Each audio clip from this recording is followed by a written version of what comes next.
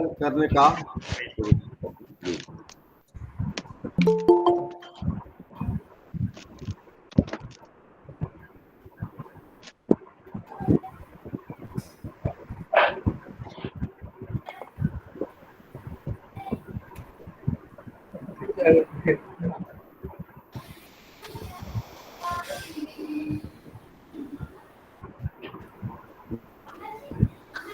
tomorrow first session.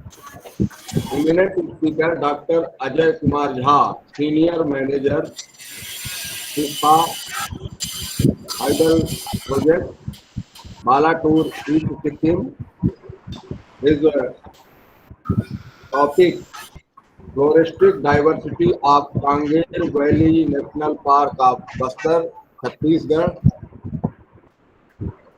Chairperson of the session, Dr. Ravi Shankar Supali, International Biodiversity and Mangrove Consultant, Kakinada, Andhra Pradesh, and co-chair, Dr. Rajendra Yonjon. Dr. Rajendra Yonjon, you Yes, have sir, I am here. you have biodata of eminent speaker. Yes, sir, yes, sir. Uh, yes, please present and Dr. Supali as a chairperson. So please, Dr. Rajendra Yojon Saab, please present biodata of eminent speaker Okay, sir. and First of all, co-chair the session. okay.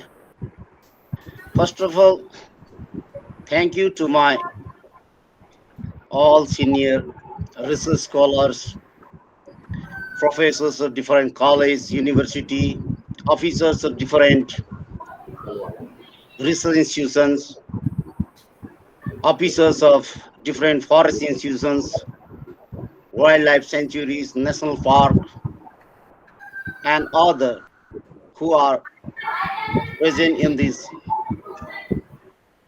fifth day of second season national webinar. So this national webinar is very interesting for all group of biologists, foresters, wildlife staff and officers, botany, geologists, plant taxonomists, ecologists, and environmentalists. Now, all of you know, today is the fifth day of national webinar on national park, tiger reserves, capital WLS and Botanical Zoological Gardens of India. Now, I'm going to say few biodata of our eminent speaker, Dr. Ajay Kumar Jha, Senior Manager, Environment in NSPC Limited, Tista 6, Hydroelectric Power, East Sikkim. Okay. Dr. Jha is very eminent person. Okay. He has done many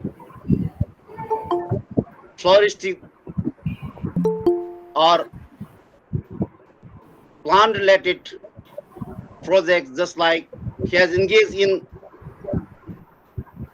May 2020 for 2020 to August 2000, sorry, May 2000 to August 2000 in the project assistant in the project bioremediations of soil contaminated with organochloride pesticides residues field trial,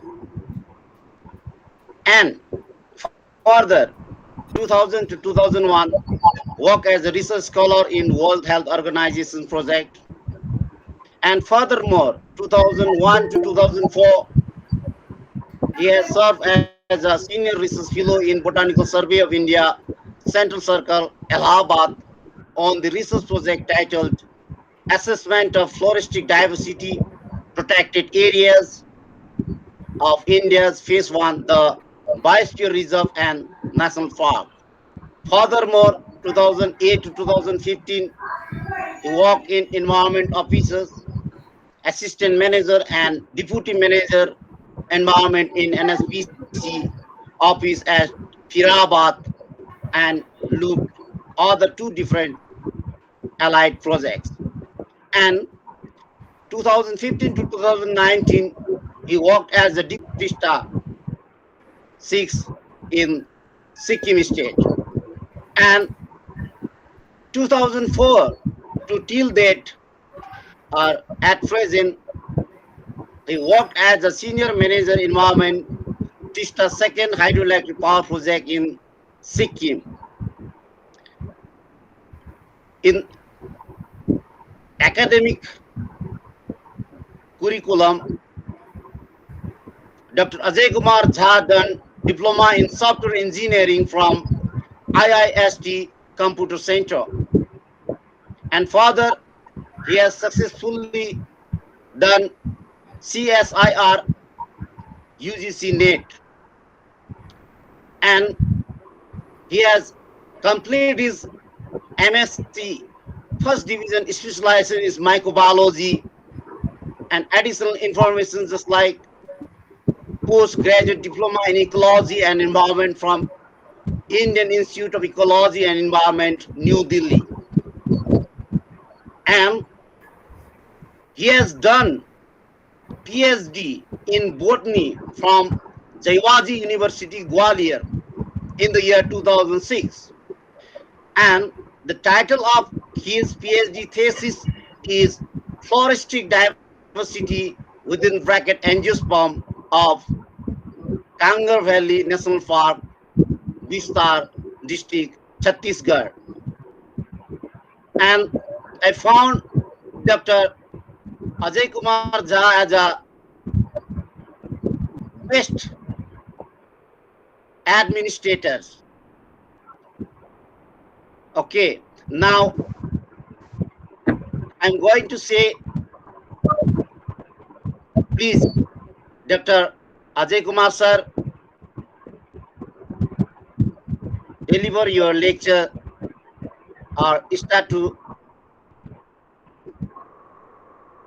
present your PowerPoint presentation in front of all our colleagues and all participants. Okay, sir, you can do that thing, sir.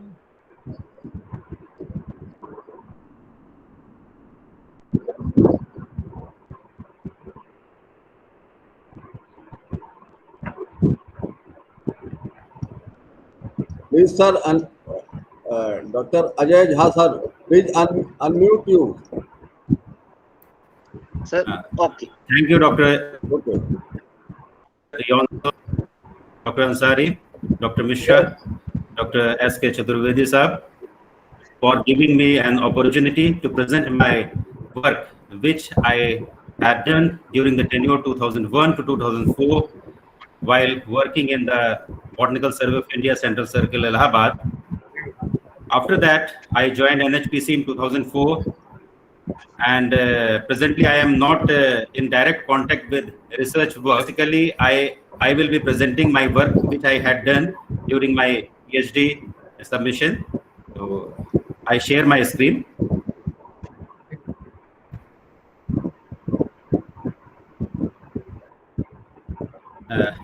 Is the screen visible to all of you?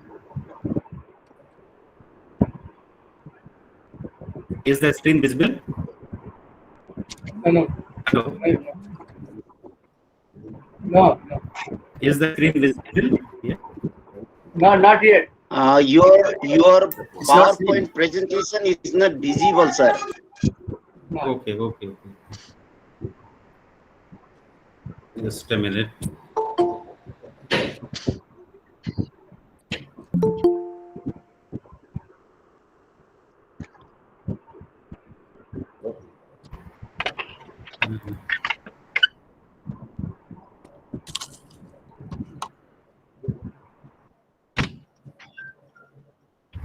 Yes, visible, sir, visible. Okay.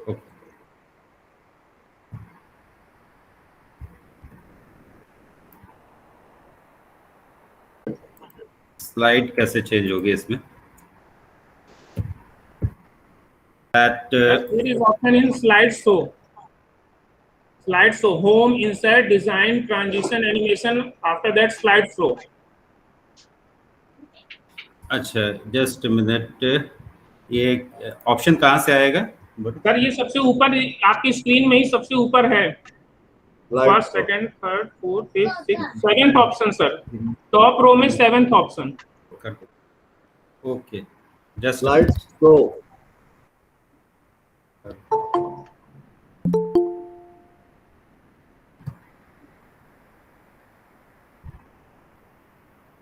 उसमें दिखना है।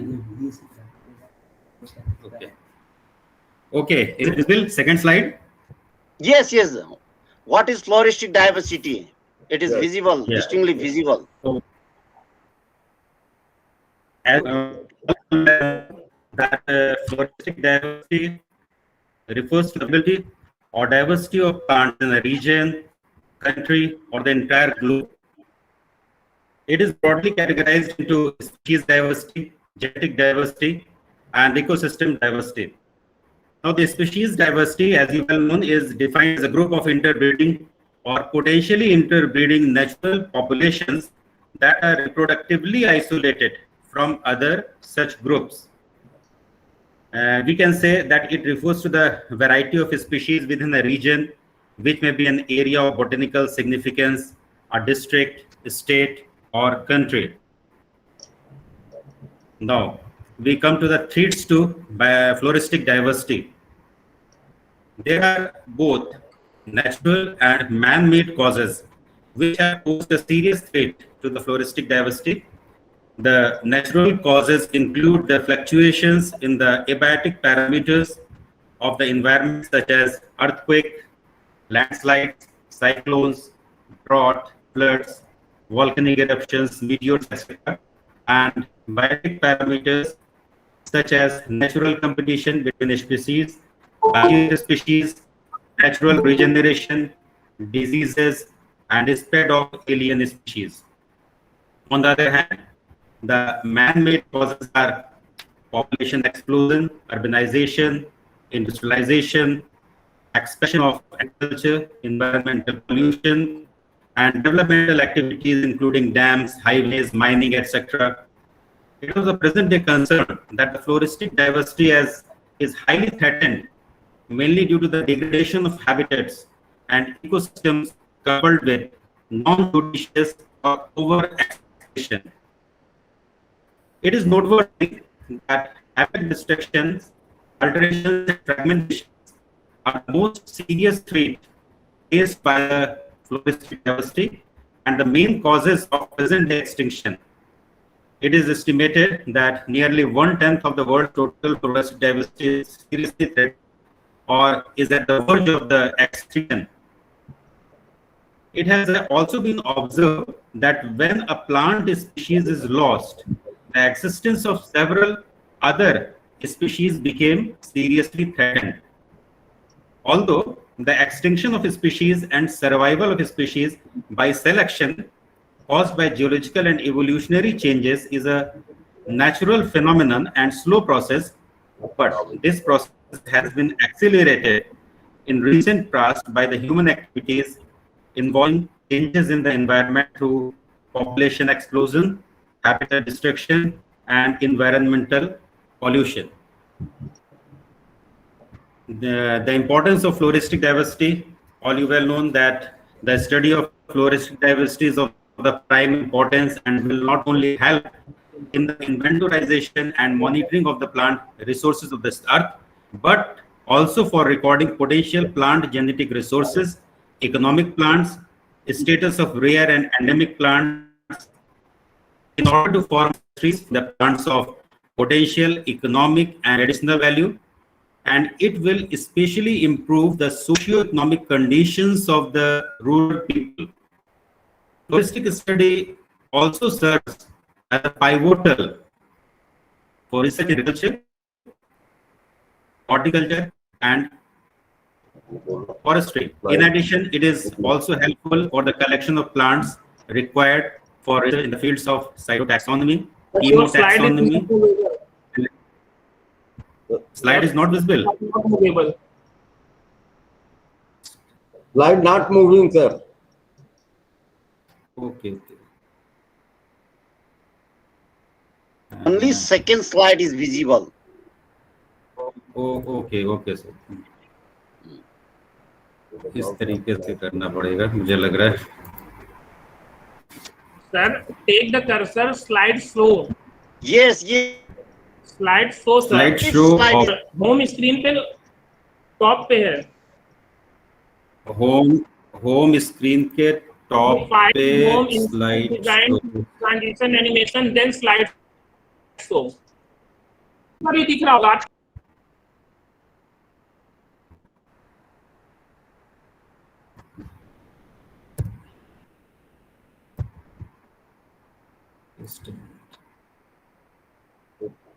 नहीं हो पा रहा. चलिए, slide देखो. अभी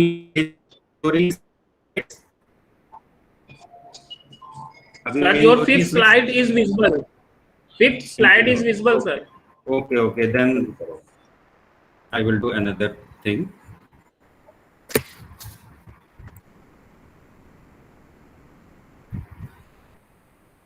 Now we come directly to the necessity of assessment of angiosperm diversity of Kangar Valley National Park. First of all, till I started, no effort had been made to work out the floristic account of the Kangar Valley National Park. It is, in fact, one of the last pockets of almost virgin forest is still left in the peninsular region, and it is the best example of moist peninsular valley sal forest and is one of the densest park in India. Basically, it is the ecotone region where northern limit of sal forest and southern limit of teak forest overlap, and we find in this area both sal and teak forest growing together, which is not happening to any other area. And the density of vegetation of the park varies from the 0.6 to 0.1.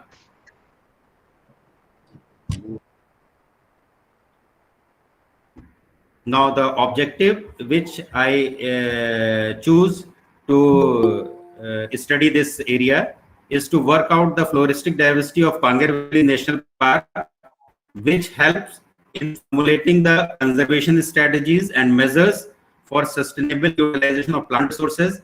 It also helps in the management of the park and contributes in the preparation of the flora of Bastar district.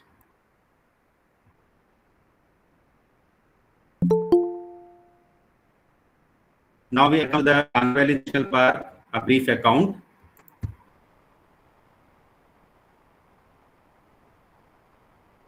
It is situated in a southern part of the Bastar district, 30 kilometers from Jagdalpur.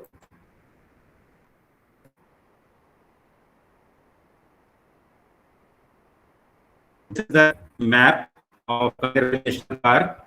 It is visible that the Kangi River, which is the main real source or water source to the park, flows from the center of the park.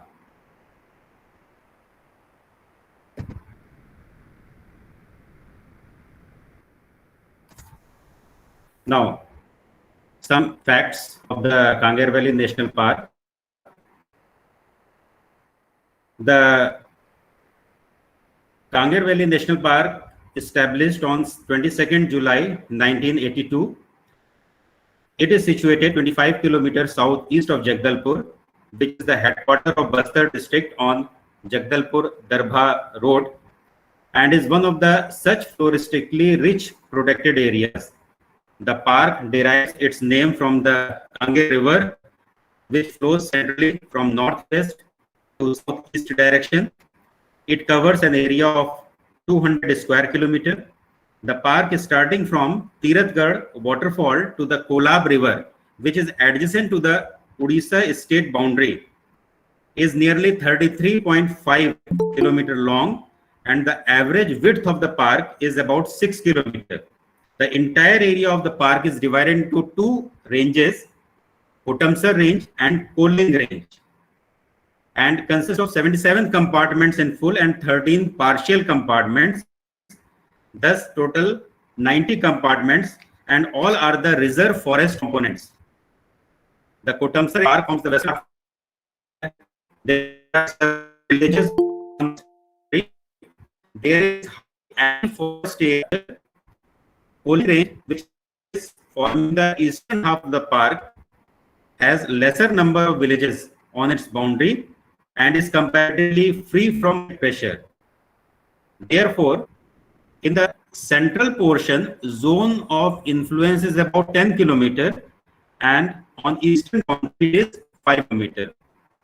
There are 48 villages in the 5-kilometer radius of the park boundary, and only one village is known as the Kotamsar village is inside the park area. This is the extensive view of Kangar Valley National Park.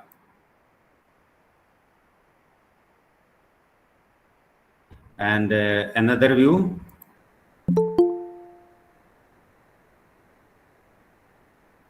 These are some of the basic geology and rock, soil type, water sources information on this aspect. If we think about the wildlife of the park, it is very rich in wildlife. Basically, I didn't visible the tiger in the area, only leopards, hyena, mongoose. These are present and easily visible during the night time.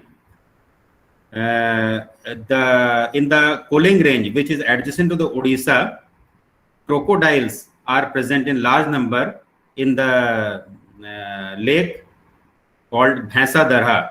Various types of snakes are also present in the park, and famous Bastar Hill manna is also reported from the park, and government of Chhattisgarh has done a lot of work for conservation of this Bastar Hill manna.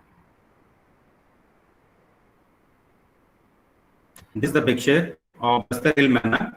Actually, at that time, digital cameras were not present, so all the pictures have been taken from normal camera, manual camera, and these are the scanned images.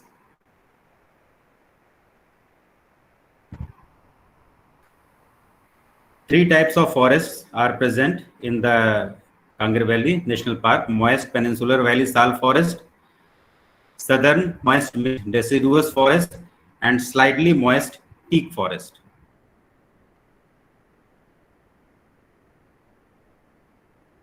This is the picture of moist peninsular valley sal forest.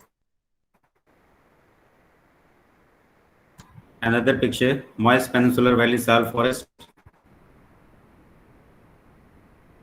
Moist mixed deciduous forest, which is covering a large area of the park. This is Bhaisa Darha, adjacent to the Odisha boundary, and in this lake, a large number of crocodiles are reported.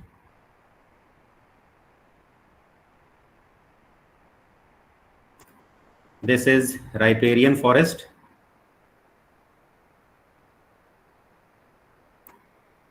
This is the Tirathgarh waterfall, which is major tourist attraction of the park. A lot of tourists came to see this waterfall, and Kangar Valley National Park starts from this waterfall.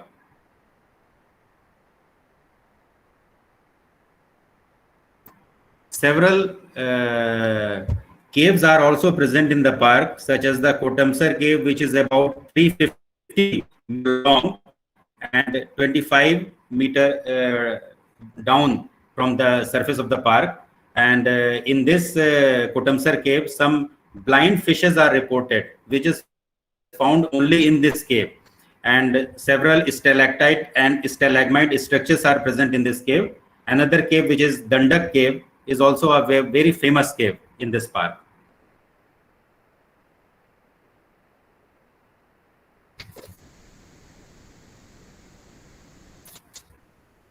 Now, in my study, 479 species of angiosperms under 324 genera belonging to 91 families are found in the Kangar Valley National Park. Out of these, 129 species in 84 genera and 17 families belong to monopod, and 350 species in 240 genera and 74 families belong to the dicot.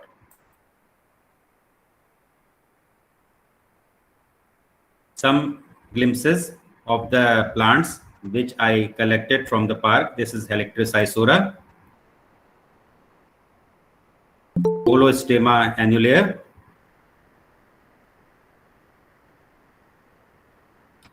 Wrightia arborea. This is a new record to Bastar district.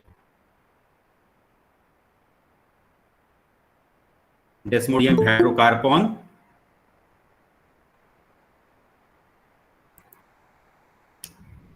Protelaria lavernifolia, Spilanthes paniculata, Echinacea indica, Polybruchia oppositifolia,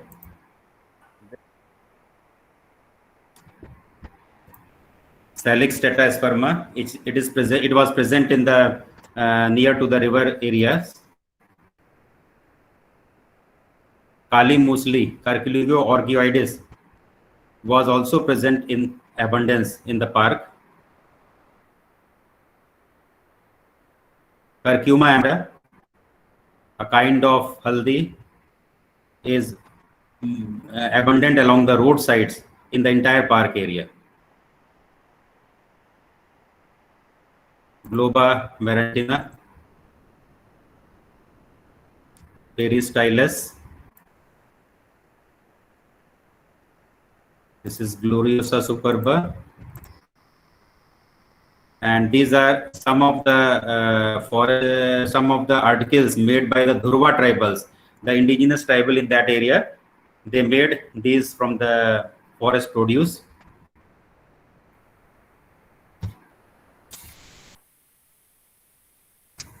Now, if we compare the status of families in the Kangar Valley National Park, Chhattisgarh, and India, this is the comparative status.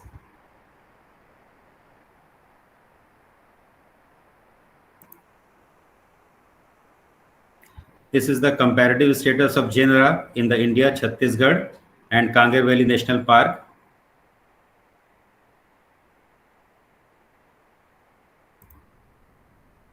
Now, comparative status of species in India, Chhattisgarh, and Kangar Valley National Park. I took the status of India from the Karthikeyan book and status of Chhattisgarh from the Khanna. These are some of the dominant families of the Kangar Valley National Park. Poaceae with 58 species is the most dominant family, followed by the Fabaceae with 36 species, Asteraceae. And other families are the Cyperaceae, Acanthaceae, Rubiaceae, etc.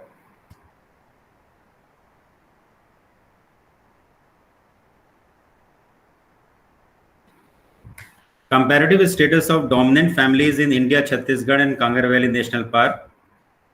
So it is apparent that the Poaceae, which stands first in dominance in the park, is also the most dominant family in Chhattisgarh and India as well. Further, Fabaceae, Asteraceae, and Cyperaceae, which show similarity in their position of dominance in the park, as well as the Chhattisgarh, occupy different position in the country. On the other hand, the position of rest of the dominant families of the park does not coincide with the family position of the state and the country.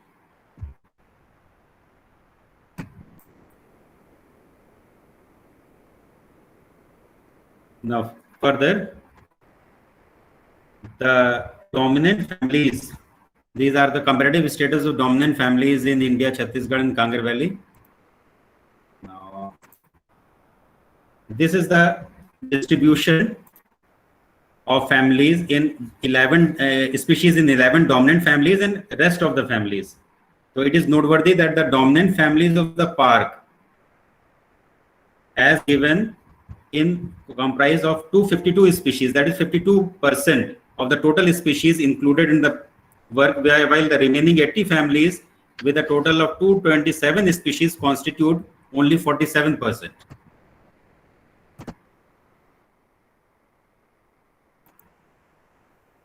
These are important genera. Ficus is the most dominant genus in the park with 13 species, followed by the Desmodium with 7 species. Other dominant genera are the Cassia, Cypress, Dioscorea, etc.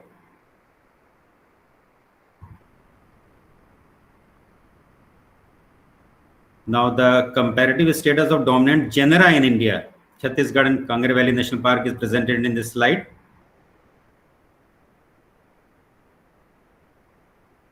Now, the ficus, which is the most dominant genus in the park, stands at 9th position in the country and 6th position in Chhattisgarh.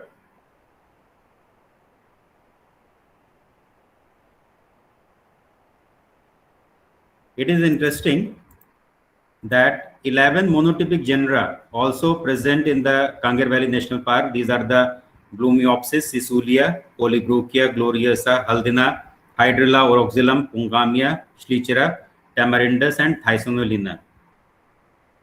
Some of the genera which are represented by single species or variety in India also occur in the park. These are the Blainvillea, Centella, Cisampellos, Costus, Crassophyllum, Diplocyclos, Eclipta, Grangia, Holarina, Petalidium, Tectona, Tridex, Voltheria, and Woodfordia.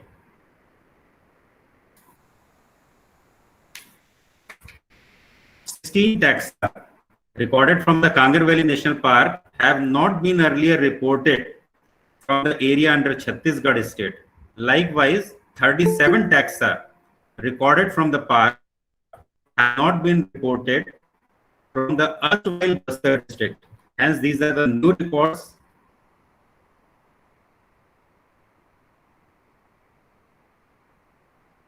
This is the list of new reports to Chhattisgarh state.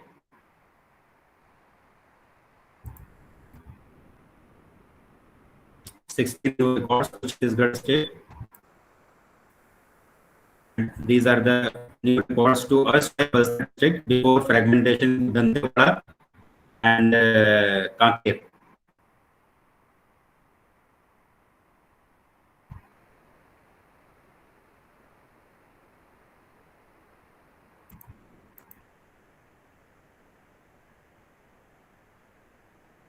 These are the 37 taxa.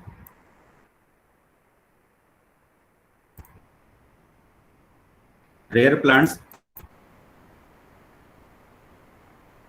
45 taxa are rare in Kangar Valley, as is been restricted only in certain pockets of the park, and their population was also very few.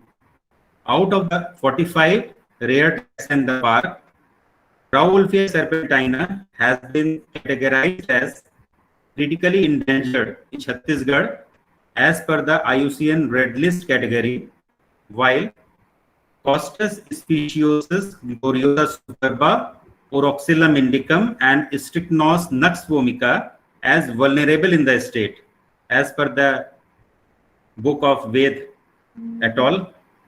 2003. Therefore, the declaration of the area as a national park was a good step for the in situ conservation of these plants, provided that the habitat is not disturbed by the tourists and tribals.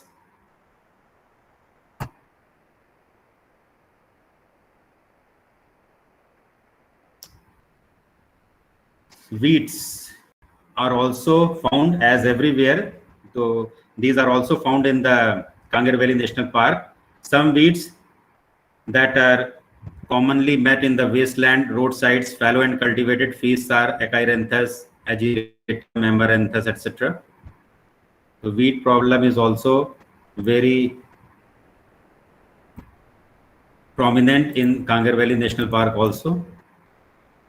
These are some of the invasive alien species which are found in the Kangar Valley National Park and have origin of different countries, but it is now flourished in the, these are now flourished in the Kangar Valley National Park. Ageratum conizoides, Argemone mexicana, Dridex, Sporopholus, etc.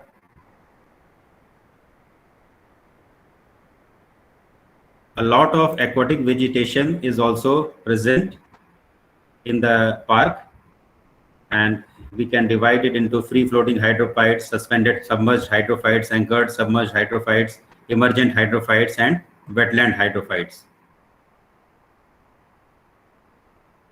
Several wild relative of crop plants are also present in the park, such as Illucine indica, Oryza rufipogon. These are found in the park, which are the wild relatives of cereals and millets. Likewise, wild relatives of legumes and fruit trees, vegetables, fibers, species, and condiments are also present in the park.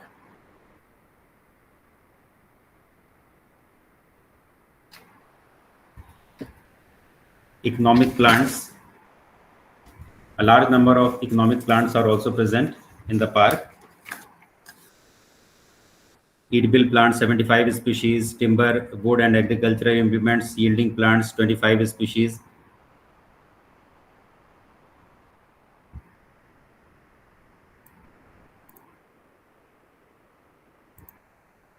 Medicinal, large number of medicinal plants are also collected from the park.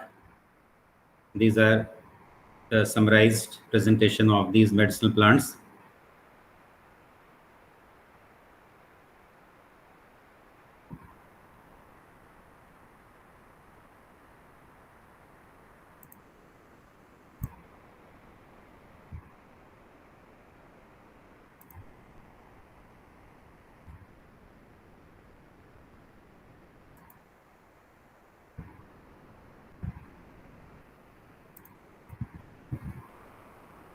Host plants for lark insects, Butea monosperma, Schleicheria oleosa are also present in the park.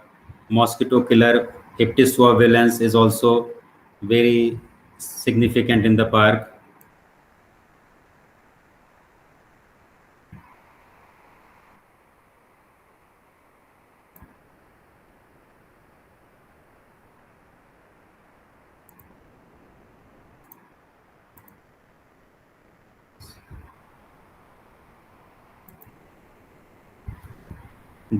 These plants are widely used by the local Dhurva tribes for their treatment of the ailments.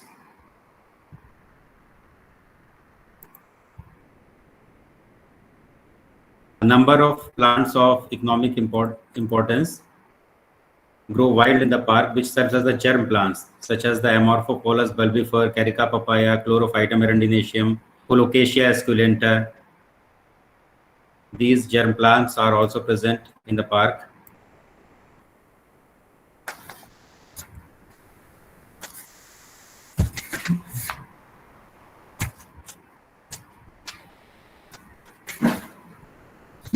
Now, the overall information gained during my study will be of immense value in maintaining the status quo of the park or upgrading it as biosphere reserve as suggested under the Man and Biosphere program. It has been observed that although the area has been conserved as a national park, but it faces threat from tourists visiting various caves and waterfalls. Hence, more concerted effort should be made for the conservation of floristic diversity of the park in general and germplasms occurring in the area in particular. Under active conservation measures, the rare plants may be grown in botanical gardens and forest nurseries. Moreover, there must be sustainable utilization of plant resources in order to cater the needs of the future generations. Moreover, in order to uplift the economy of the tribals, effort should be made to grow indigenous economic plants present in the park, such as the Diospyros melanoxylon, there is Tedupatta, Maduka longifolia, variety latifolia, Buchnania lanzen, Chironji plant, Phyllanthus emblica, Terminalia arjuna, Terminalia chibula, Curculigo, Kalimusli, Gloriosa. These plants can be grown for the benefit of the local tribal people.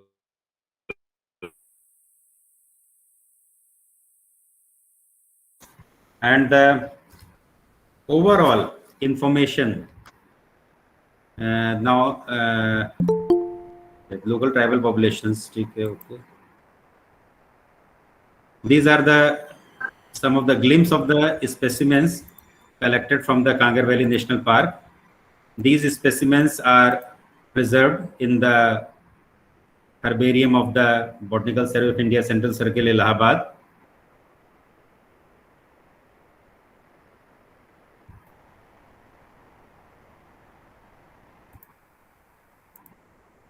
This species, which is a new record of Chhattisgarh, Cassia hirsuta, it is commonly found in northeastern states here, but it is not frequent in the park. And I found it only at one place, Cassia hirsuta.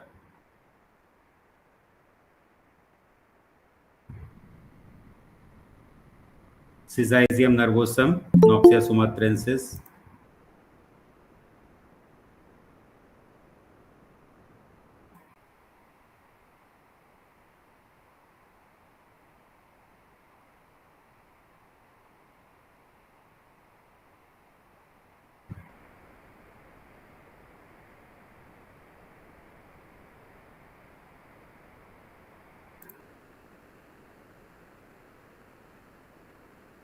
These Didymocarpus pygmea is found in the crevices of the rocks.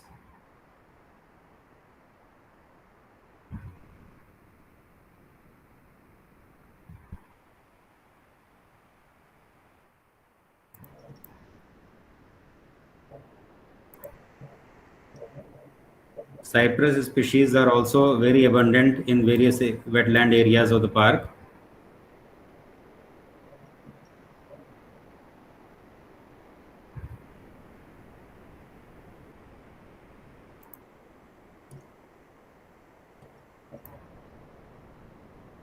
Dr. Jha, please conclude.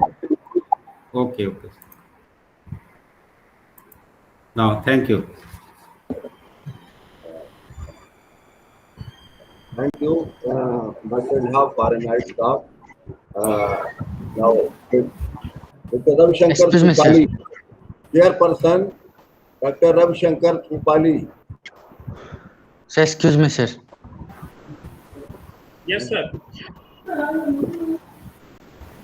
Sir, can I ask questions, sir? Of course. Yeah.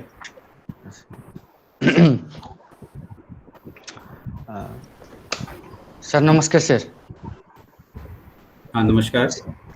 Sir, happy Teachers Day to you, sir, and also my sir and ma'am. Always best in life. Stay happy always, sir. Sir, I am Utkal from Odisha. Sir, I have worked on entomomedicinal plants. Hello. Sir, I have worked on entomomedicinal plants on at Similpal Biosphere Reserve. Sir, can you assist me for entomomedicinal studies for the treatment of COVID-19?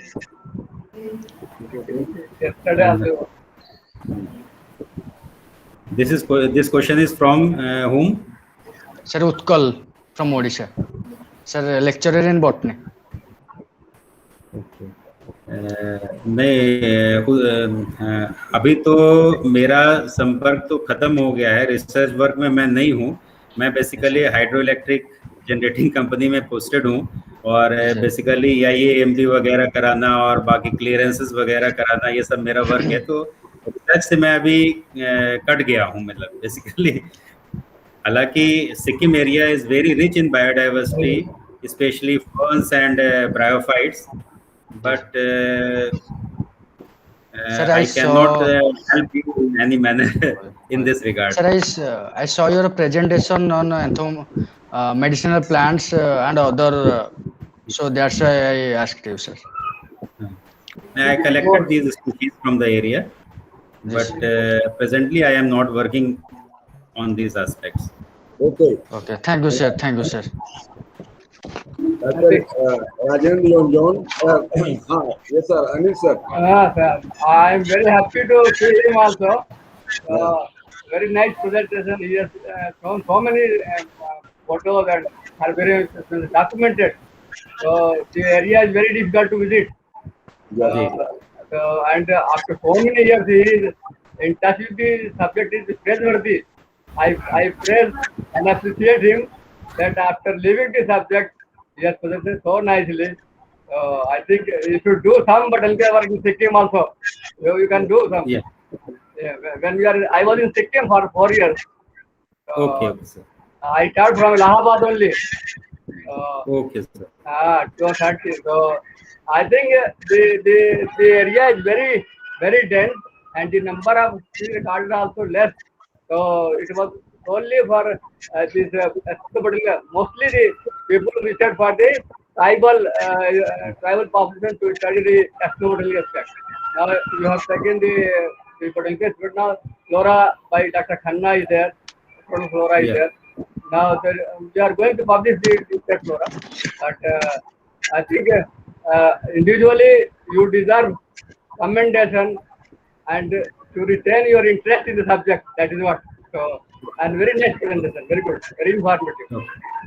Thank One you, thing Dr. I want to share that Dr. Khanna was my guide, and Professor Ashok Jain was my co-guide, who is working in the Jivaji University. Gwalior. Gwalior doctor Khanna की तो अभी कुछ समय पहले death हो गई है जी अभी बात हुई थी मेरी कोविड-19 से।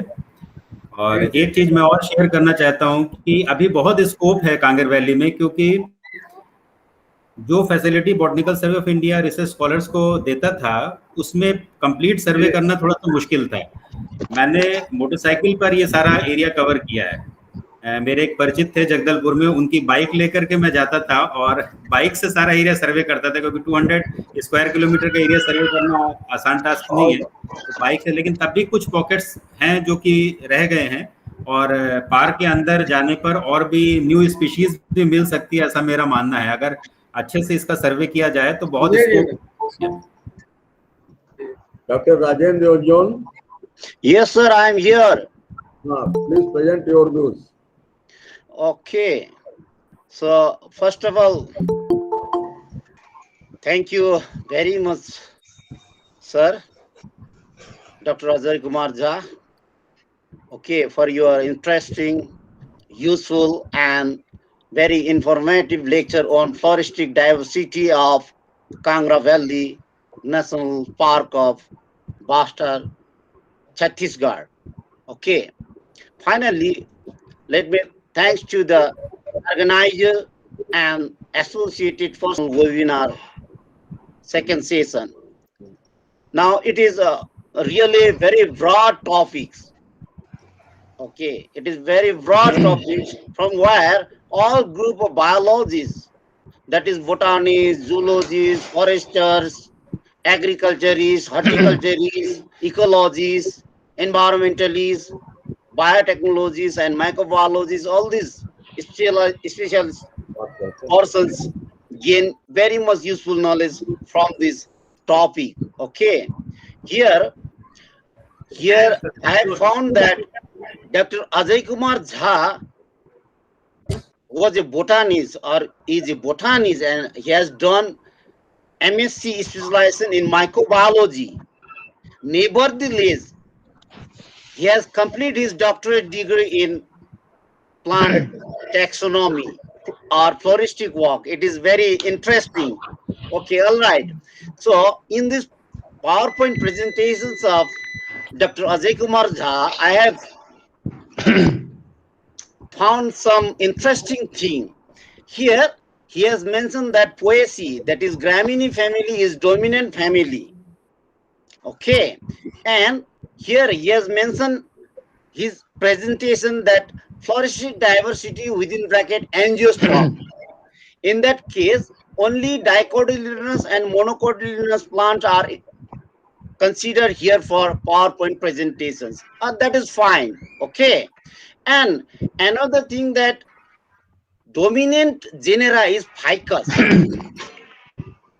Dominant family is Poaceae or Gramineae, and dominant genera is ficus. This is also interesting. And he has established one new record of Acacia hirsuta. I think new record from Chhattisgarh or new record from India. I think it is a new record from Chhattisgarh. I think so. Yeah. Yes. And furthermore, he has done so many work along with this floristic diversity or this taxonomical work. He has done, that is, compile medicinal plant diversity resources, and further done, that is, economic plant and their uses, and further done what are the rare plant species of this Kangra Valley National Park of Western Chhattisgarh. Okay, and then sustainable uses of these useful plant species. Then further done indigenous economic plant species from where tribal people gain some money to sustain their life or to livelihood in their respective area. This is also very much important. Actually, tribal means that persons who are directly associated and depend on the forest and natural resources. Okay, therefore, he has done very systematic work, tremendous work, and all these work are systematized or arranged in very sequence and scientific manner. That is, I like, very interesting. And finally, I want to express his work that, and he has done very good herbarium specimen that is very much necessary and very much essential for new research scholars, new botanists, new foresters, new wildlife officers, staffs, etc. Okay, Thank therefore, you, sir. from my side, thank you very much, sir, for your good lectures. Thank you, sir. Thank you. Thank you, Dr. Yamzon. Thank you, Ansari Thank sir. you, Dr. Thank Ajay you, Dr. Kumar Mishra. Jha, Sir. Dr. Anish Ahmed, Dr. Rajendra Yojon for this session. And now, second session will be start. Firstly, I am welcome to Dr. A.G. Pandurangan sir, Dr. Vicent Rahim sir, and Dr. Sanjeev Kumar, Dr. Gopal Sharma sir for joining the session. Thank you. Welcome, sir. And next session, eminent speaker, Dr. Sanjeev Kumar, IFS, Deputy Director, Nandan Kanan Zoological Park, Bhubaneswar, Odisha. Their person is Dr. Gopal Sharma, Joint Director, Scientist, ZSI Patna, Bihar, and co-chairperson Dr. Sivesh Pratap Singh, Professor Zoology Department, Government G College, Patna. Dr. Gopal Sharma, sir. Yes, sir. Yes, sir. I'm here. Please share the session Okay, sir. Thank you. and present the biodata of our this session eminent speaker, Dr. Sanjeev Kumar. So, thank you. Thank you very much, sir. Professor Arkan Mishra Saab. I'm very much happy to be a chairman of this session, second series of this session. Today, Sunday, 5th of September, that is Teachers' Day. So, I salute all my seniors, teachers, whoever is senior to me, whether those who has not teach me, but yes, certainly they are senior to me. So I salute each and every person who is attached and who is participating in this webinar. So in this session, I'm going to introduce one of the prominent IFS officer of Indian Forest Service, batch 2009-3, Dr. Sanjeev Kumar. who is the Deputy Director of Nandankanan Zoological Park, Bhubaneswar, Odisha. He has been posted at many places as a Divisional Forest Officer at Rourkela and the Divisional Forest Officer at Sambalpur. So, Dr. Sanjeet has a very past and good experience of animal science as well as plant science because he is an IFS. So, both the biological diversity, he is having a very good knowledge of biology. So, he was the scientist in the Indian Veterinary Research Institute, Nagar, Bareilly, UP, and he has done many work career greeting that is the greeting of massive awareness program in green Mahanadi mission and innovation in livelihood intervention in tribal areas, transformation of zoo using modern concept and technology, on which he is going to deliver lecture today. Dr. Sanjeet is recently, Deputy Director at Nandankanan Zoological Park, Bhubaneswar. I remember when I was a student, I visited this Nandankanan Zoo, and that period was very much remembering because I lost one of my camera from in that zoo when I was a student, and during the excursion trip, I lost one of my camera. So Nandankanan is a very good place, and this is the place where first zoo in India with a white tiger safari first time introduced. And this zoo provides a unique situation where the visitors are comfort in a vehicle and animal roaming around. So, Dr. Sanjeev Kumar, I request you to deliver your lecture. So, we will be very much happy to know about the new technology which is coming in the zoological park. So, whenever we talk about the zoo, this is an establishment where maintenance of the collection of wildlife, typically in a park or a garden for study, conservation, and display for the common mass. So, welcome, Dr. Sanjeev Kumarji. I request you to kindly deliver your very much precious lecture. Thank you. Thank you very much. Thank you, and thank you for so kind words for me. So I'm audible.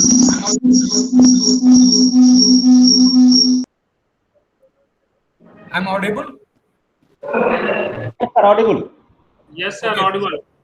Okay, so thank you for so kind words for me. I don't know that I deserve all these words or not because I have recently joined in Jew administration, and as Chairman sir said that earlier I was Jew scenario, and but earlier also a small Jew I was handling in Sambalpur, and with the all my experience as well as the exposure, so I am trying to give you can say new insight of the Jew, that how earlier Jew were there and now what are the what are need, or you can say started in the Jew.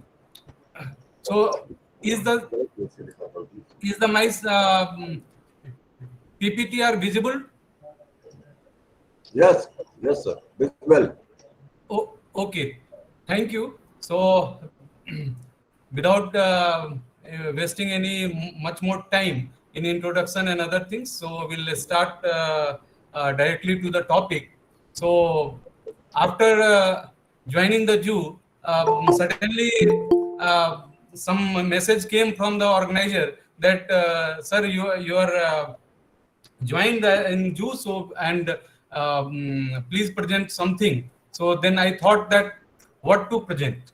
So what to present means Jew administration and other things. Since Jew management is very you can say old concept, or since history Jew is managed. Even if we'll start with the like modern Jew concept, it also went around 1790 or 93 in Europe, Vienna or France. But prehistory also, even the BCs, the you can say the modern zoo concept was not there, but zoo was managed for the either for the recreation and later it was for the conservation breeding, or you can say the breeding of the animal in not in wild but in ex situ condition. So over the years, our zoo management has changed from very traditional way to now many zoo in European country, or even the you can say South Asian countries in a very high tech way. In India also we have many good zoos. They have brought the many technology in their different you can say different arena or different objectives. Still lot of journey has to be covered. So on what principle or core idea our modern zoo you can say runs, it is four pillars of the modern zoo, or all the four aims or principles on which modern zoo exist. There is a ample scope of bringing technology in all the four pillars to make it more visible, more appreciative, more learning environment.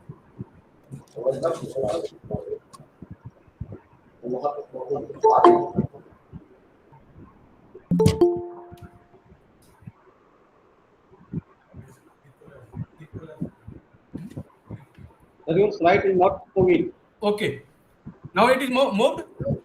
No. No, sir. Full screen. Dr. Kumar, you Yeah. use your left hand side the slide and then click. Otherwise, you have to enlarge your slide. Full screen. Make it full screen. Yes. No. Otherwise, yeah, you can use it left hand side and move it. Okay. Now, Okay, so now it is visible and Yes, yes, it is visible. Yes. Sanjeev, Yeah, sir. thank you. Thank you. So we'll start with the, you can say the,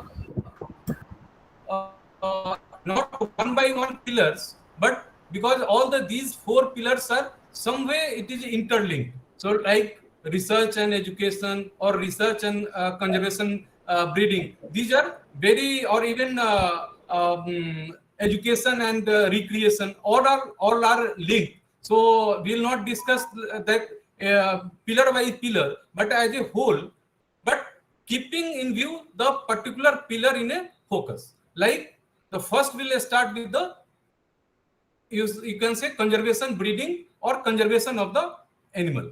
So ex situ conservation, everybody knows that zoo is meant for the ex situ conservation. But here, most you can say the traditional way of maintaining any organization records in registers or in the various, you can say various physical forms. But now in India, the Central Zoo Authority, they have gone, you can say one step ahead, and they are asking all the modern zoo, or especially the good zoo, or you can say better zoo, to maintain all the records in GIMS, means Zoological Information Management System. It is you can say some time consuming, but once everything is recorded in GIMS system, it is very easy to retrieve the information as well as to get the, or you can say draw any reports out of that. So similarly, all the inventory, everything earlier do were maintaining in a very physical form, in a records or in a register form.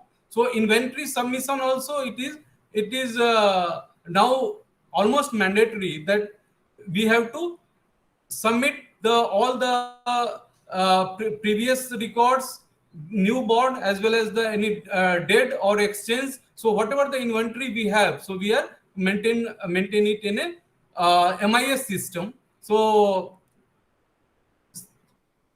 record keeping is one area where all the Jew must keep, you can say, keep eye that here we can easily intervene, or here easily we can bring the some technology to for the better management.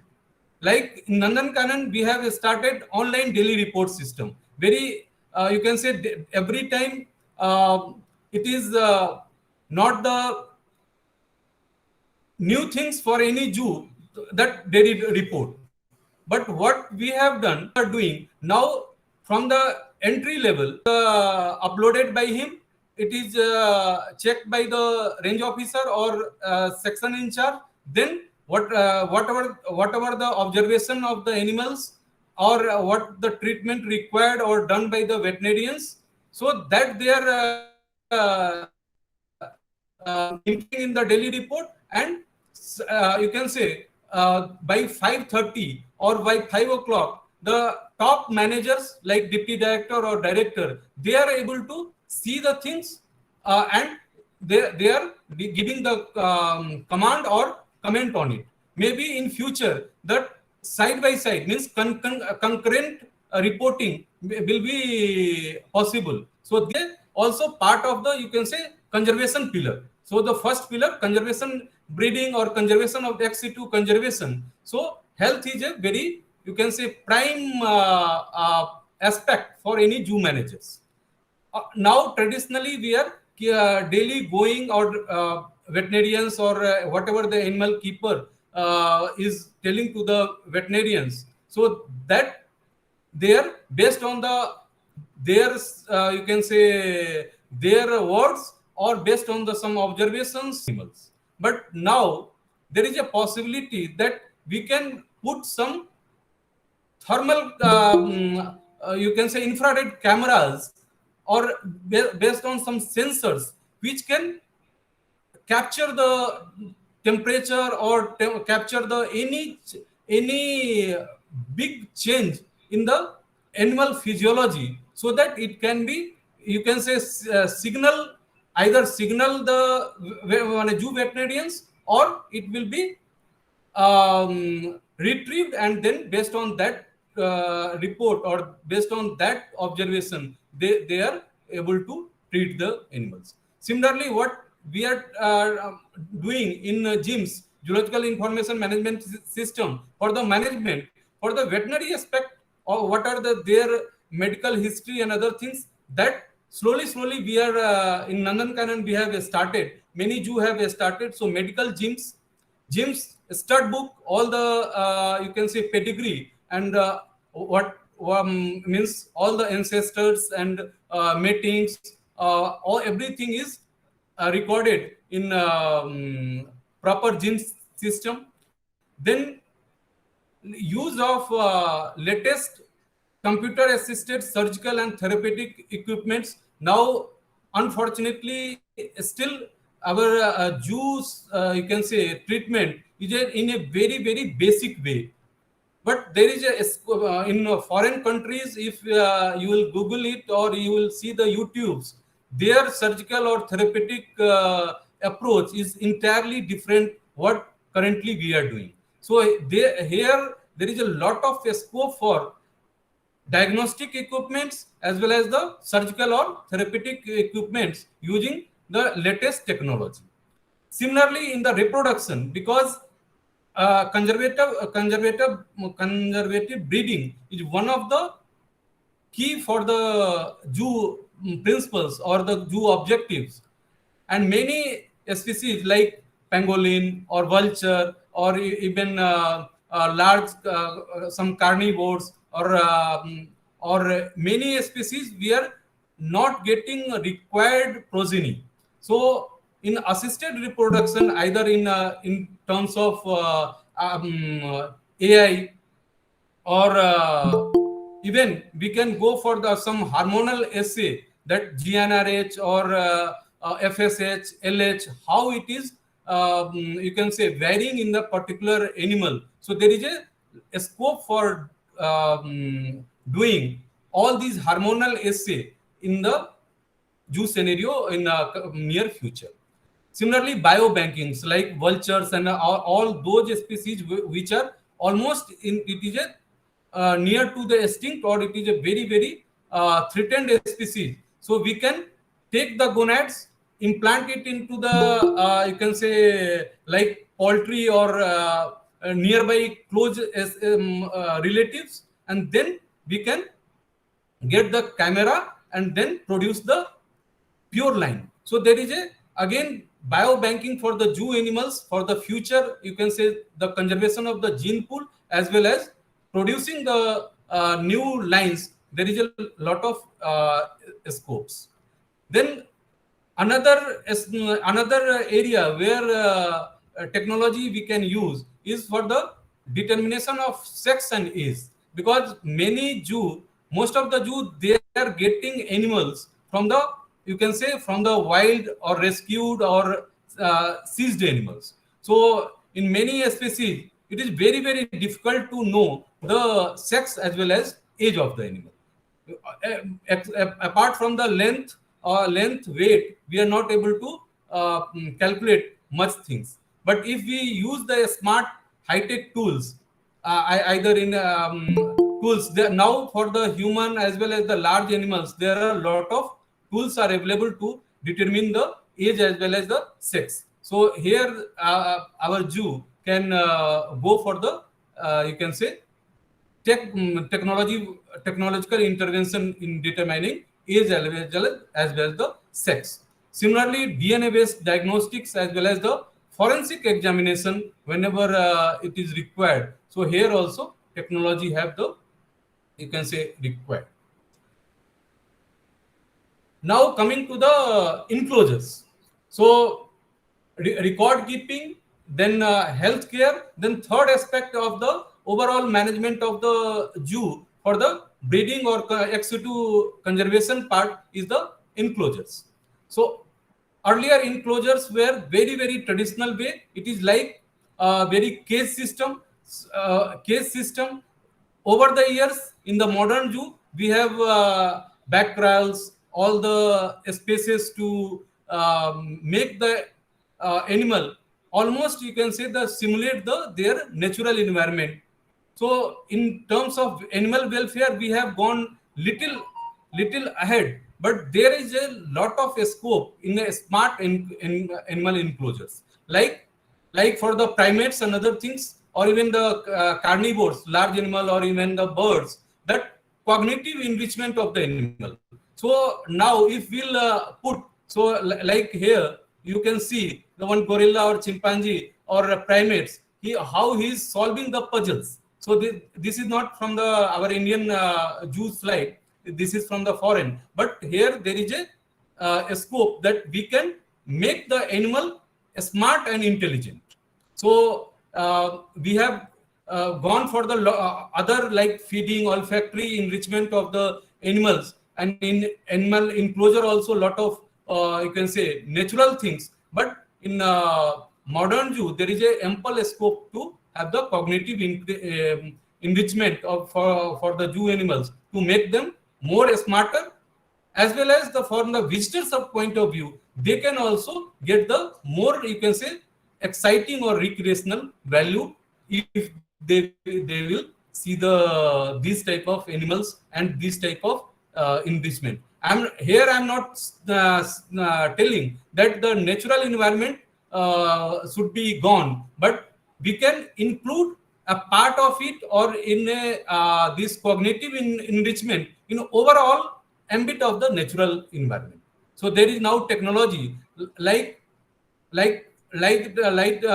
your habitat lighting. So whenever in Nandankanan, this picture is from the Singapore, but this picture is from Nandankanan only.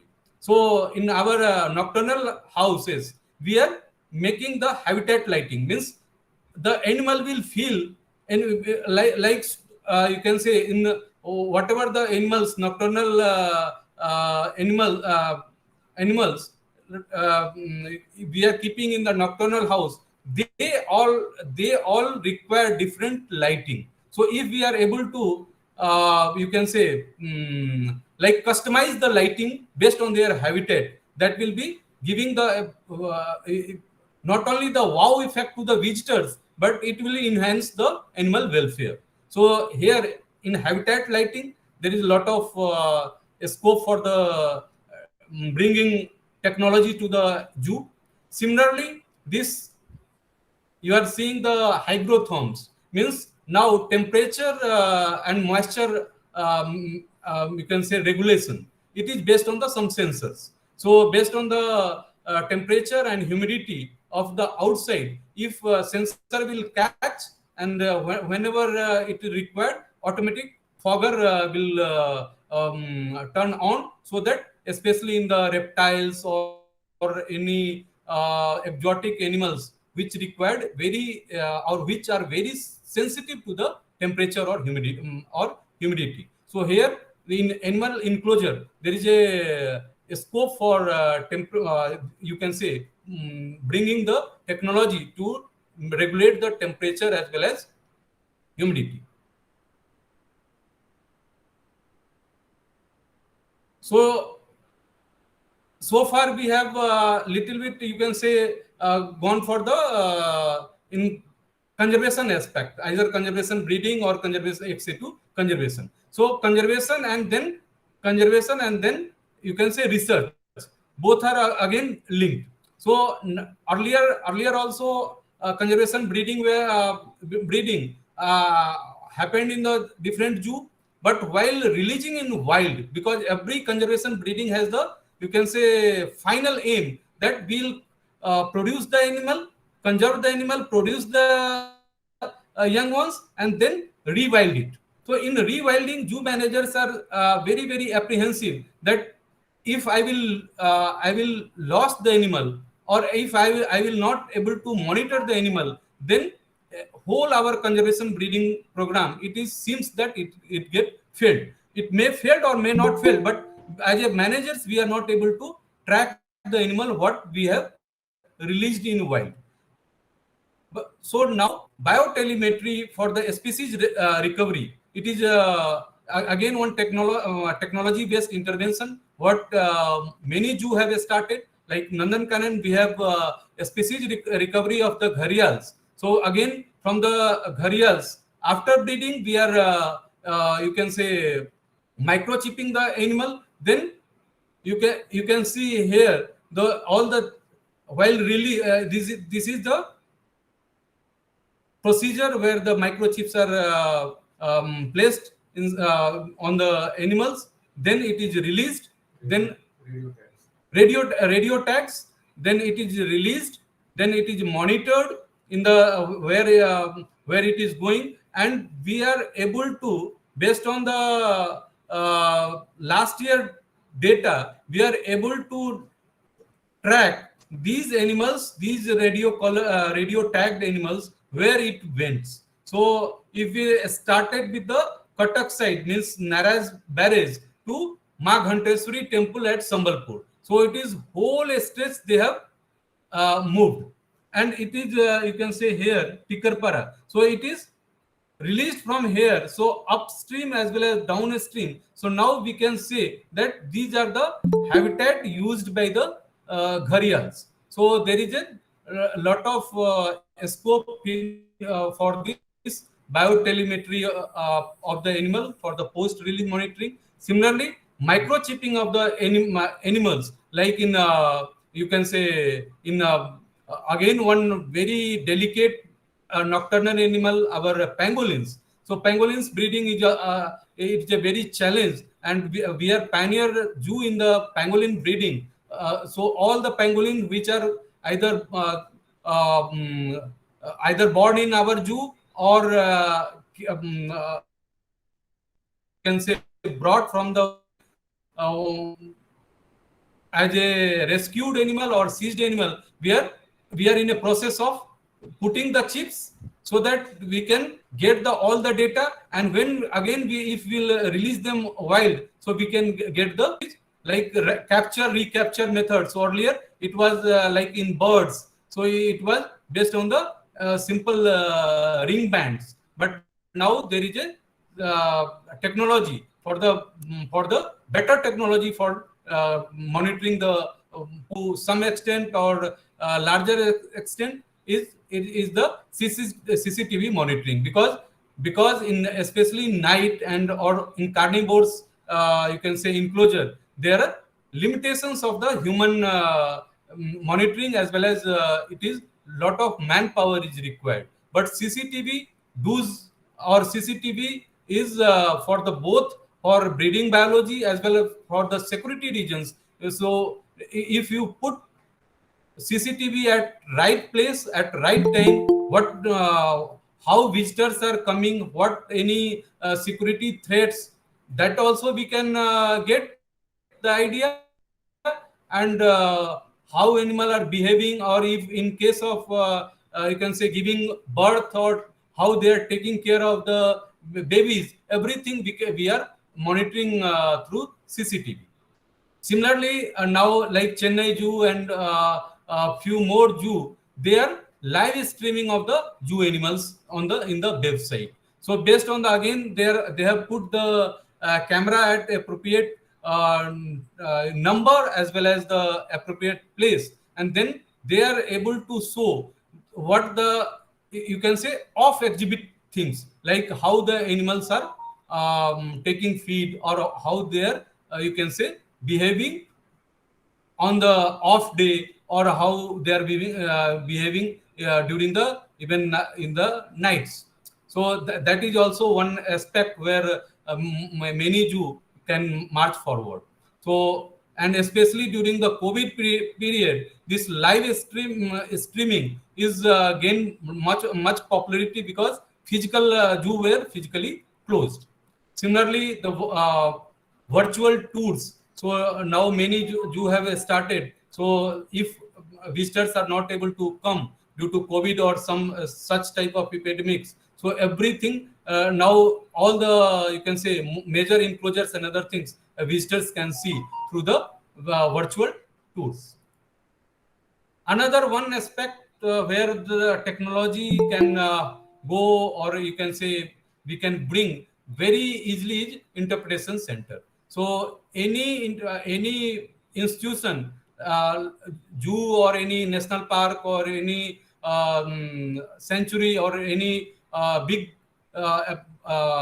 establishment, interpretation center is the one area where most of the persons, they should, or they are supposed to go, they should get about the most of the things in the interpretation center, and then only visit the zoo or national park, or you can say sanctuary.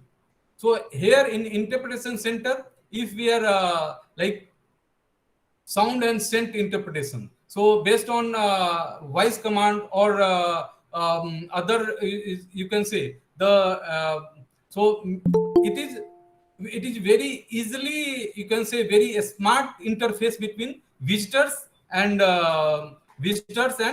zoo.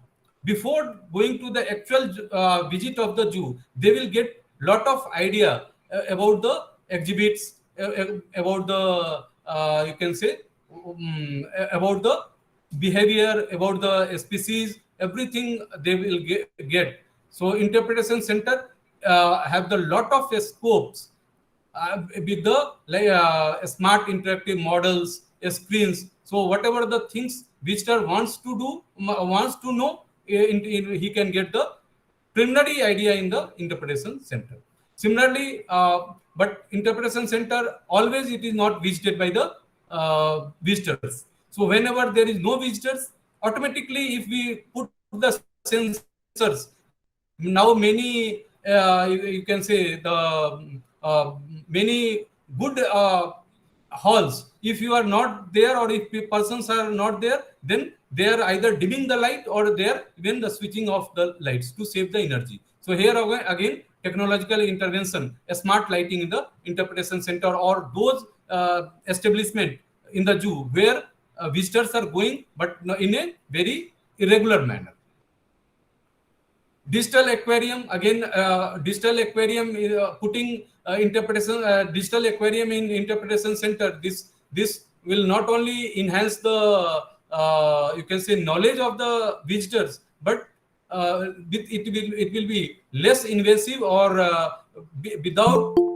without seeing the, or without putting the all the fishes in the aquarium, persons or visitor can get much more things what even they, though it is say seeing is believing, but now in digital world, so even without seeing, you will simulation is the believing. So if we will simulate the environment, our purpose is solved.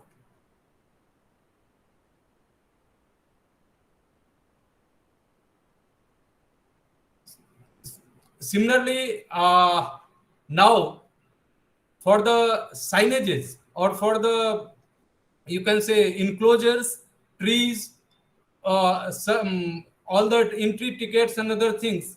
So we are now started using this QR code or barcode. Like nobody wants to, you can say, form or in a printed form. There, the visitors are in the this QR code. Then he will get the all the information in a audio form, in a multilingual audio guides, in English, in Oriya, or in Hindi. So we are in the process of putting all the enclosures or all the establishment this type of facility, so that people with the smartphones and earphones, they can hear what is it is written on the signages. Similarly, in here the QR code on the animal adoption certificate, this if he will scan, then he will get all the idea about the prices or what are the things or the terms or conditions for the adoption. So this is the, we can say, here lot of Jew have started in the ticketing system, this QR code or barcode system, but for the description of the enclosure or tree or exhibit, this QR code or barcode is very, very helpful. Similarly, the interactive digital technology for the Jew, like now we have the app. So whatever the things we are keeping in a website, very user friendly. So mobile apps, digital signages, information kiosk. So again, here it is not only attractive, but it is more informative, and maintaining it is very painting or wall chaos. Hardly within fortnightly or whenever any intervention is the smartwatch. So many things they are using. So from the wearable compatible app, we can the e-library. All the Jew have the very preliminary the oldies, but the newcomers, they want everything in a digital platform. So we can hear the most of the Jew or many Jew, we should go that a part of the Jew library should be in a e-library form. So here lot of young researchers or young visitors or young masses also, they can visit more and more our libraries.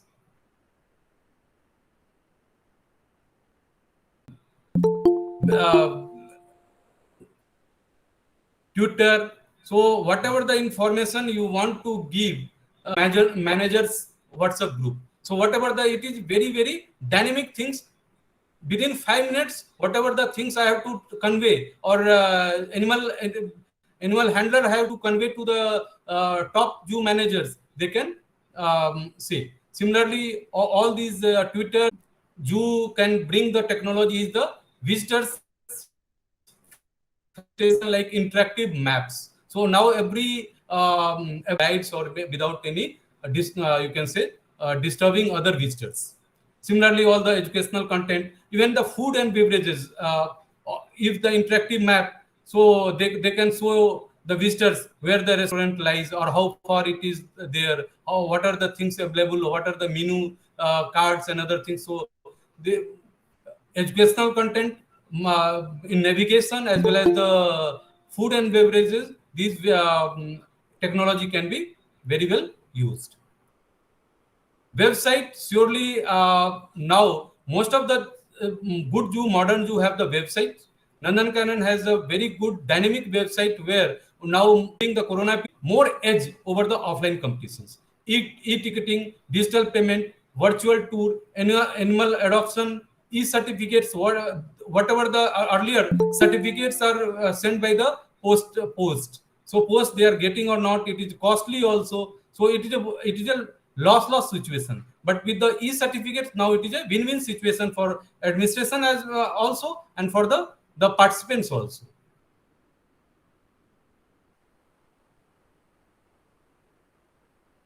Visitors entry and ticketing system. Here the technology can help us very way, because in the most of the zoo we are in manual ticketing system.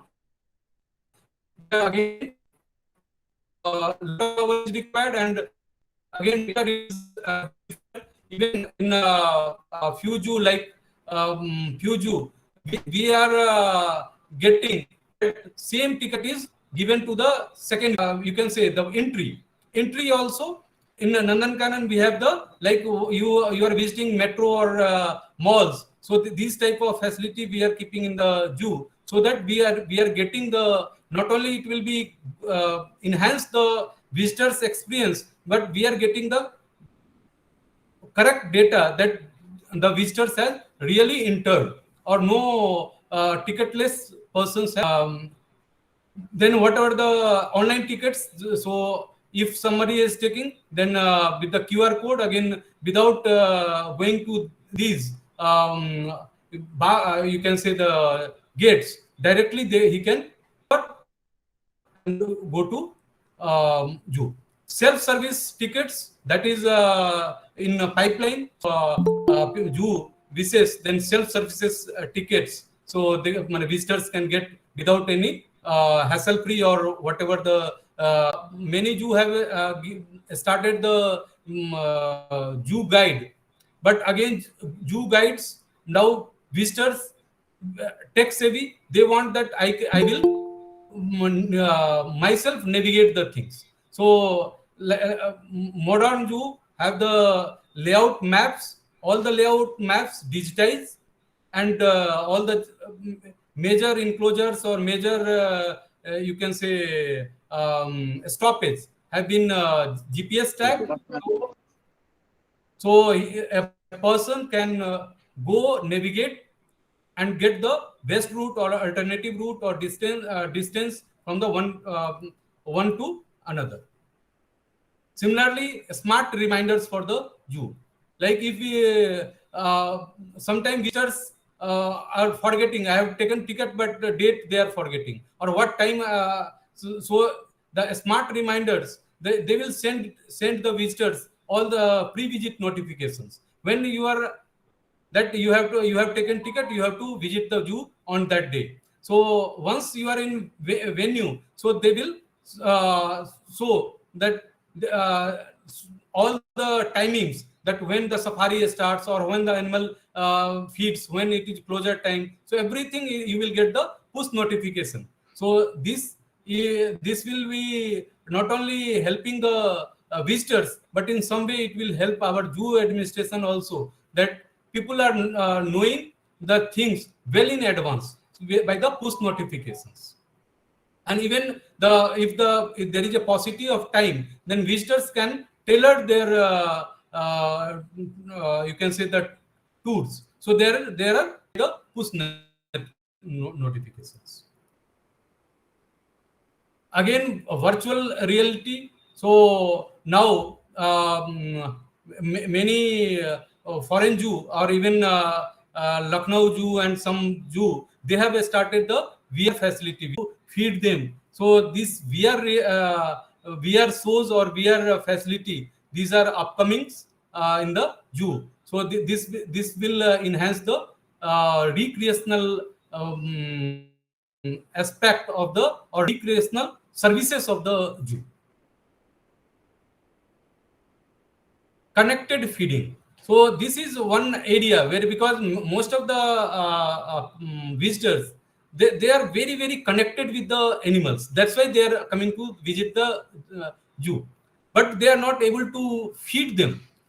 As per the CJ guidelines, you cannot feed and feed. If visitors will feed, then again lot of stress as well as harm to the animals also. So here we can go for the again the take help of the technology.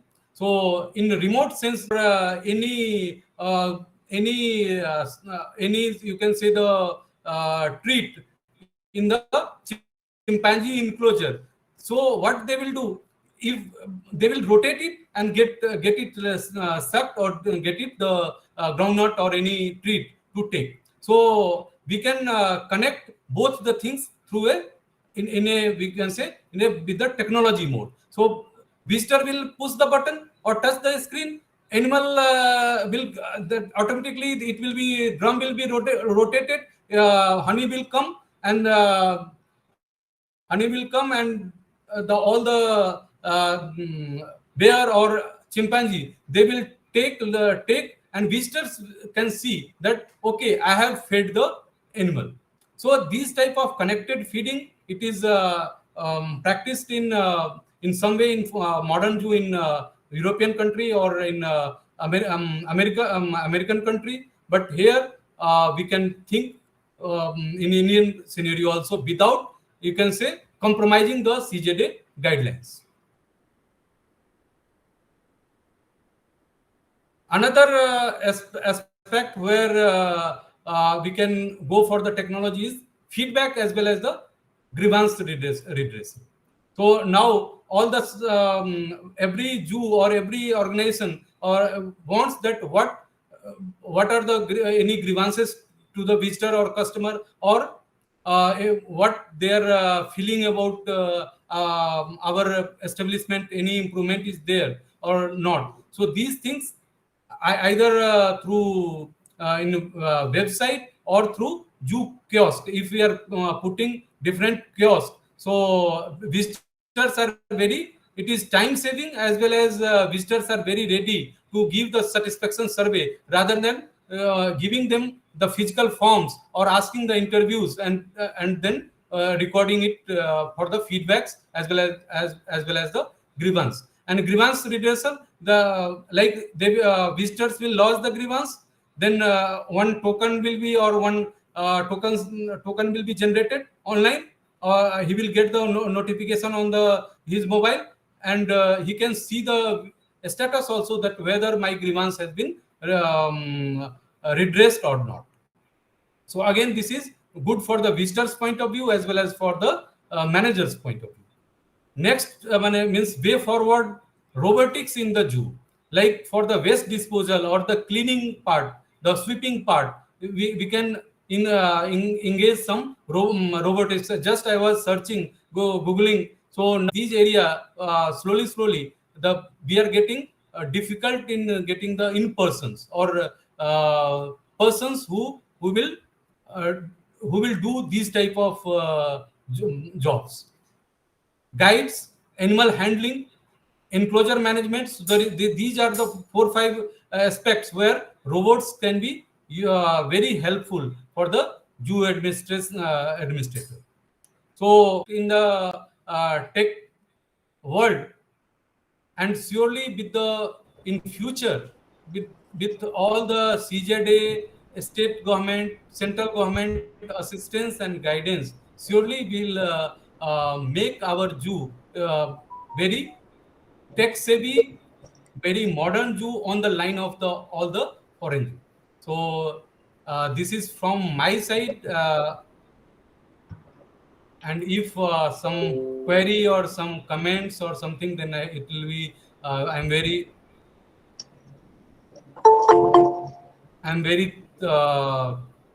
you can say you can interpret it is in our pipeline to implement within 1 year. Thank you.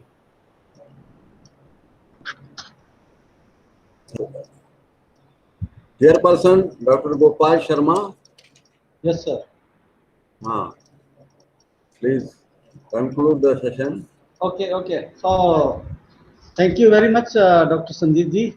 You have really elaborated many of the things which was very new to the science and very new to the zoo also, because it is very urgent. These days, we have to opt all these techniques because now Corona and COVID is in our society. So many of the things we have not to do physically. So if we will adapt this technology within the zoo or outside the zoo also, even in the forest area, if something is there in the conservation aspect, so certainly it would be very, very essential and important to opt this technology. And it was really very nice to hear you, sir. Thank you very much. Thank you very much for your elaborated PowerPoint presentation. It was so nice, so informative. Thank you very much. Professor Sivesh Pratap Singh ji, co-chairperson. Professor Sivesh Pratap Singh ji. Thank you, Iskanji. And it is a very nice presentation, and this also concluded by Dr. Gopal Sharma ji. And I have also visited 2 or 3 times Nandankanan, and after this high-tech and online which presented by Dr. Sanjeev Kumar ji, I will planning to visit in next year after this COVID third wave. And thank you very much. Very nice presentation. Thank you. Thank you, Dr. Sanjeev Kumar, for giving a nice talk. Thank you, Chairperson Dr. Sivesh Pratap Singh.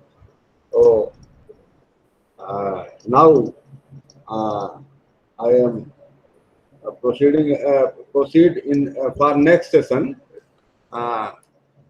Next session, eminent speaker Dr. P.S. Isa, Chairperson Aranyamak Nature Foundation and ex-director Kerala Forest Research Institute, Kerala. Principal Chief Conservator of Forest Department, Government of Chhattisgarh.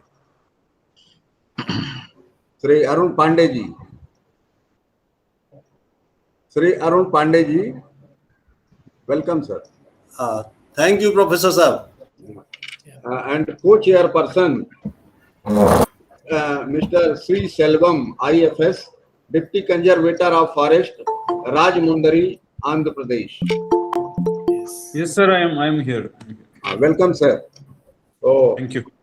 First, I am request to Sri Arun Pandey, sir, please chair the session and introduce eminent speaker, Dr. P.S. Isa. Thank you, Dr. Sir. Today, in this session, I find myself privileged to introduce Dr. Isa, who has been working incessantly since last 40 years in the field of biodiversity conservation and wildlife protection. I have been knowing him personally because he is connected with the state of Chhattisgarh also. I would like to tell to the assembly here about some of his specific achievements. He has undergone training in wildlife conservation and management at Conservation Research Center, Front Royal, Smithsonian Institute, Washington, D.C. He has been working in Kerala Forest Research Institute since 1978. He was the head of the Department of Wildlife for about 10 years and retired as director in charge. And he has also worked in a national NGO at Delhi as Senior Director Conservation for 4 years. Currently, he is the chairman of Care Earth Summit, Chennai, and also Aranyakam Nature Foundation based in Kochi. As far as his academic records are concerned, he has so many research papers and articles. Just to quote a few, he has 44 research papers, 13 consultancy reports, 52 scientific papers, 7 books, and 14 scientific articles in edited books, and edited 3 books and written several populated with Center for Economics and Social Studies, Hyderabad, as research consultant preparing reports on priorities for elephant conservation in Asia, and also WWF for evaluating the World Bank aided eco development project. As far as my cadre, my state Chhattisgarh is concerned, he was a member of State Wildlife Board of Chhattisgarh and Kerala also, and member of the team appointed by Jharkhand government in assessing the impact of mining on forest and wildlife and preparation of wildlife conservation plan for West Singhbhum district and also North Karanpura coal area in Jharkhand. He has served as a member of Training, Research and Academic Council of Wildlife Institute of India, Dehradun, and Research Monitoring Advisory Committee of the Salim Ali Center for Ornithology and Natural History, Coimbatore. I think this introduction tells volumes about Dr. Issa, and Professor Mishra has given me your biodata. If I start quoting everything that he has given, I think the 15 minutes will go. So with this introduction, I would like to invite Dr. Issa for his presentation. Thank you. Yes. Thank you, Arun Kumar, for the elaborate introduction, I would say. And I'm really happy to see an officer. I had a lot of contacts, and also I have visited most of your protected areas. I was fortunate to visit most of your protected areas, especially I remember the Guru Ghasidas and also the Barnaupara. Anyway, introduced. I'm sure that this topic, the importance of protected areas in our region. That's what I understand from the schedules. Anyway, I think it's really important to have some idea, especially at a time where even the protected areas are threatened with the developmental activities. So I think I would just start presenting my presentation.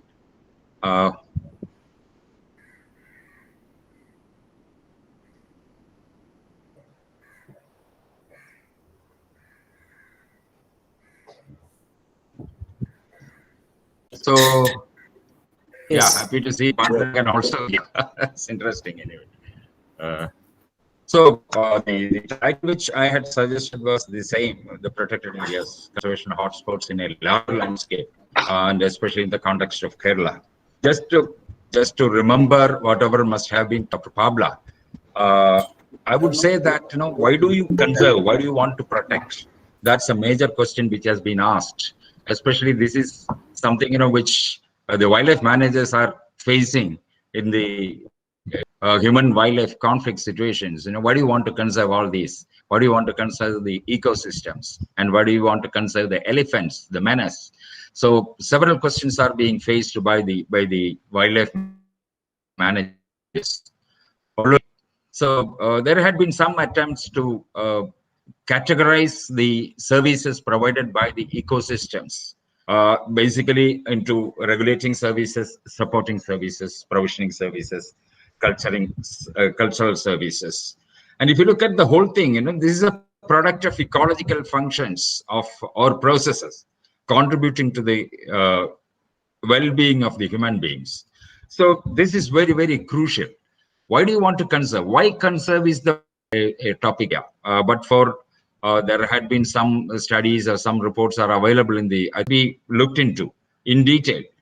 And if you look at again by the World Conservation Union, the IUCN, they had given the objectives of conservation. So the most important objective is to maintain the essential ecological processes and life support system. If when you're talking about essential, most of us will be definitely talking about the number of species present in an area, or the number of type of ecosystems we do have as a part of our conservation effort. But I think the most important part is whether these ecosystems are maintaining the essential ecological processes. That means whether there is any interruption to the normal ecological processes in the systems. There is always, what is this ecological processes? There is always an interaction of individuals within the species, and there are interactions between species, and there are interactions between species and the ecosystems. This is where the essential ecological processes. I think more and more work has to be done in this line to bring out the ecological process and what will happen to the system in case of a disturbance. And the rest of it, the preservation of genetic diversity, sustainable utilization of species and ecosystems, all these are possible only if we do maintain the essential ecological processes and life support systems.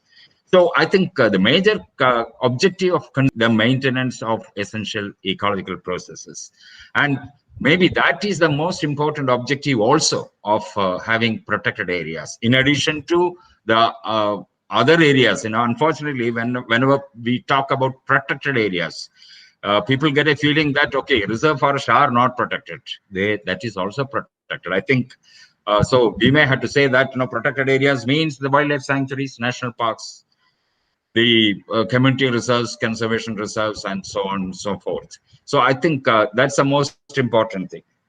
IUCN has given a definition in 2008 what is meant by protected area. That's a geographical space which is definitely recognized and dedicated, managed through legal or other effective means to achieve the long-term conservation of nature, associated with the ecosystem services and cultural values. I think here also, wherever we talk about protected area, wherever we talk about conservation, the term ecosystem services come in, because ultimately to convince the people, convince the general public, they have to be convinced only through the ecosystem services provided by these ecosystems. So the services provided by the ecosystems have to be highlighted wherever it is possible. Even though we do have protected areas or even other areas, I think this is the most crucial one. So this is as per the IUCN definition, which is provided in 2008. Now coming to the Kerala part. Kerala, as you know, is a part of the Western Ghats, which is definitely identified as one of the biodiversity hotspots, with a lot of service providers like the rivers. And this is also the principal watershed for peninsular India. I mean, to briefly mention what is happening what is the importance. So it's not just rivers or the principal watershed, it is also conserving a number of species and number of ecosystems. And since it is a biodiversity hotspots, contributed silently or actively for conservation. But at the same time, it is also important to see that we do have inviolate areas without any disturbance and without affecting the ecological processes which we had been mentioning. Now, having come to this, what is the other view? Other view is definitely that there could be people. And in fact, there had been a lot of debate on what is naturalness. Normally, we say that natural areas are those with no human footprint. But there is a difference of opinion. People say that there could be people, there could be human beings inside the forest, inside the protected areas, but with no dependence on resources from outside, and no export of resources from within to the outside areas. So there are several debates going on the naturalness of the area. But at the same time, here also, they are also talking about the protected areas. And it is considered to be the best strategy for biodiversity conservation. So leaving aside that, now how much area must be strictly protected? We do have I would say a potato figure of 33%. Is that enough? Is there anything wrong? And if we are going to conserve more than 33%, or is it okay, considering the social and economic situations of the regions? Can we have a less area, less protected areas, and which can definitely protect whatever is left over? Now, which wildlife species will survive in multiple use zones? Do we have like a multiple use zones? And if you remember, we do have the tiger reserves. We have the core area, which is considered to be inviolate, and we have the buffer area, which is considered to be multiple use areas. So, which are the species which can survive in such multiple use zones? So these are the questions related to such protected areas and conservation and also the dependence. There had been some theories in the theories long back proposed by MacArthur and Wilson, which talks about the larger the area, the less will be the chance of extinction of species. That means it is always better to have larger areas, larger contiguous areas, for conservation of species, and which will not. And we do have other theories also, like the small species, the small population of any species are prone to extinction because the small populations will be subjected to a lot of genetic problems, and because of inbreeding, and because of low reproductive rate, and because of the more mortality among the juveniles, the small population will become smaller population, and smaller population will lead to extinction. So ultimately, the importance of the protected areas, and that too in a larger landscape, is considered to be very, very crucial for conserving whatever has been left out for on a long-term basis. Now, if you look at Kerala, we do have around 9,400 square kilometers, which is actually 24.19% of the total geographic area of the state. And this is an interesting area also because of its we have the adjoining forest of Karnataka and Tamil Nadu. And we do have, if you look at the diversity of ecosystems, we have the moist deciduous, we have this dry deciduous forest, and we do have a very good stretch of tropical wet evergreen forest, which is definitely any tropical wet evergreen forest we consider as the aggregation of several micro habitats leading to several species. So leading to the occurrence of several species in such a very good habitat. And remember, we don't have any idea about what is available in the canopy. We are talking about the diversity at the terrestrial level. We do have no idea of what is available in the canopy of evergreen forest. So remembering that, even then we consider it as one of the best ecosystems, and I would call it as unique. And there are certain areas, which are in the middle of maybe moist deciduous forest or within the evergreen forest, and which we call as the wilds or marshy. These are the marshy grasslands, and this is considered to be very good for larger animals.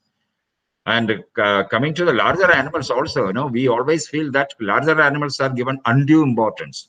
No, but conserving the larger animals will definitely give a lot of chances for other species to survive, because larger animals means larger area requirement, larger resource requirement. And that means, you will be giving a lot of opportunity for other species to survive in larger ecosystem with the diverse ecosystems. And this is another one, which is definitely because of its aesthetics available in such areas. We do have the high altitude grassland solar systems, considered to be one of the most important and pristine habitat in the Western Ghats. We do have it in Tamil Nadu and part of Karnataka. Kudremukh we have, and in Tamil Nadu we have it in Grass Hills and also Mukurthi in Nilgiris. And of course, we do have it in Munnar and in some parts of Agasthyamale Biosphere Reserve. We do have such a beautiful area. We don't have to say, we don't have to explain why we should convey aesthetic beauty. That's enough to convince the people that we do have to conserve. And of course, aesthetic value is something, which is being sold to the visitors, to the tourists. So, and this is the area where you get the strobila and the scunthianus, which flowers once in which gregarious flowering happens once in 12 years. So beautiful. And we do have some wetlands.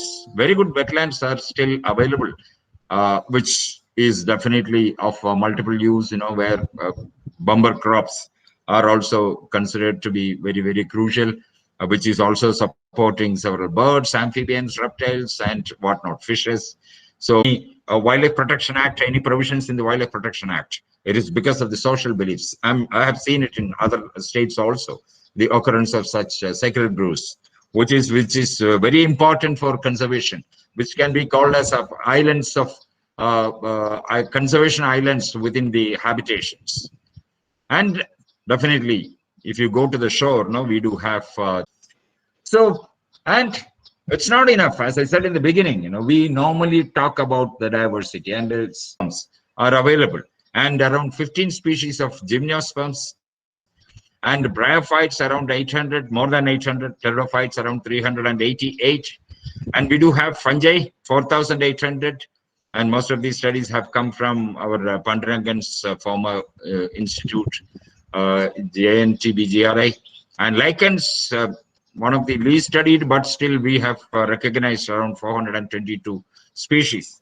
Algae, 325, not much studies are being conducted currently, and most of these are still from the old literature. There are some studies which have been initiated because, most of us have been looking into the larger mammals or even the mammals itself. But the invertebrates have never been concentrated, or invertebrates have never been given the attention it requires. As Edward O. Wilson had mentioned, the little ones, that survives, that is contributing to the survival of the earth, that is the invertebrates, the insects, and the spider is crucial. And there had been some studies and some attempts made by Zoological Survey of India of Western Ghat regional stations, where the and 100 plus species of earthworms, 20 helminths. So if you look at the list, definitely all the updated information is available on butterflies and dragonflies, because a lot of naturalists and students have joined together to look at the distribution and also on the inventory of the species, I would say, where this about the 90% of the 170 species so far described are endemic species. So endemic to Western Ghats, 90% of the 170 endemic to Kerala alone. And birds, of course, we do have better information because a lot of citizens attempts have been there recording the birds and its distribution, and bird atlas have been prepared. And we have around 529 species, of which 17 are considered to be Western Ghat endemics. Mammals, 128 species, excluding the marine and other forms.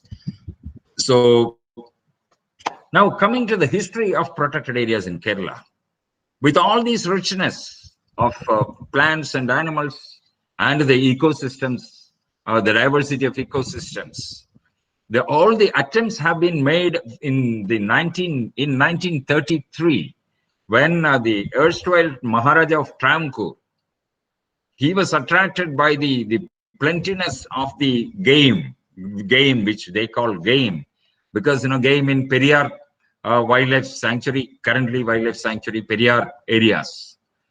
So he appointed S.E.H. Robinson as the first game warden, and then Robinson came out with recommendations in 1934. One of which was the most crucial one was the Nellikambatti Game Sanctuary was declared. So 1934 was the initiation of the conservation attempt in the state, where Nellikambatti Game Sanctuary was declared. Of course, it was to serve as the exclusive hunting preserve of the royal. Much more than that. So it's maybe you can probably say that the Maharaja had declared it for his own interest, but that was only a beginning. And then an independent game department was created in 1940. And more areas have been added to the Nellikambatti Game Sanctuary, and the Periyar Wildlife Sanctuary came into existence in 1950. And then a lot of developments have happened. National Wildlife Action Plan came, and several suggestions have come up from Rogers and Power, mentioning about areas in the form of landscapes for landscape level conservation. Rogers and Power, the Wildlife Institute of India report. So a separate wing, wildlife wing, was created in 1985. So in before 1956, there was only Periyar. We do have several sanctuaries, 16 wildlife sanctuaries, and around 5 national parks, and then 2 reserve, which is being managed by 11 wildlife division under the wildlife wing. So wildlife is given importance soon after the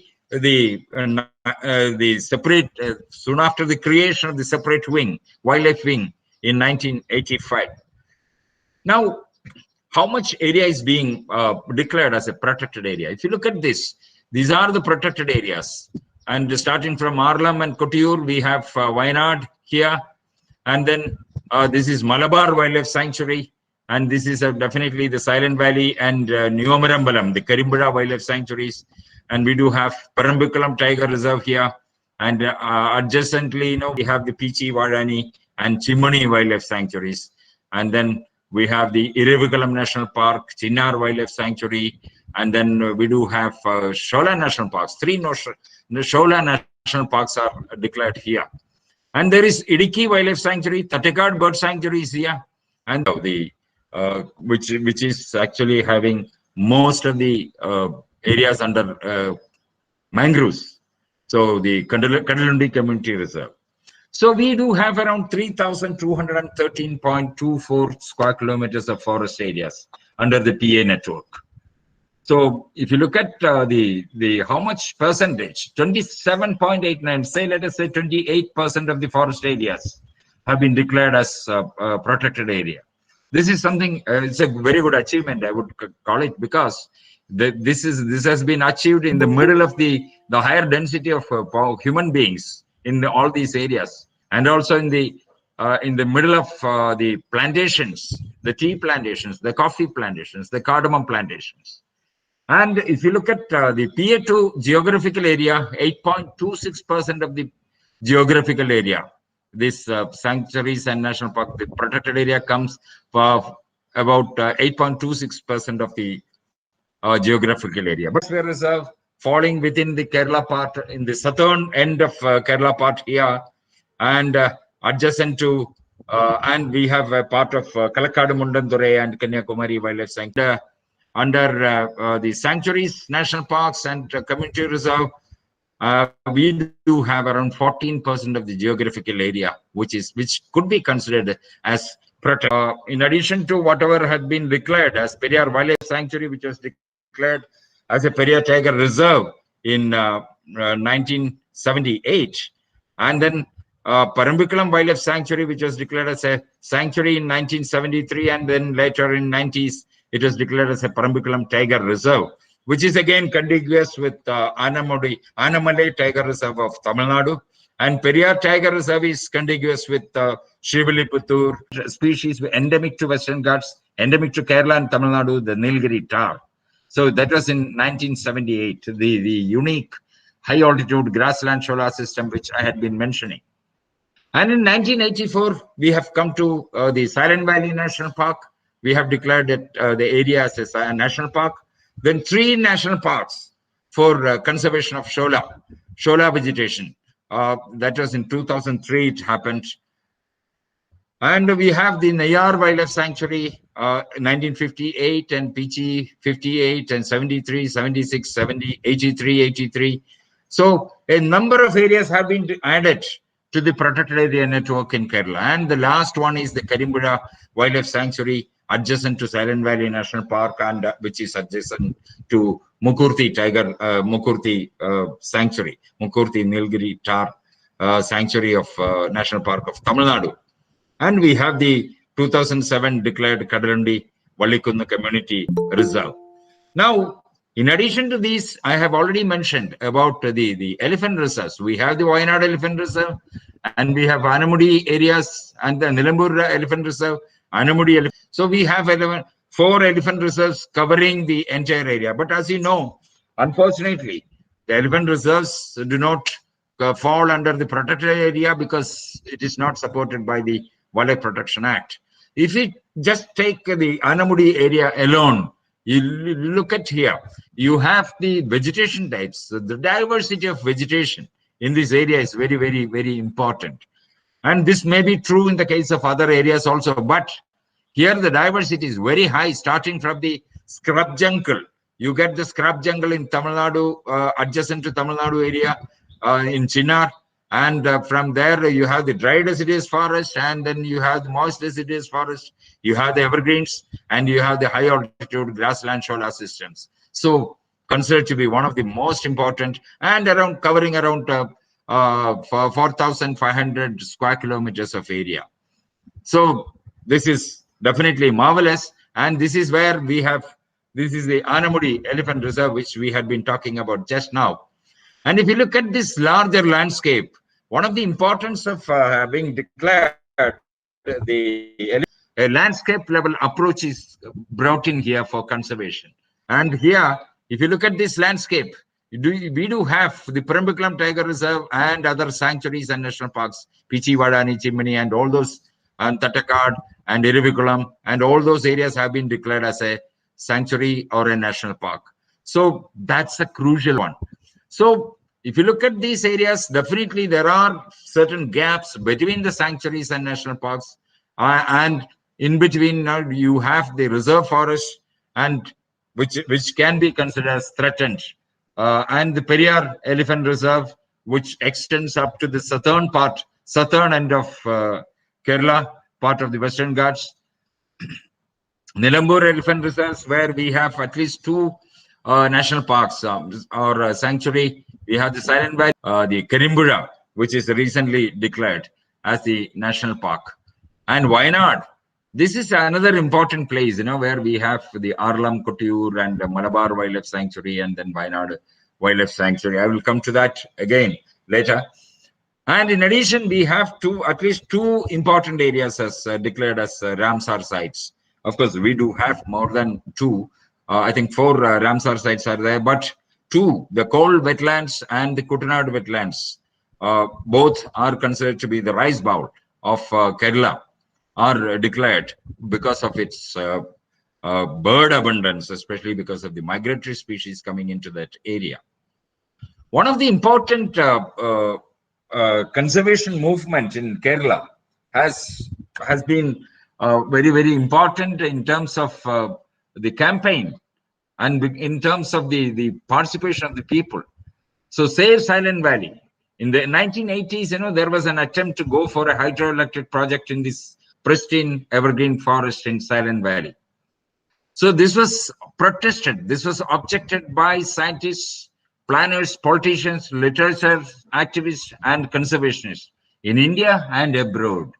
So this was the time, when the government of India appointed a committee to see what is the most important part, whether it should be the hydroelectric project or the forest ecosystems. And fortunately for us, the area has been declared, and that was the time, when Indira Gandhi was in power, and she said, it should be declared as a national park. So another interesting offshoot of this Save Silent Valley campaign was that, the campaign triggered the media activism in highlighting environmental issues. And I would say that, currently we do have problems with the media highlighting most of the environmental issues. They, according to them, any part, whatever management, even the management interventions are not tolerated by the public, and the media highlights such issues also. In fact, it could be, you can probably call it as a watchdog, which is definitely a deterrent to go for any destructive management interventions in most of the protected areas and other places. So if you look at, I have already mentioned that the management objective or the conservation objective is definitely long-term conservation of viable populations in larger natural habitats. This is very, very, very important. Long-term conservation, viable population, and larger natural habitats. These 3 important criteria are crucial when we are talking about conservation of protected areas or even conservation as such. So that's the most important part of it. Now, I've already mentioned that now if you look at the flagship species, Nilgiri tar, the highly endangered and endemic species found only in Tamil Nadu and Kerala part in the higher elevations, we have declared Irivikulam National Park as one of the most important part of the protected areas in Kerala, the higher elevation, the vegetations. So here, I wanted to highlight, this is the Iravakulam National Park with the distribution of Nilgiri tar. And here also, Tamil Nadu, adjacent Tamil Nadu also has a good population of Nilgiri tar. So combined together, Iravakulam and the grass hills of Tamil Nadu forms the largest population of Nilgiri tar. But if you look at the distribution of Nilgiri tar in this Annamalai landscape, which we call Annamalai landscape, you can see that there are meta populations. There are populations with no connectivity to the larger population of Iravakulam and grass hills. So we do have meta populations, and what is the chance of survival of these species? So this calls for importance of connectivity. We do have to think of connectivity. How do we connect these things? Or how do we promote disturbance-free movement of these animals? We do normally talk about tiger corridor or elephant corridors. But unless and until you are declaring you are considering the entire landscape as one unit and go for conservation programs, you cannot protect these splintered group or meta populations in different areas. So conservation at landscape level is the crucial part of it. It's not enough to declare sanctuaries, national parks distributed all over, representing most of the vegetation types or ecosystem types. It is also important to see that the activities in the adjacent areas are also biodiversity friendly, which will promote the conservation objective. That means, the promoting the conservation of viable population at a larger, on a long-term basis, conservation of a larger viable borders. And do we have, we do have this Nagarhole, the Bandipura, the Mudumalai, and then we have the Satyamangalam, and then Biligiri Rangasamy, BRT, Tiger Reserves, and the Nilgiris. So covering around 12,600 square kilometers of contiguous areas with a little bit of disturbance here and there, with a little bit of presence of human being settlements here and there. But this is what is crucial. It's not enough to say that, yes, Kerala has protected, and we do have so many wildlife sanctuaries and national parks, and probably tiger reserves. But we may have to think beyond the borders, beyond the administrative borders, and think of conservation. That means we have to go for a landscape level planning properly. And unless and until we go for a long-term conservation planning, considering the landscape, the importance of the landscape, we are not going to conserve the species. We are not going to conserve the viable population on a long-term basis. I think these programs, that should be our minimum mantra.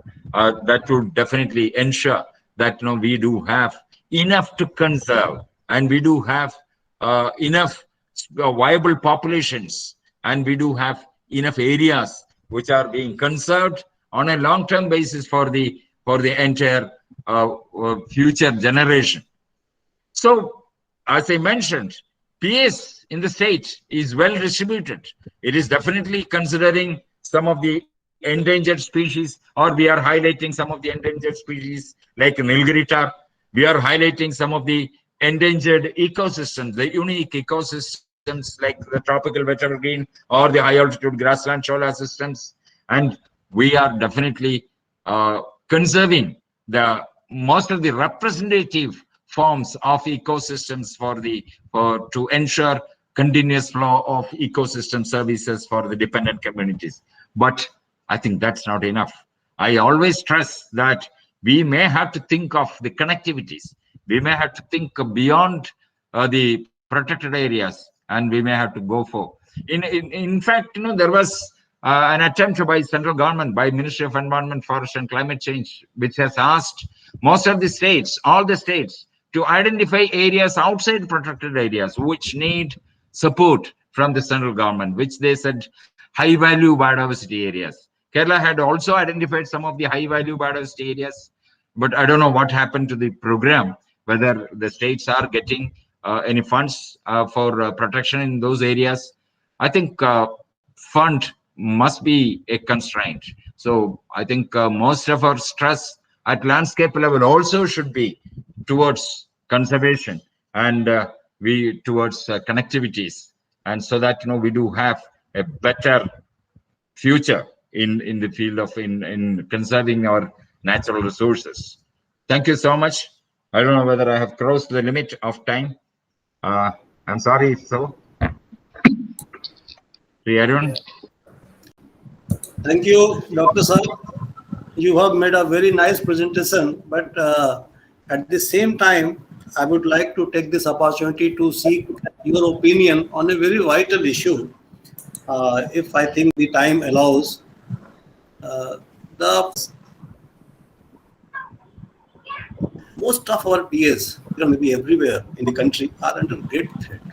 One question which always haunts my mind is how to make conservation profitable. Because as soon as we declare an area as National Park Sanctuary or Biosphere Reserve, most of the activities are banned, and the question of earning from that piece of land comes up. Sometimes back there was a confusion in the minds of some villagers that their villages will be included within the boundary of Elephant Reserve. So they started protesting. In PAs, we are not allowing them to collect tendu leaves, and we are compensating the loss by giving them 2,000 rupees per family. So the vital question which always comes to my mind is how to make conservation profitable so that we can really involve the locals who are residing nearby those conservation hotspots. Of course, I didn't use the word, profitable, but I said ensuring ecosystem services so that the people are benefited. It can be in terms of cash or kind, whatever. And I'm sure tendu leaves and other. I've seen some of the beautiful conservation initiatives in some of your protected areas. Like involving people in conservation and also providing them jobs, and their handicrafts are available in the Raipur itself. Beautifully done. Maybe some better marketing strategies will definitely help that.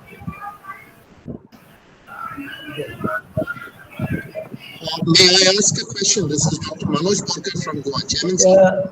Thank you, Dr. Isa, for giving the IUCN prescribed at least 10% of our forest area should be under protected area. Whereas in Kerala, we are having nearly 8.6%, as you pointed out. But overall, if in taken for an Indian situation, we are having only less than 5.2% actually.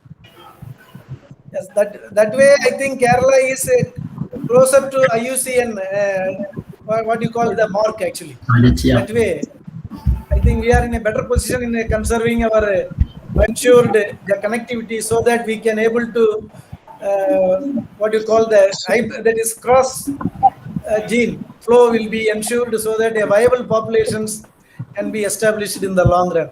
So I thank you very much for your very illustrative presentations, and it will be good for all the what you call the youngsters. It will be useful Chairman, for sir, their may I ask wildlife one question, please? studies. Actually. Thank you very much. May I ask one question, please? Hello. Yeah. Chairman, sir, may I ask one question, please? This is Dr. Yes, Borkar yes. from Goa. Yes. This is for Dr. Isa, please. Dr. Isa, very good afternoon.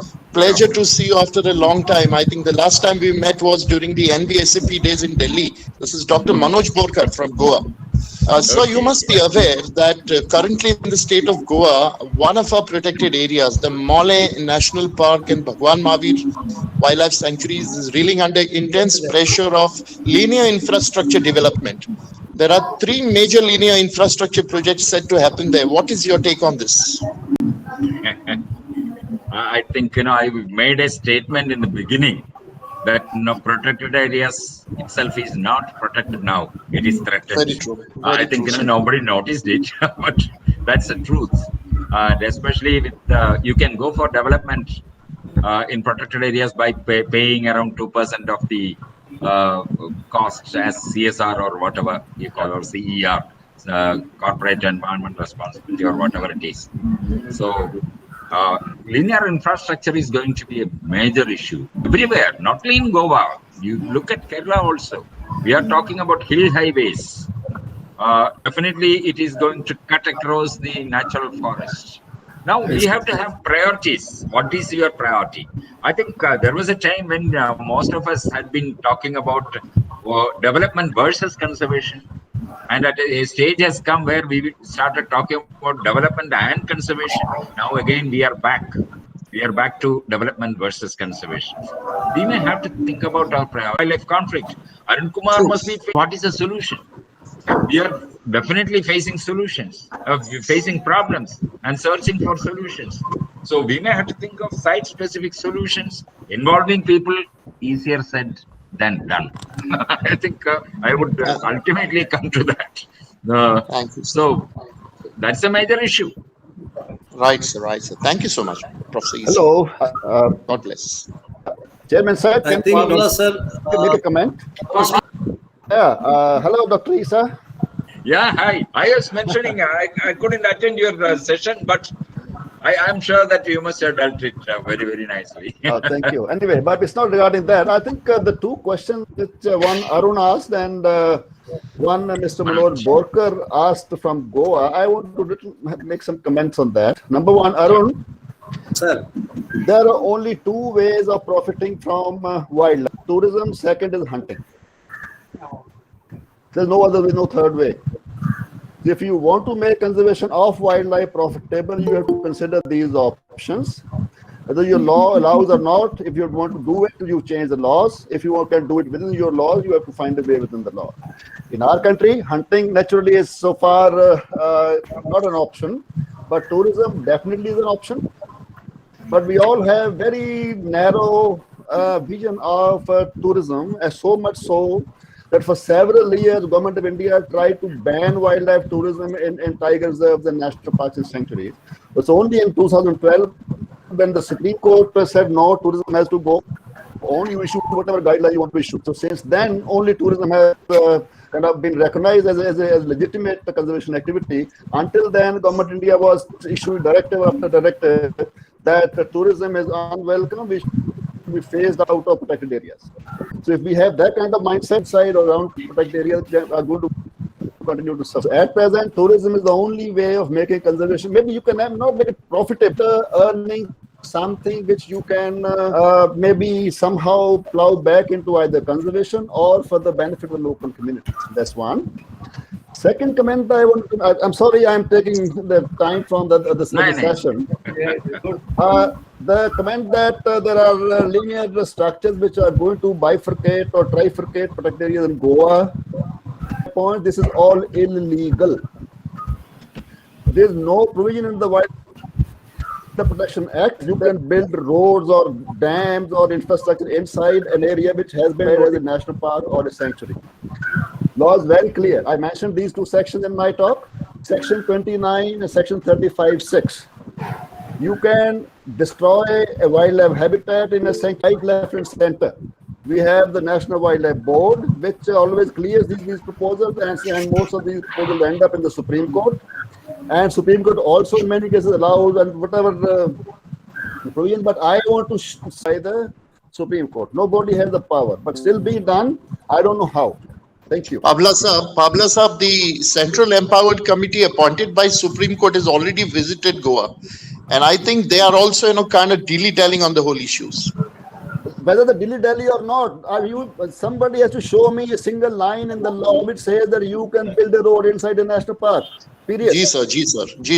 There is absolutely no provision. It's a sealed act. If you want to have an area sanctuary or national park, you cannot do anything else. This area is reserved from development forever, till eternity, unless you change the law. Ji sir. Thank you. Very reassuring opinion. God bless. So I want somebody who's interested in saving those national park sanctuaries to tell the Supreme Court where is the power in the hands of the Supreme Court to do it. Thank you, sir. So if you file a PL, thank you, Pabla, sir. PL, I think you can always save your part. Thank you, sir. Thank you, Pabla, sir, for your valuable suggestions. And I think co-chairman, Mr. Selvan, would you like to say something? Yes, sir. Thank you. I would really like to congratulate Dr. P.S. Isa for his wonderful presentation. In fact, he has rightly brought out the need of the hour, that is landscape level conservation. In the last 50 years, we were conserving. Some of our projects are really yielded. The population of elephant is increasing, population of tigers are increasing, and it tries to move out, and we need a corridor. Tiger corridors are declared, elephant reserves are declared, but still landscape level approach is very much essential. I think every one of us has a role to play to move towards the landscape level approach in future. Thank you.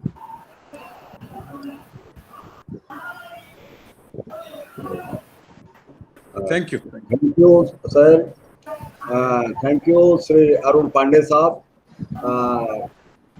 Dr. P.S. Isa sir, and Mr. Selvam, co-chairperson, for giving a nice talk and co-chair the session.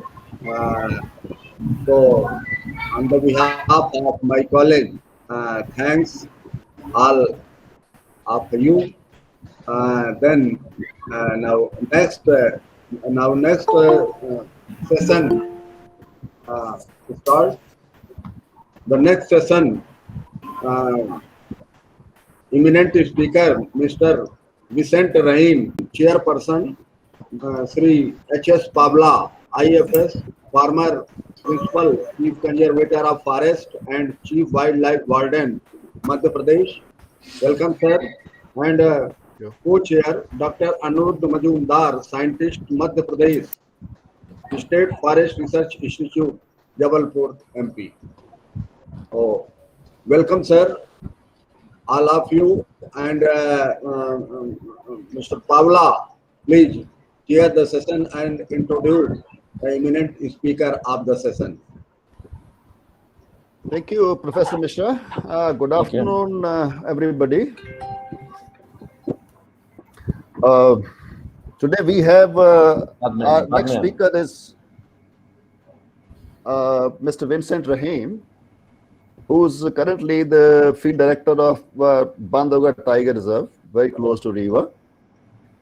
Of course, Vincent is an IFS officer from the Madhya Pradesh cadre, 1998 batch. And he's been one of our finest forest officers in Madhya Pradesh. And although his stint in the wildlife wing has not been very long, but since he has come to the wildlife wing, he's become a very inseparable part of the wildlife wing. Everybody looks up to him to do a wonderful job. And welcome, Anirudh, as my co-chairman. Yes, Good sir. to meet you. Thank you, sir. And without wasting any much more time, let's hear Vincent and benefit from his experience and thoughts. Thank you.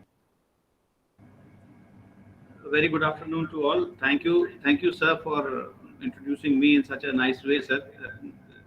We have all been, chairing this session, sir. And I would request you that whatever presentation I am making, sir, I would like you to add, because this is perhaps one of your favorite topics, sir. So I would just like to share the screen now. I'll just see how.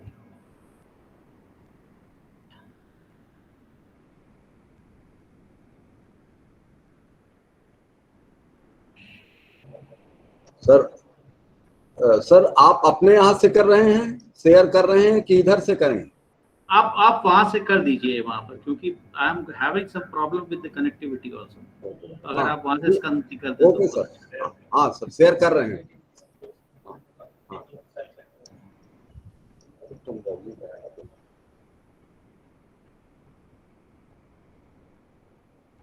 From my screen.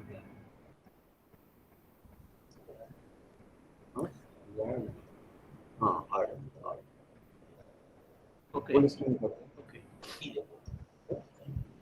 Yes. So the topic that I have chosen for today's talk is the modern trends in wildlife management. Of course, wildlife management is a very vast subject, and I have been seeing there are a lot of things that are happening in the wildlife management recently.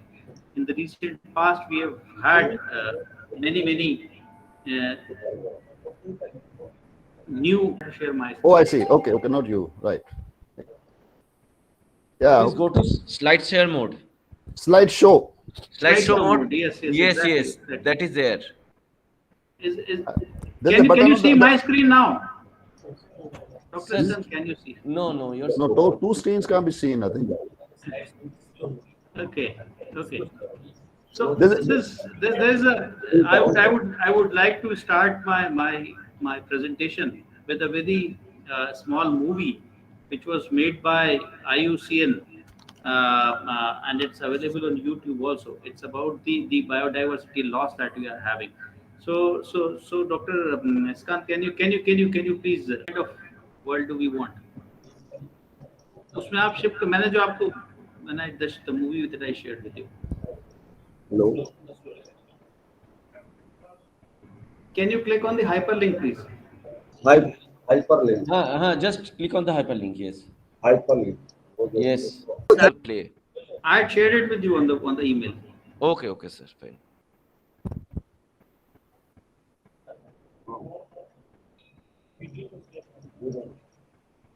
Sir video को share करें अभी?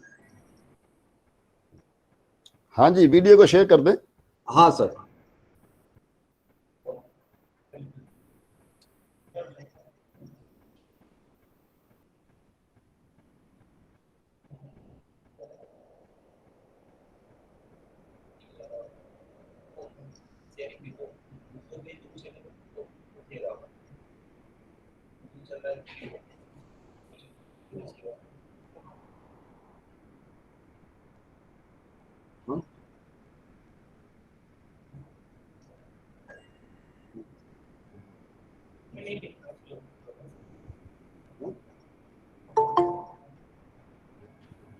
चलिए, अगर नहीं हो रहा तो Vincent let's go ahead. Yes sir. हाँ सर, हो रहा सर, थोड़ा टाइम लगेगा। देख लें आप लोगों के पास कितना टाइम है, ये उसके हिसाब से देख लें। Otherwise we can directly go to the presentation. Yeah.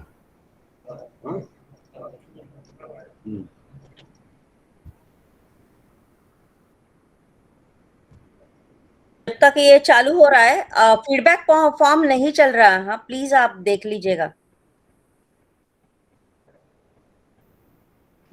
Mister साहब, सुना आपने? क्या नहीं चल रहा सर? फीडबैक फॉर्म, कई लोगों के मैसेज आ रहे हैं, फीडबैक फॉर्म नहीं चल रहा है। सर आप एक बार थोड़ा चैट बॉक्स भी पढ़ लीजिएगा sir. Chat box. I think Skanji, we can directly go to the presentation. Yes, I think let's hear what Vincent has to say. Presentation चलेगी। Let us go to the slide.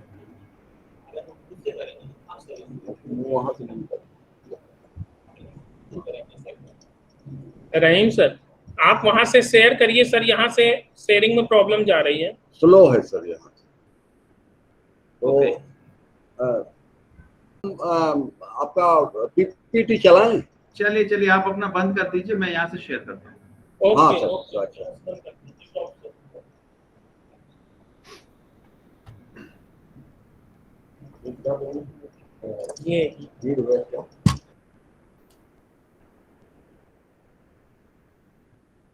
Can you see my screen now?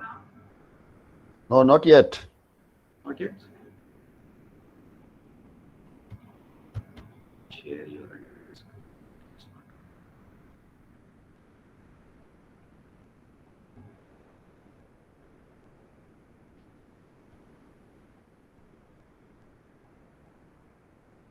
I think you can share from there only, because I'm encountering some problem with the sharing because the share. जल्दी करने, लोग खाना खाने चले गए। ठीक है sir. So we'll directly go. We'll not see the movie. हाँ, आप मेरे ख्याल में आप बात करते जाएं जब तक जी हाँ सर, बिल्कुल सर। आगे देख लेंगे, है ना? हाँ। तो since it's about the ये आप नहीं शेयर कर पा रहे हैं, तो नेक्स्ट कर दीजिए। उसको भी इधर ही मोड़ दीजिए। उसको अगर आप नेक्स्ट जब करना होगा तब। हाँ, नेक्स्ट कर दीजिए प्लीज। नेक्स्ट करिए। We can see native wildlife management now, the screen. Yeah, actually, the screen is visible now. Yeah, screen is visible. I want Dr. Iskan to go to the next slide, please. हाँ sir, Because इससे slow आ रही है sir, मैंने कर दिया है. Yes. इसके अलावा नेक्स्ट चाहिए, इसके नेक्स्ट चाहिए. हाँ, this is the one. Okay. इसके पहले एक और स्लाइड होगी. अच्छा, इसके पहले एक स्लाइड. इसके बाद यही है सर. चलिए नेक्स्ट पे आ जाइए, नेक्स्ट पे आ जाइए आप, नेक्स्ट आ जाइए. Next. So this was actually I wanted to show a movie in which IUCN had very nicely pointed out that the rate of the loss of biodiversity that we are having. It was a very small movie. It's available on YouTube also. And whenever I go for any presentations to any educational institutions, I love to show this movie to the students, and they are really it's a very nice movie, and if time permits, I think you should all see it on YouTube. It's available on YouTube, and the title is "What Kind of World Do We Want?"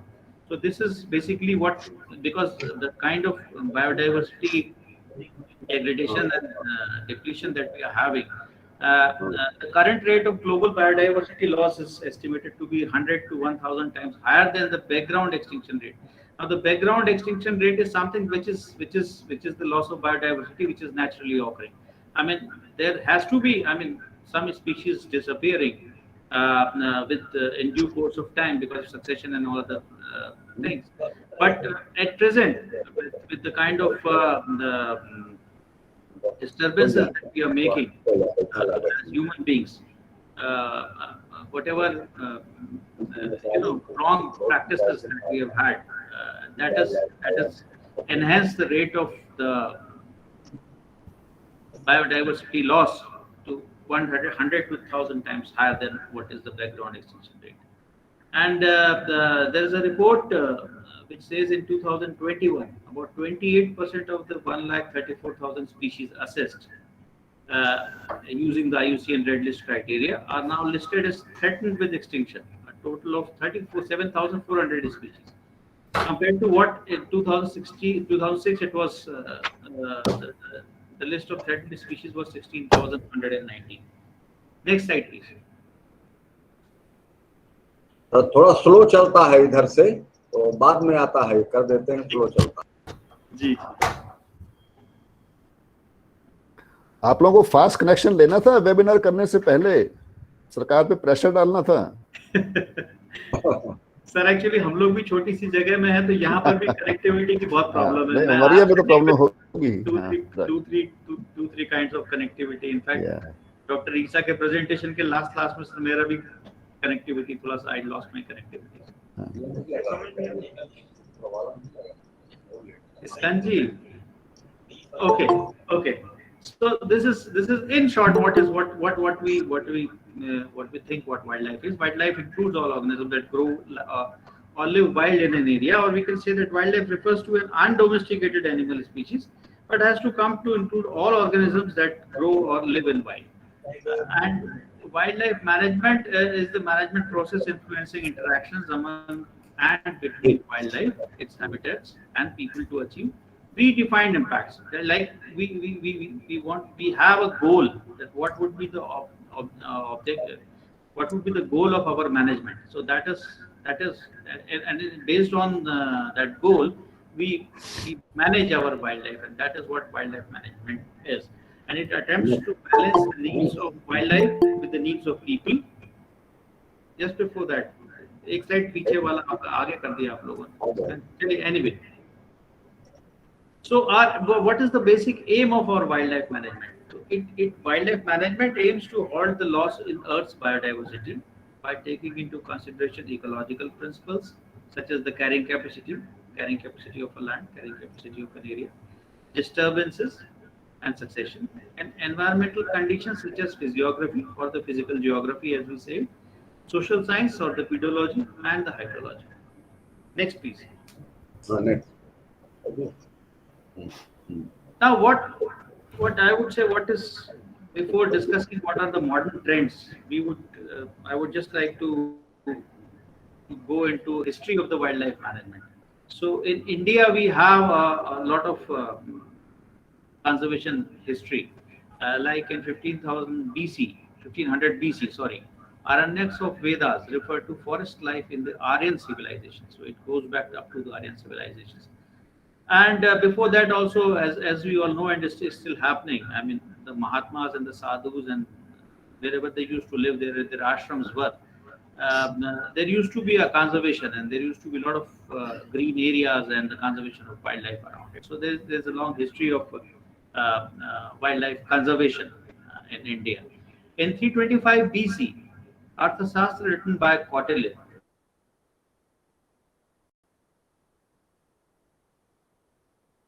wildlife.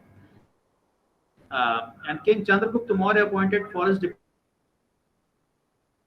department head or upadhyaksha to implement the laws. And in 300 BC, Emperor Ashok, as we all know, that conservation laws in letter and spirit. But during the Mughal period and then during the British period, the wildlife took a plunge, and there were large scale hunting of wild animals. Next slide, please.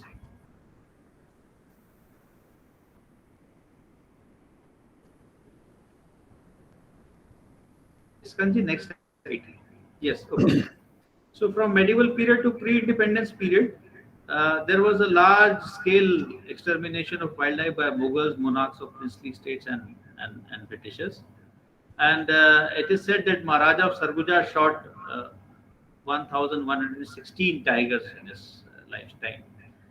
And in 1938, they say that Lord Linlithgow shot 4,273 ducks and geese in Bharatpur. And princely states formulated rules for hunting reserves. So there were shikargas and hunting reserves, especially meant for the game hunting. And then the formation of first sanctuary, the first bird sanctuary took place in 1796, Kaziranga Sanctuary in 1905, and then Haley's National Park in 1936. These were all pre-independence things.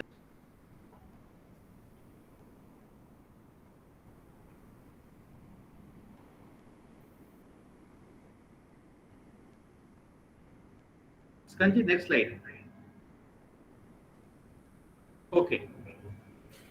Now, what are the legislations regarding the wildlife conservation? The Indian Forest Act, of course, 1878 to 1927. Then we had Assam Forest Regulation Act in 1882, Madras Forest Act. And all these acts of different states and for different species, like Elephant Protection Act. For rhinoceros, there was a Protection Act in Assam and Bengal. And then Wildlife, Birds and Games Act, Indian Fisheries Act, Wild Animals and Birds. Present 155 protected areas in India at present, with 105 national parks, 553 wildlife sanctuaries, 97 conservation reserves. The total area which is under the protected areas is around 2,07,974 square kilometers. In the 2002 Wildlife Conservation Strategy envisaged the notification of eco-fragile zones, which we now call the eco-sensitive zones. And first of all, it was that the 10 kilometers area outside the core zone or the critical wildlife habitat would be declared as the eco-sensitive zone. But now different protected areas have come up with the different areas notifications, and most of the areas are now notified. Next, please.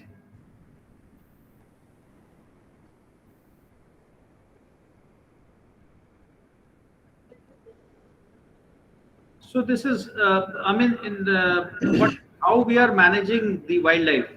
There are three major heads. One is improvement of habitats, and third is the rewilding or the reintroduction of the locally extinct species. Next, please.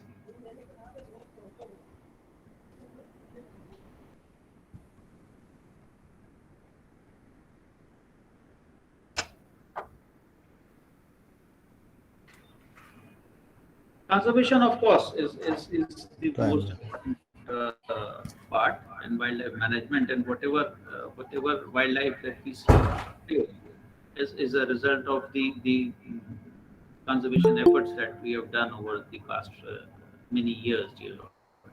So, and in the modern management techniques, we use modern tools and techniques for conservation. Please. You already ended my slideshow. Mr. Iskan, please go back. Please. इसके बाद वाला slide दिखाएं. बस यही वाला यहाँ पे रखें अपन. So now what we are doing, especially in the protected areas, is we are doing app-based patrolling, which is called M Stripes. So there is a mobile. It's a mobile app, and the area is getting mapped itself by itself. And while coming back from patrolling, we can put it. We can upload the whole patrolling map in the computers, and we can know that which of what all areas we have covered. And this has got a facility of clicking the snaps of whatever signs and symptoms we are getting in between, or whatever forest losses we encounter during our patrolling. So this is a very, very useful app, and this is being used now in all the tiger reserves, almost all the tiger reserves. And the WII has come up with this app, and they are constantly improving this app to make it simpler and more user friendly. Then wireless communication, ever since this communication system area, it has helped a lot in protecting and conservation of the areas. This system is still working very, very nicely in the protected areas, especially I can say as far as Madhya Pradesh is concerned. This wireless system is very much in place in all the tiger reserves and important protected areas. Then the use of modern firefighting equipment, because fire has been a major concern, and we have been now using leaf blowers and fire beaters and vehicles for combating the fire now, because this is becoming a major issue for these days. And with the help of the modern firefighting equipments, as well as the information imageries and the satellite communications through FSI, so that we are able to get the information, the SMS alerts about the fire alerts that we get on our mobiles, and we can reach the place exactly through the GPS locations and extinguish the fires. So this has helped a lot in conservation. Then the third is that rescue equipments or the drugs that we are using these days.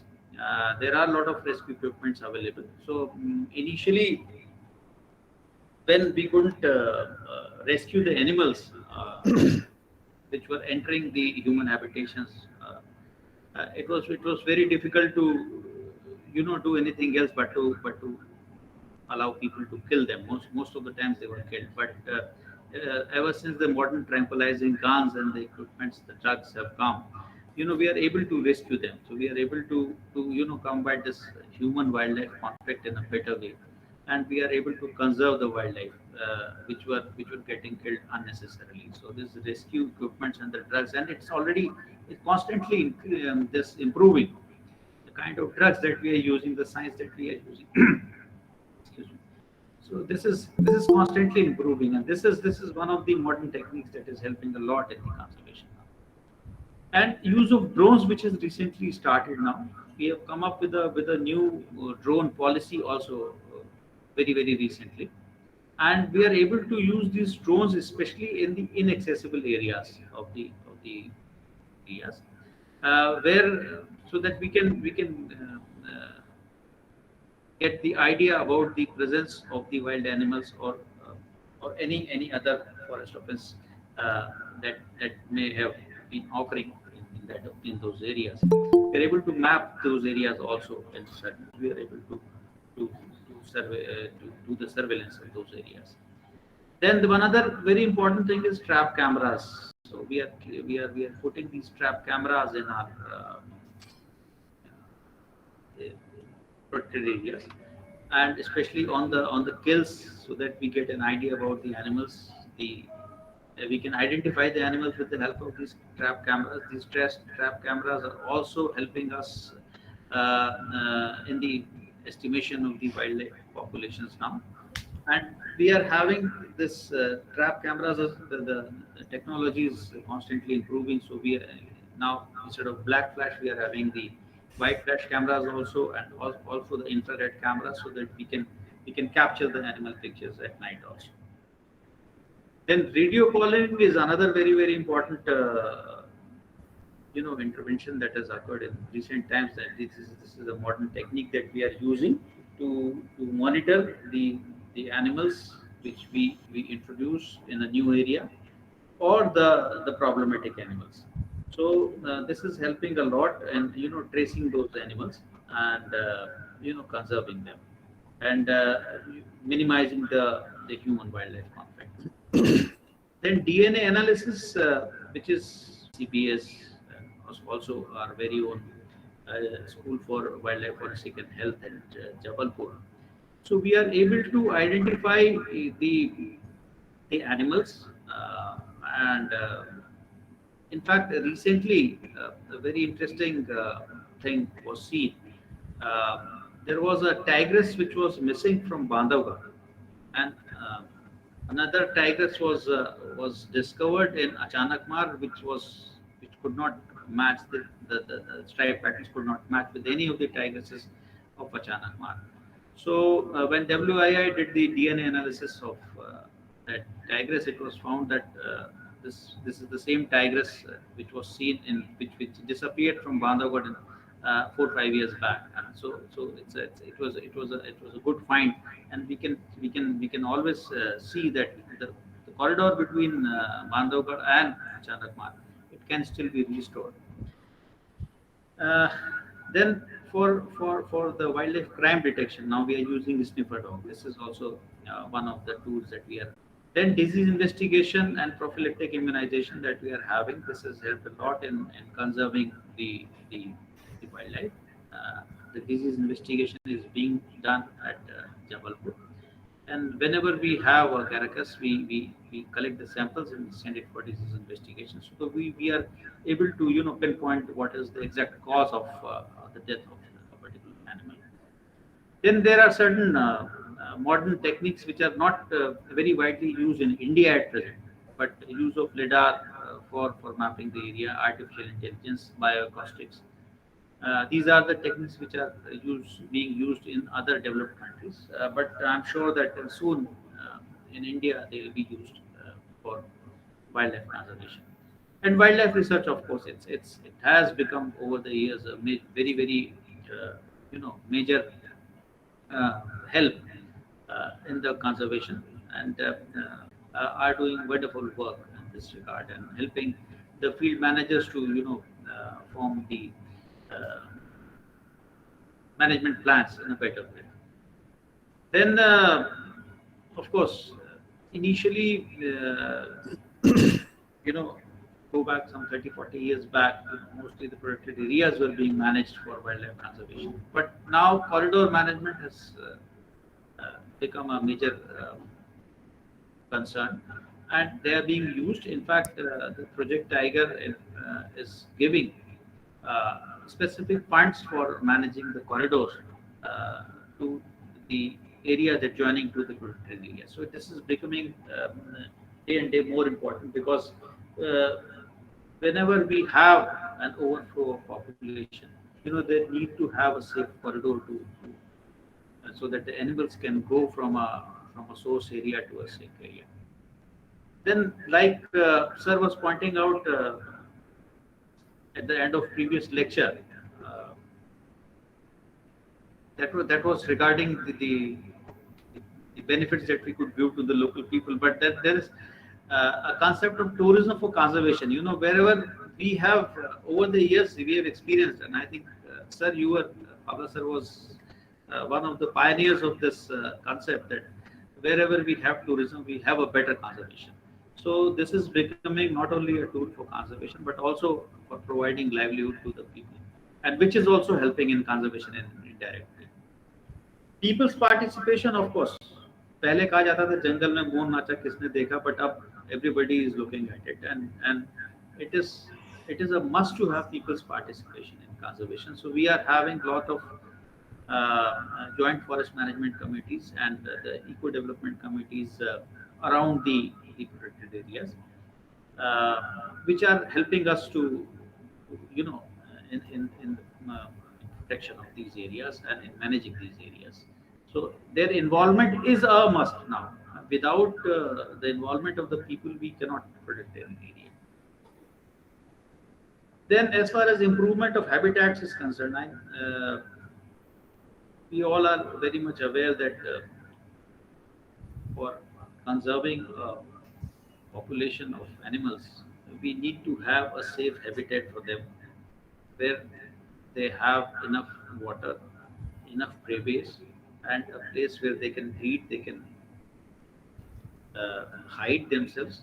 So this has over the years the habitat movement has also taken a major. It is a major issue, and it is being dealt in a very scientific manner now.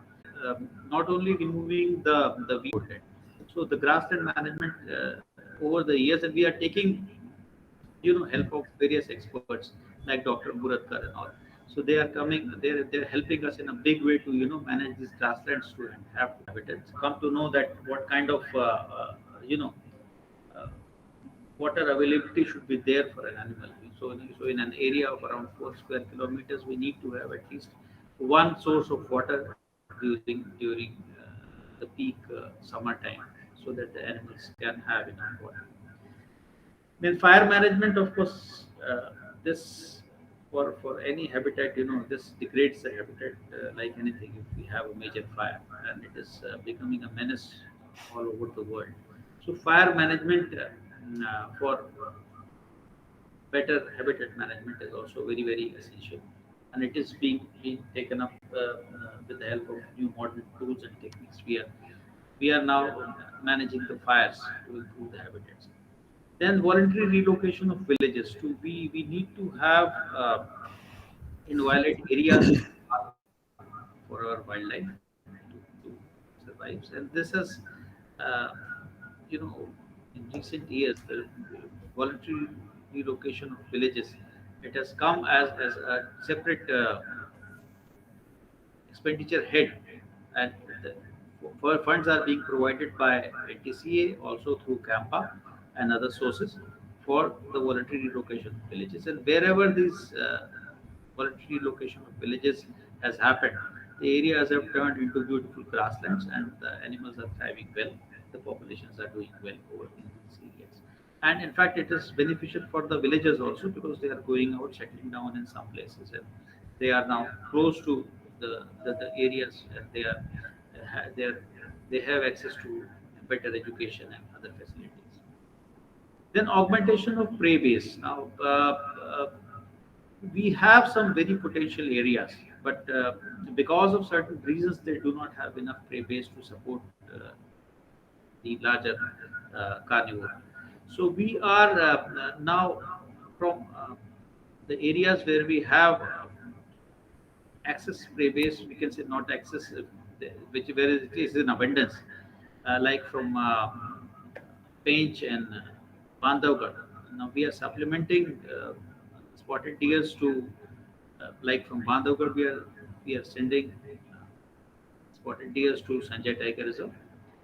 We have already shifted around more than 1,600 spotted deers to yeah. And there the prey base has improved, and they have a population of almost 24 tigers now in Sanjay. Similarly, from Pench, they have sent spotted deers to Satpura, and where the prey base has improved. Next, please.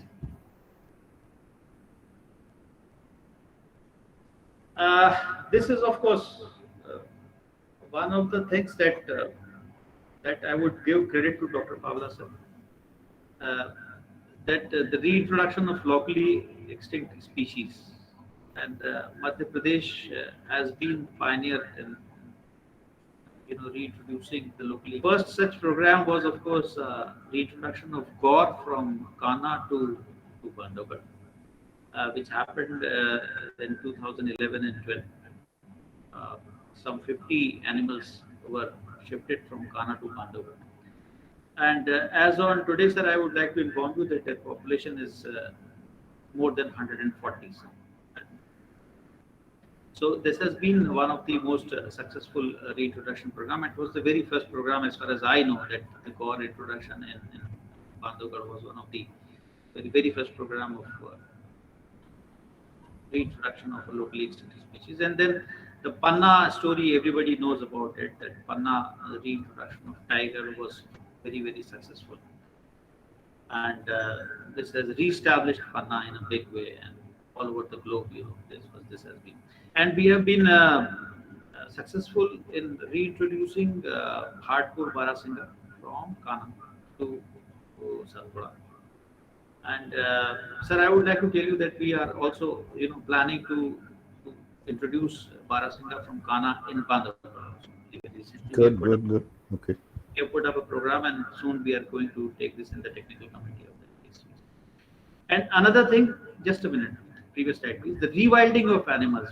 First of all, the animals which used to get injured, or the tiger cubs which used to get orphaned, they used to die in nature somehow, because we were not able to treat them, or they used to end up in zoos and rescue centers. But in recent past, we have been able to capture them, and we have to keep them in enclosures and grow them and make.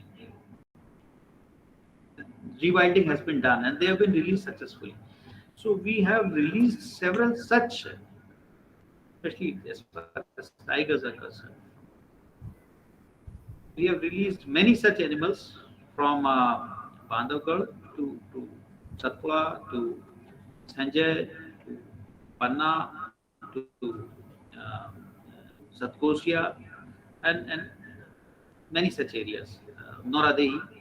So this has also been, one of the modern, I would say, a tool of management as far as wildlife management is concerned. And to end my speech, I would like to end with a quoting from Paul Austin, which says, "Humanity cannot no longer stand." Just a minute, please. Skanji, last slide, please. Hello. Yes, Mishra. Mishra ji, last slide, please. Last to last. हाँ, ये last sir, video का हम कोशिश कर रहे हैं sir, एक बार शायद वीडियो आ जाए।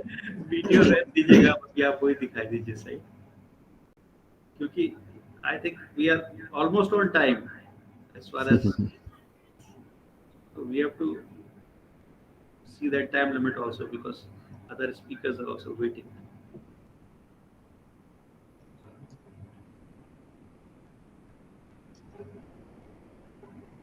So this was a yes. तो मैं कोशिश कर रहे हैं वीडियो शायद आ जाए। रहने दीजिए उसको, वो लास्ट स्लाइड दिखा दीजिए, थैंक यू के पहले वाली। Last slide sir, thank you है, थैंक यू के पहले वाली। अच्छा, थैंक यू तो है ही है।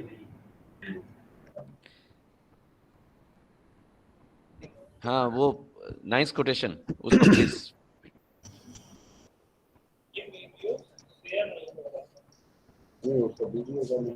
उसको करो लास्ट स्लाइड में। Please go with the last slide. Just before, thank you. थोड़ा वीडियो की कोशिश कर रहे हैं सर, एक बार वीडियो अभी आप रहने दीजिए, क्योंकि अभी वो मैंने उसका very nice quote, I would say. I'm sorry that there was some interruption in between and I couldn't share my screen because of some technical reasons.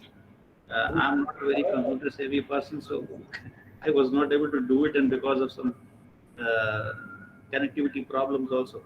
So there were some problems in presentation. But as Pablo sir pointed out, that though I am now almost 35 years, I have had 35 years of service, but I am still very new to wildlife thing. So this is the last wala. Humanity can no longer stand by in silence while our wildlife are being used, abused, and exploited. It is time we all stand together to be the voice of the voiceless before it's too late. Extinction means forever. This was the last slide that I wanted to show you. thank you so much for all your time, sir, and thank you so much for chairing this session for me, sir. Anirudh, thank you for co-chairing it. And sir, since like I was saying before, um, like I am very new to the wildlife thing, and I am still in the learning process. So I would definitely like, because you have been a pioneer in the modernization of the wildlife management, sir, and you have been acclaimed worldwide because for your bold and steps that you have taken for wildlife management in Madhya Pradesh and across the country, sir. So I would like you to add to my whatever little I have presented, sir. Thank you so much. Thank you, Vincent, for a wonderful presentation. You not only covered the modern. Before I say a few words, I think it will be good if Anirudh says a few words about if he can supplement or complement whatever Vincent has said. Anirudh?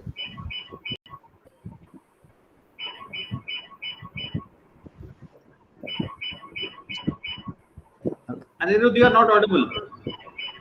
Please unmute yourself. Yes. Sorry, sir. Yes, am I audible? Yes, you are now. Yes. Sir has covered the entire techniques such as the translocations of tiger and habitat management, also the population management in of tiger and prey. So we have already created one area like Nauradihi, because few of areas like Bandhavgarh and Kanha, we do have the excess number of tigers. Not excess number, we can say we have almost at par with the carrying capacity. So these areas the department need to focus, and SAD is working on it. Vincent Ramsar is related Bandhavgarh. Because Bandhavgarh now it is the highest number of tigers in MP. So it is really a tough task for sir to manage tiger over there. Though tigers are moving from Bandhavgarh to the adjacent areas, so that is a good sign. The management is doing well. Grassland management, because of the grassland management, now cheetal population is coming up, which is the major prey species of tiger over there. So habitat management wise, Bandhavgarh is doing well, and a lot of areas also in MP, they are doing well.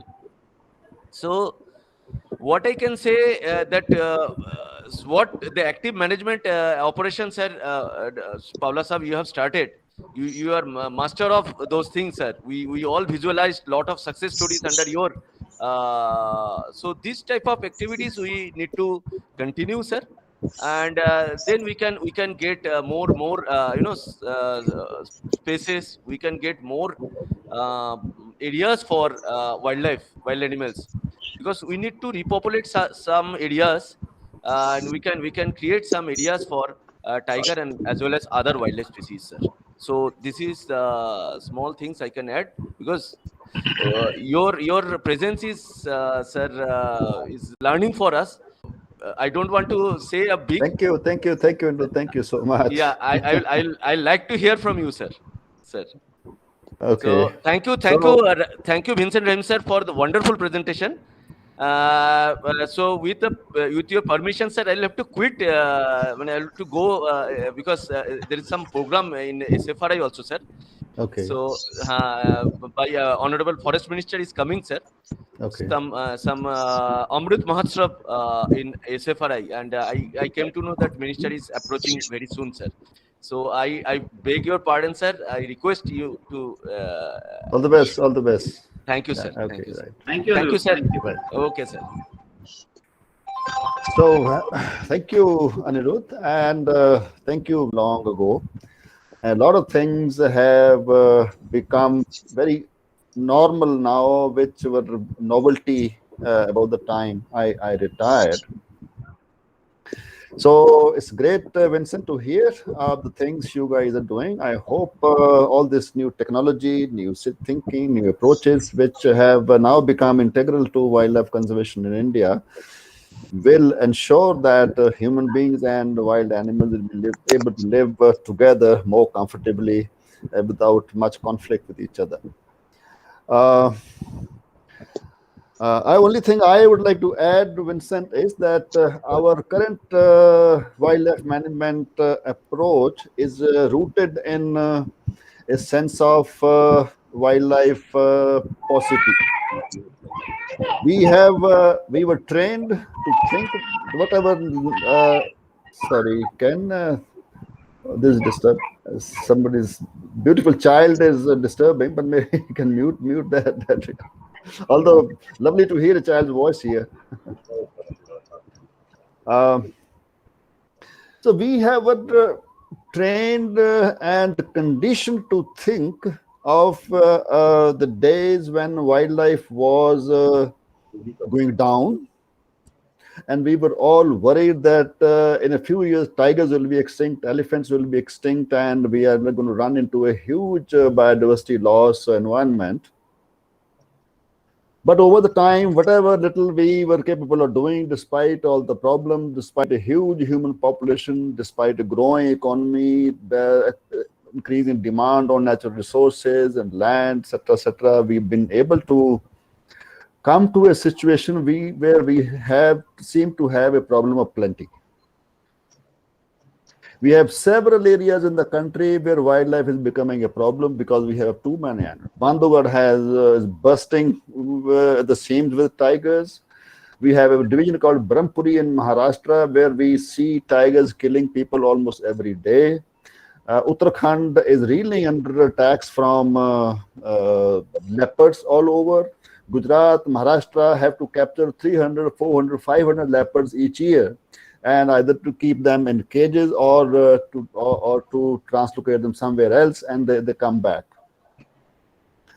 And elephants are becoming a problem in many states. In Chhattisgarh, I know there are 200 animals. They're killing more than 100 people every year. So I think unless we change tack, unless we start thinking differently how to deal with the plenty, we are going to run into serious trouble. Both, number one, we are not raising wild animals to kill people or destroy people's livelihoods.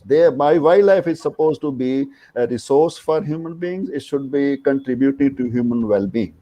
Only then wild animals will be looked at by people with sympathy and concern, and then the society will be able to spare resources for the conservation of wild animals.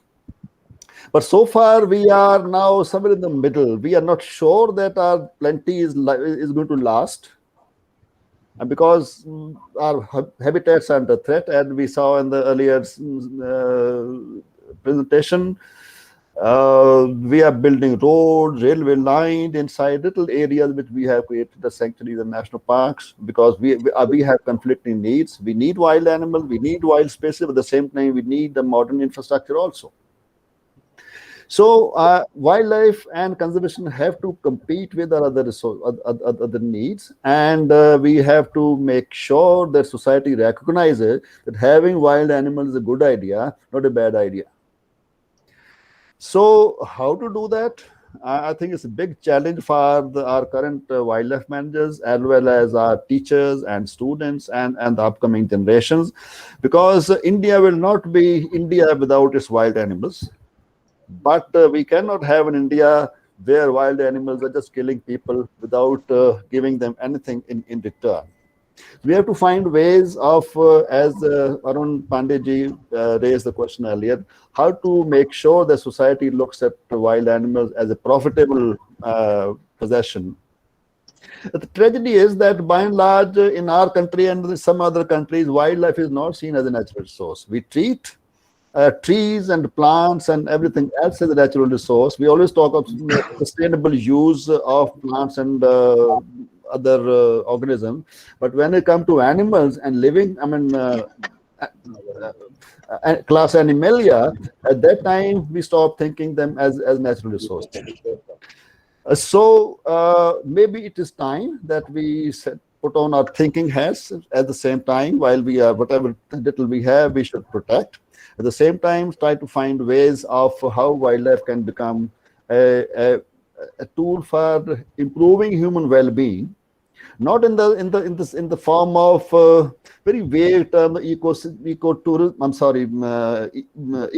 services, or something which will come to us in the future.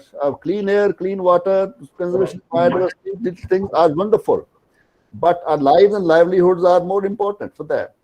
So if these animals are a threat to people's lives and livelihoods, but at the same time, we are preserving large areas in their name, and tell the world that no, the tigers are important because we have to create Kanha National Park, Bandhavgarh National Park, and because they produce clean air, clean water. And this argument is to cut with a lot of people who are the direct victims. So, Vincent sir and everybody else present here, I wouldn't go on and on. I think we've done wonderfully well so far. In our poor country, and heavily populated country, we've been able to save all our animals so far. We haven't let any new extinctions creep into India after we lost the cheetah, which is again going to come back to India happily. But we have to now start thinking how to make wild animals pay for their keep. Tourism is a wonderful idea, and tourism is one of the most important tools for conserving wild animals all over the world, not only in India. All the major national parks of the world, including Yellowstone, Yosemite, they were created not for conserving wild animals, and wildlife came as a bonus. So similarly, here in India also, because we are a much poorer country, we cannot dedicate a lot of land, a lot of resources for conserving wildlife or anything which doesn't produce anything.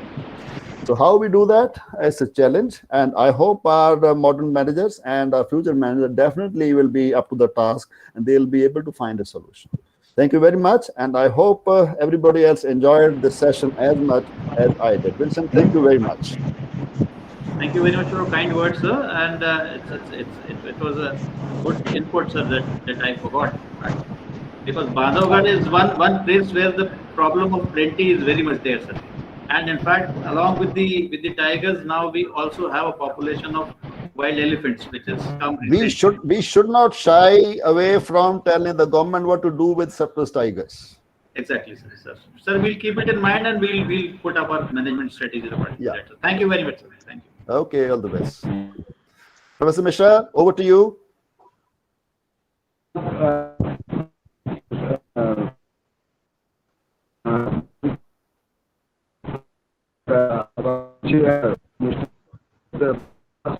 Any questions, anything? Yes, excuse me. Sorry, we forgot about the questions. Okay. Vincent, I am a retired Professor Satyanarayana from Department of Wildlife and ये हमारे audience और student के लिए excellent presentation होगी और hello hello भी आपको इसी तरह से ऑपरेशन हेलो और एक और रिक्वेस्ट है आप लोगों से कल 6 सितंबर को 3 बजे वैलिडेटरी सेशन होगा, उसके लिए हम इनवाइट करते हैं आप लोगों को, और उसमें समय जरूर दें सर। कल 3 बजे शाम को 3 बजे से 4:30 तक, और मध्य प्रदेश के चीफ वाइल्ड लाइफ वार्डन का समय हमको मिलेगा, तो वो भी रहेंगे इस वैलिडेटरी सेशन में। और thank you sir. Thank you. Mishra साहब, एक क्वेश्चन है, 1 मिनट जरा उसको एड्रेस कर लें। Satyanarayan ji. Sir Actually, what about the wildlife management package? Whether is there any disease control program you have included? What about the full-time veterinarian in the management package, and also the field biologist? See, what I feel is in India for so many decades, I am very sorry to see that we are lacking the veterinary care in almost the protected areas, and also the dedicated full-time field biologists for all the national parks and sites, which I also emphasized when I was in the Wildlife Institute of India advisory committee member, to just insisted that we must have a veterinary full-time veterinary in all the national parks and whatever the protected area, and also fields. Still we are lacking. So could you throw some light on this? Yes, please. Vincent, can I address this question? Sir. Yes. Sure, sir. Okay. Professor, Mr. Satyanarayan very important question. And I think veterinarians and wildlife biologists are becoming more and more important in modern conservation day by day. When we started conservation, we didn't see the much role for wildlife biologists and veterinarians. We thought that protection was the only way of preserving wild animals. So if you are a good protection person, if you can catch poachers and keep fires out and or stop instead felling, conservation is done. I think with the now knowledge base expanding, our modern managers need to have a strong knowledge background, which they cannot have on their own. So why do you need biologists who can provide modern knowledge? At the same time, with the kind of active management which Vincent was talking earlier, veterinarians are critical for us. Madhya Pradesh has recognized this fact a long time ago. We have had veterinarians in all our important national parks in since last 30 years or so. In fact, when I was about to retire, we actually proposed a complete vertical cadre of veterinarians in the state, right? And the chief veterinarian in the forest department, going down to park level. Although government sanctioned the post of veterinarian for every park, but probably the higher post could not be sanctioned. And we had also proposed a cadre of wildlife biologists in the state in the same pattern, a complete vertical structure, starting with a field biologist in the field and going then senior level people going right up to the head of the chief biologist for the state. Unfortunately, that could not be sanctioned. But I think these two cadres are critical to modern wildlife conservation. And every state government must find a way of putting these technical people at the disposal of park managers at the earliest possible. Sure. Thank you very much. Thank you. Sir, we do have veterinarians, as Pavla sir told, that in all the tiger reserves and other protected areas also. And also, we are now, engaging field biologists with the help of the MP Tiger Foundation Society. We already have one field biologist working in Bandhavgarh at present since last 2-3 months. A new Wonderful. girl who has come. She has been supported by one of the NGOs. So we are. It was a very pertinent question, sir, and very, very, very timely question. But these are only ad hoc solutions. I think we should have a more permanent, regular cadre so that people see their future in developing their knowledge base and helping Exactly, the forest sir, department. I think that proposal is still pending, sir, with the veterinarians, employing a veterinarian cadre in veterinarian as well as the field biologists. I think you guys should now put pressure on the government to dig out those files and somehow move forward with them. It's not only Madhya Pradesh, it's throughout our country. Throughout our country, this is a It should be everywhere. Absolutely. Yeah, and one more thing, I must congratulate the Madhya Pradesh because I had been to the Panna National Park of Wildlife and Tiger Reserve, where one of my students from Wildlife Reserve of India has been there. They're doing wonderful. I would say that it's a very good excellent. So I congratulate all the Thank you, sir. Thank you very much. Thank you, sir. All right. Any other questions? Or should we close? Yes, sir. You can. Yes, over to you, Professor Mishra. Thank you very much, everybody, for listening rapidly. And I hope you all find this session useful. Thank you very much. Thank you, sir. Thank you, sir.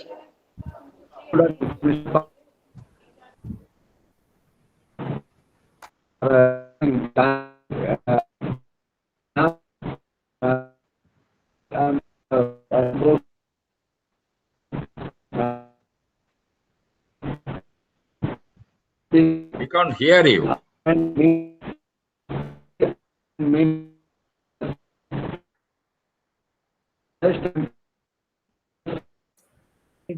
There's a network problem. Yes. Dr. Mishra, we couldn't hear you. Yes.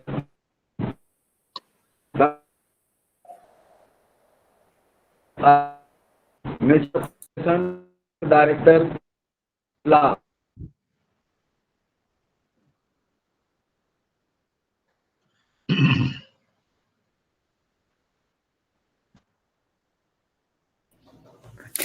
Dr. Isa, I think you can start the session. Yeah, I think our Mr. Meena is there. Is around? Yeah. Yeah, Field Director Sariska. Yeah, he's there. Sure. Anyway, yeah, I think, let us start now. It's really happy to see a lot of veterans, at least on the screen, and also listen to them, and fortunately, I was just wondering, whether it is Yashvir himself, by looking at his present profile. It's interesting. Anyway, thank Dr. Mishra for this opportunity. And we have now R.N. Meena of Sariska Tiger Reserve. He's currently the Conservator of Forest and Field Director of Sariska Tiger Reserve. And he has joined the State Forest Service in 1997 after his master's in botany, and was inducted into IFS in 2005. So, and I think the most interesting part of his career, which is more interesting to me, is his career as DFO, as Division Forest Officer in territorial divisions, wildlife divisions, and as soil conservation officer also. So he is here with a lot of experience in a diverse field of the sun. So I'm sure that we will be listening to him with a lot of enthusiasm, and I'm really interested to listen to Sariska, especially because what's happening around. And I think we should also thank Mishra for this opportunity to bring in for his attempt from all over India and giving us opportunity to listen to that. Unfortunately, I couldn't listen to everybody, but still, whatever I have learned, whatever I have listened, it is very, very, very interesting.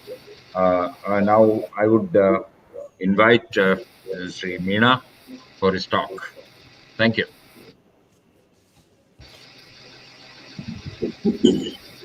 Thank you very much, sir, for giving me opportunity and my introduction also.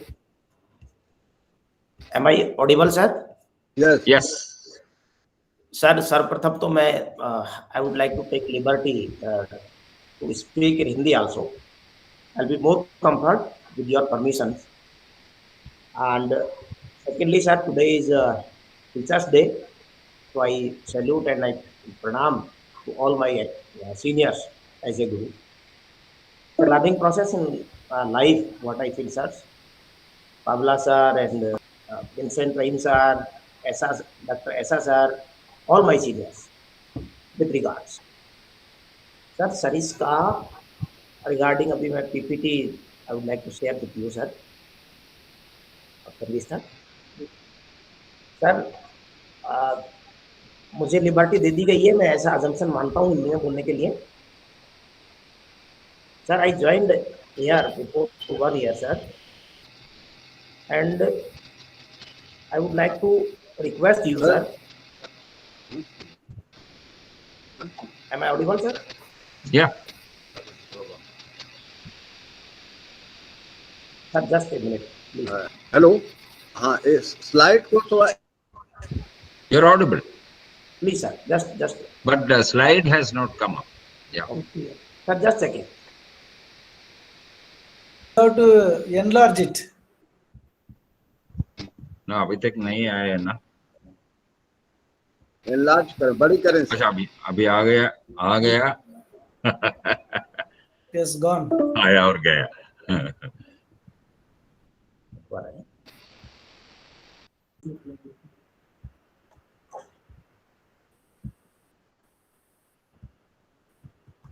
Any problem?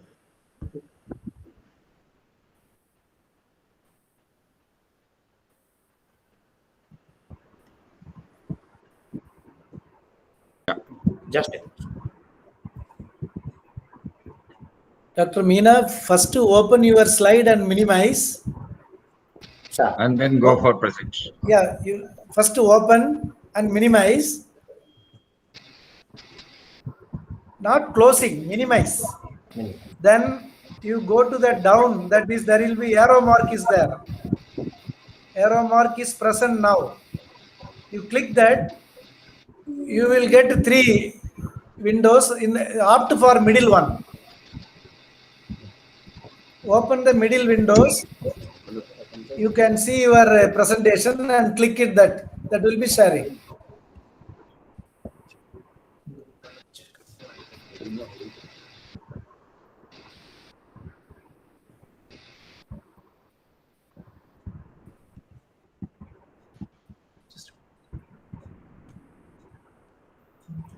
Mr. Meena, did you open your presentation first in Sir, your? sir. Then you minimize it. Sir, just You minimize.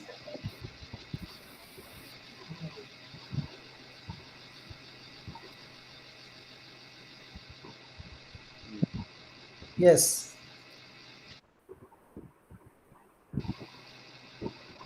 Now coming. It is coming. It will come.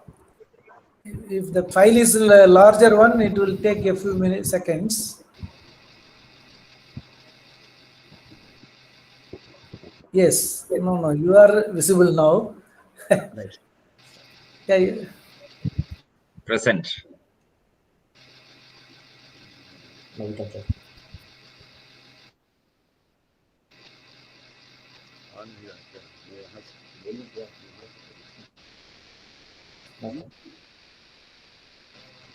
Sir, I think there is a problem. Is it problem? No, Dr. Meena, you follow the procedure. Sir. No, first to open your slide. Open your presentation and then minimize it. Minimize first. Minimize means you have to minimize it. It will be active open, not closed.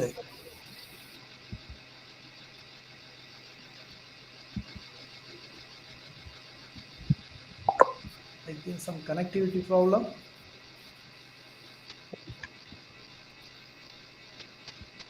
Sir Meena साहब एक दिक्कत हो रही हो तो मैं यहाँ से प्रेजेंट करवाऊँ प्लीज वहां से कर दें सर, क्योंकि यहाँ कुछ इश्यू लग रहा है मुझे कि अच्छा ठीक है sir please. Otherwise we can ask the बंद करिए आप, यहाँ से हम शुरू करते हैं जी sir.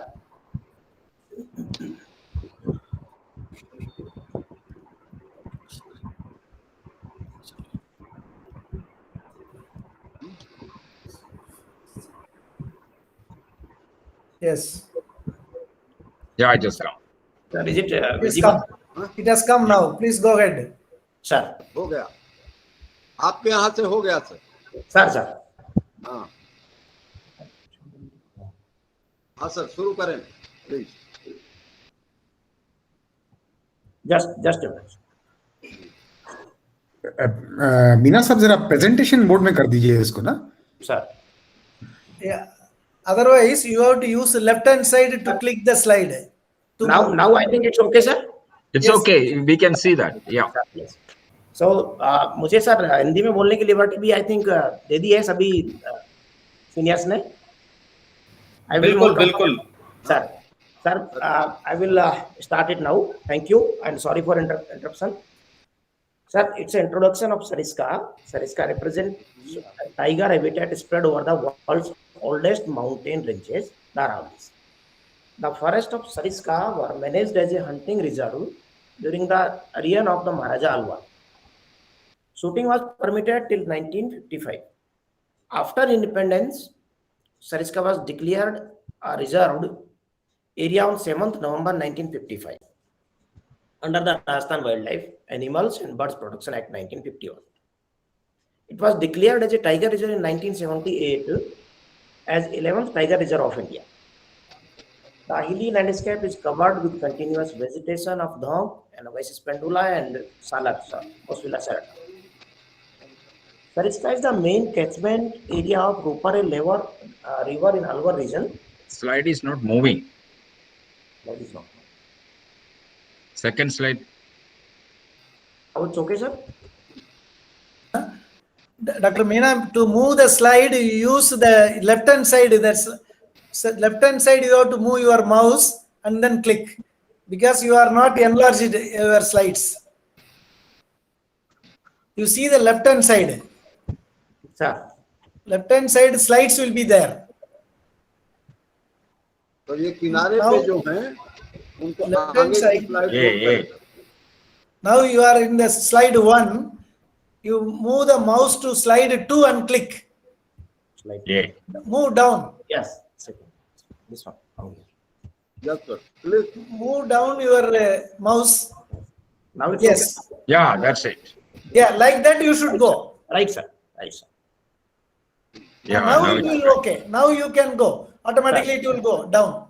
Sir, If you- Sariska is home to more than 40 mammalian species, 345 bird species, and various other species.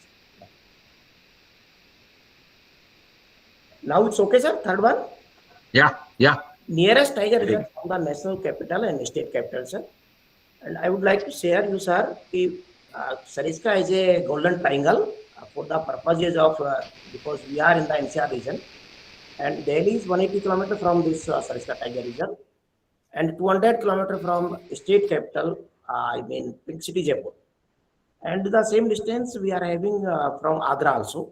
So we have golden triangle from the tourism aspect of our state. Area of Sariska is concerned about the national park proposed 400.14 square kilometer. Preliminary notification has been done in 1982. The problem is because final notification not has been done due to so many villages are inside the core area. Sir, wildlife sanctuary area is 492 square kilometer, and that has been notified in 18th of September 1958. And critical tiger habitat area is 881.11 square kilometer, and it has been notified in 2007. Buffer area we have 332.23, and that is on 6th of July 2012.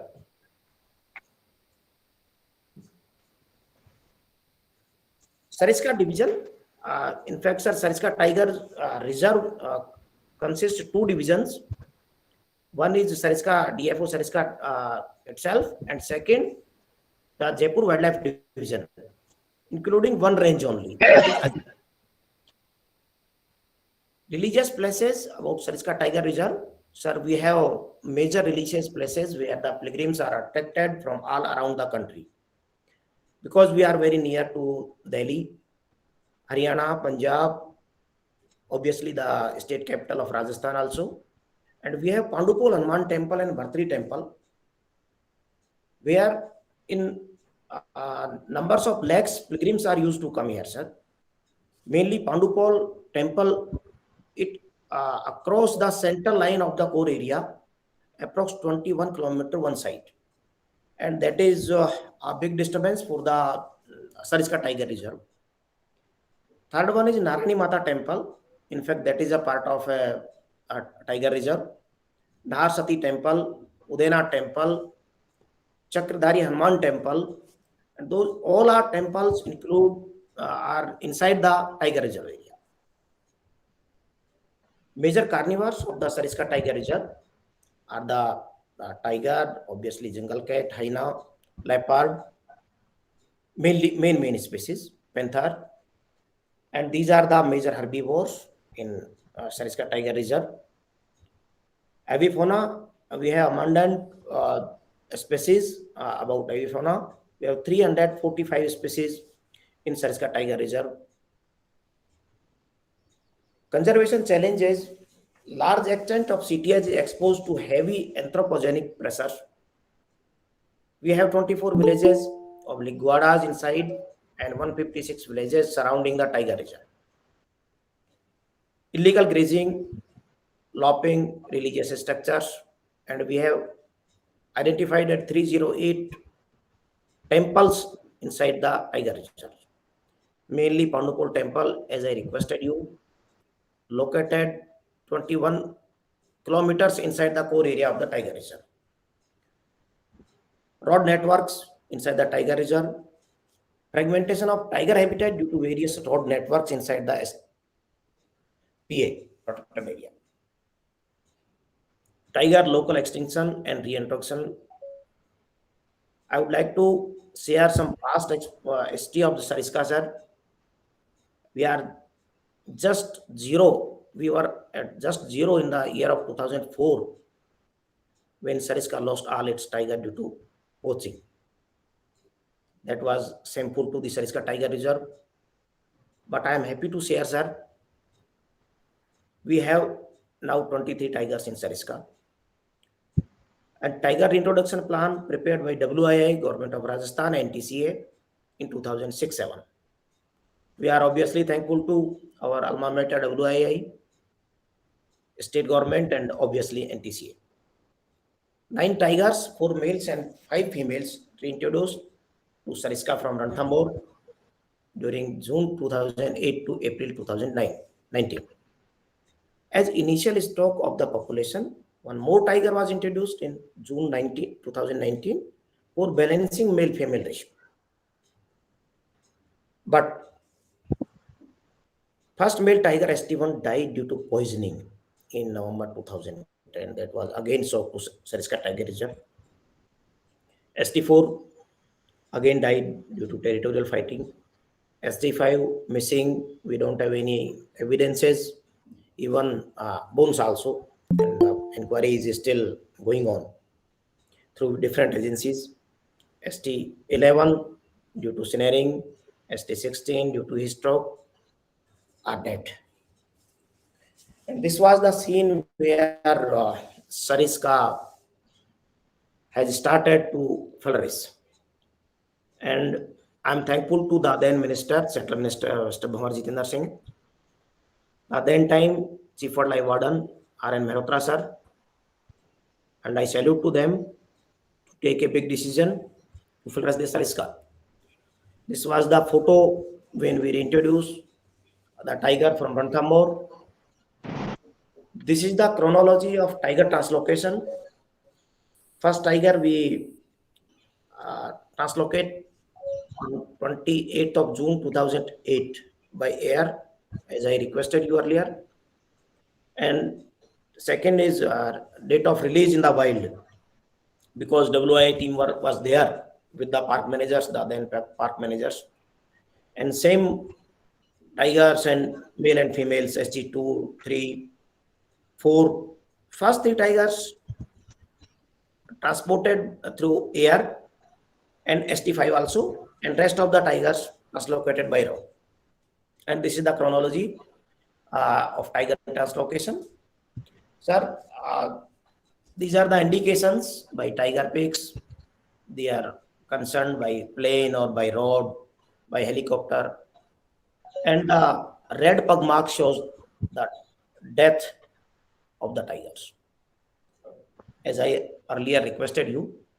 And this is the again the sign. And the next generation of the Sariska tigers, we are proud of ST12 Sariska tiger जो हमारी 12 है जिसका हमने ये दिया हुआ है sir. We have 6 cubs from ST12, and we called it as a heroine of Sariska. And likewise ST13 male tiger is the hero of Sariska. We are monitoring the tiger 24/7. Presently, we have 6 adult and sub-adult male tigers, 11 adult and sub-adult female tigers, 2 tigers, including 6 cubs, 2 tigers with VHF radio collars, but only 1 collar is working now. We have 6 males, 11 females, and 6 cubs. We have pics of them.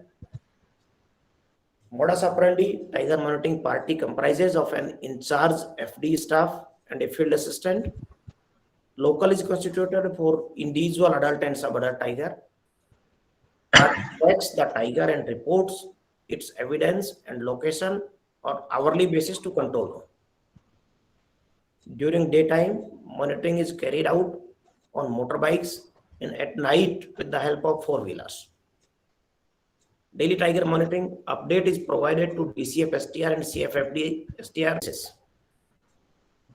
Methodology, as we know, as all our participants all knows, party reports following type of evidences depending on the movement of the tigers.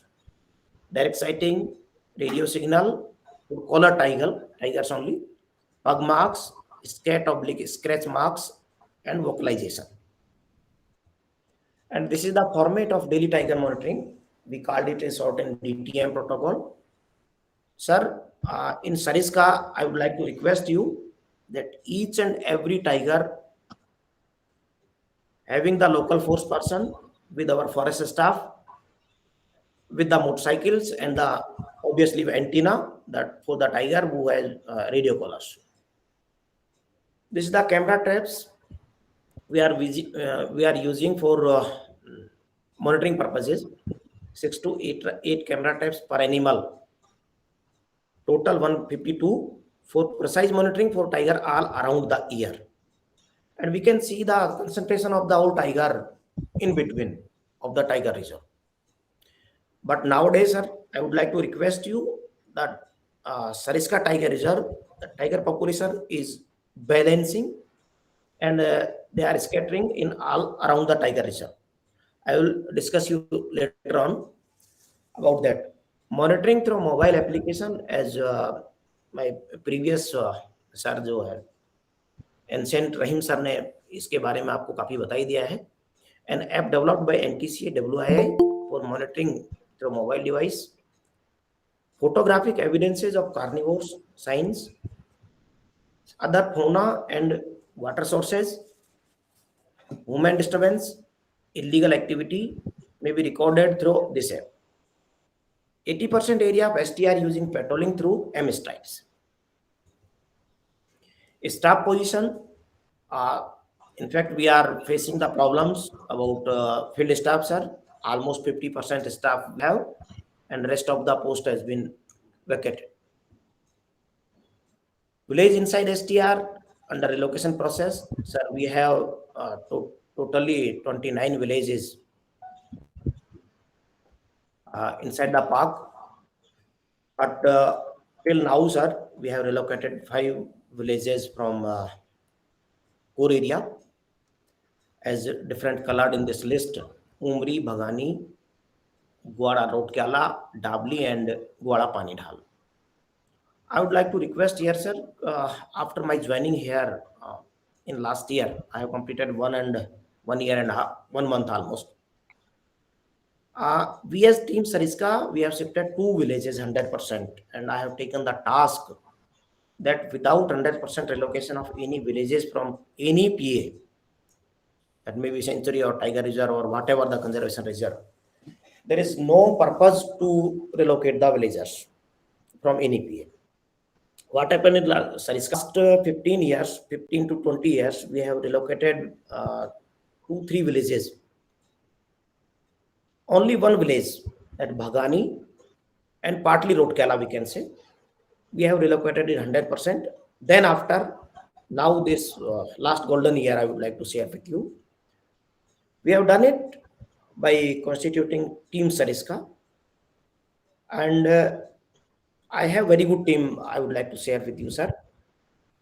My DFO is my batchmate, and we belongs to this district only. Myself and my DFO, Sudarshan Sharma. We started dialogue with the villagers, and we have succeeded in relocation. In last 6 years, what happened to relocation in Sariska? Only 83 families has been relocated in last 6 to 7 years. And within 1 year, we have relocated 84 families. That is a milestone for the Sariska in last 1 year, sir. Now, we are facing some problems regarding budgetary provisions, but we will get it from the NTCA or the state government. Now, in this year, we are planning to relocate at least 3 villages from the core area. And one more important thing, sir, in last 1 year, we have relocated this Dabli and Panida. You will surprised to listen, sir. One tigress in Dabli has given 3 cubs, and same in Panidhal. And nearby Panidhal, one third tigress has given 3 cubs. So this is good for Sariska, and what I feel, sir, for the any first need of intervention, I mean management point of view, in protected areas is relocation. Obviously, then after followed by monitoring and managerial aspect of the management. This is the list of village relocation. Only 10 villages we have chosen for the relocation purpose. Who are the problematic for the management? Who are the central area, the core of the core area? So we have relocated top 5 villages. Now we are taking next 5 villages as a target in this year, and hopefully, I am confident, sir, with the blessing of God. Hopefully 3 or 4 villages we will be able to relocate from Sariskan this year only. Otherwise, time will tell, sir. But it's my target. Maybe less or more, depend upon the situation, as per the budgetary provisions, as per the political will, the administrative support, or the departmental support, whatever the situation will be there. This is the village, sir, Pani Dal, who has been relocated, which has been relocated in last 1 year. Chief Wildlife Warden Dadan, Chief Wildlife Warden Mr. Mohanlal Meena, sir, sitting and discussing with the villagers, DFO, myself, and my team Sariska members. And sir, we are doing like that this Pakka house, we do not demolish this house. We put it as it, and we create as a rest house or the first guard chowki, and we have given some contribution type amount to the farmer or the resident. This is the first village which has been relocated in 2008 or 9, sir. That is Bagani village. This is the previous situation when the village was settled at this site, and this is the present situation. We can see the difference of importance of the relocation. This is the water management in Sariska Tiger Reserve. Water sources are the soul of the forest of the keeping the viable faunal diversity. In STR, having 465 water holes, water levels are maintaining through bore wells during the non-monsoon seasons. This is again first time in Sariska in its history. We are getting ICICI Foundation funds from ICICI Foundation at 3.5 crores. This is first time in Sariska we are receiving huge amount from a CSR fund. ICICI Foundation has given 23 motorbikes for tiger monitoring team, 10 bore wells for maintaining water holes, trainings for alternative livelihood opportunities for the villagers who are residing in and around Sariska. Not only Suzu vehicle, they are developing the grasslands also. And in fact, what I feel, sir, in Sariska areas, this is the big challenge during summer season, sir. Most of the herbivores used to go outside from this Sariska Tiger Reserve, and obviously, what will be the end of those animals? We can understand it very well. In last season, sir, what we did, we contacted the contractor, the donors, the NGOs, and they supported me like anything. And we have managed anyhow. Then 50% of herbivores or carnivores, they don't go in, outside the STR. So this is good sign for Sariska Tiger Reserve, and the people are also happy because their crop were safe. Eco development committees, we have 70 eco development committees established in the village around Sariska Tiger Reserve. Currently, 41 EDCs are operational, which are providing benefits to the communities living around the reserve in return of their conservation efforts. Last year, major EDCs in the region acquired their PAN numbers and filed their income tax returns as per the direction of state government as well as the government of India. Benefits to EDCs are as follows: cooking gas connections, electricity connections, employment opportunity, etc. Improving carrying capacity. That's again, sir, we are trying to improve our carrying capacity by virtue of these aspects. Currently, we have tiger unoccupied area, which is Azabgarh, part of Akbarpur and part of Tela. We have abundant areas, sir. But something need to be do there. After relocation of villages, STR may accommodate more tigers. Well maintained 343 natural and 324 artificial water holes. Capacity building for field staff. 24/7 tiger monitoring protocol. Advanced patrolling system through M stripes. Potential identified area around Sariska Tiger Reserve. Sir, other than area of Sariska Tiger Reserve, we have a buffer area like Dosa Division, 5,235 hectares. Within Alwa Division, that is a part of buffer of the Sariska Tiger Reserve. We are having 20,275.61 hectare Alwa range, 8784.70 hectare Bansur, Behador, 1472.89 hectare. Above mentioned area is identified as a potential area of expanding tiger habitat.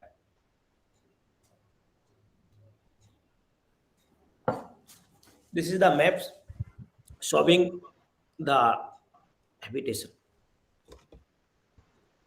Potential identified around Sariska tiger is future prospects of Sariska. Village relocation is the foremost priority for STR. And I'm emphasizing on this work only. Habitat development for the herbivore species after relocation of villages. Control over illegal grazing through community, political, and administrative interventions. I would like to share here, sir. I'm lucky to be posted here in my home district, and very plus to Sariska that I have very good dialogues, very good communication with the local community. These are basically Gujar and Minas, mainly 80 to 90%. And they can understand my dialogue and I can understand their feeling also. Political support is very well with us. And I can share with you that if I need a support from any minister from Alwa district, then he will speak my language in terms of Sariska welfare. And as far as administrative interventions are concerned, then collector and division commissioner and SP and IG are my friends also. So I don't have any hurdle about the administrative support for Sariska Tiger Reserve. And as a result, I would like to share with you, sir, there was no agitation since my posting.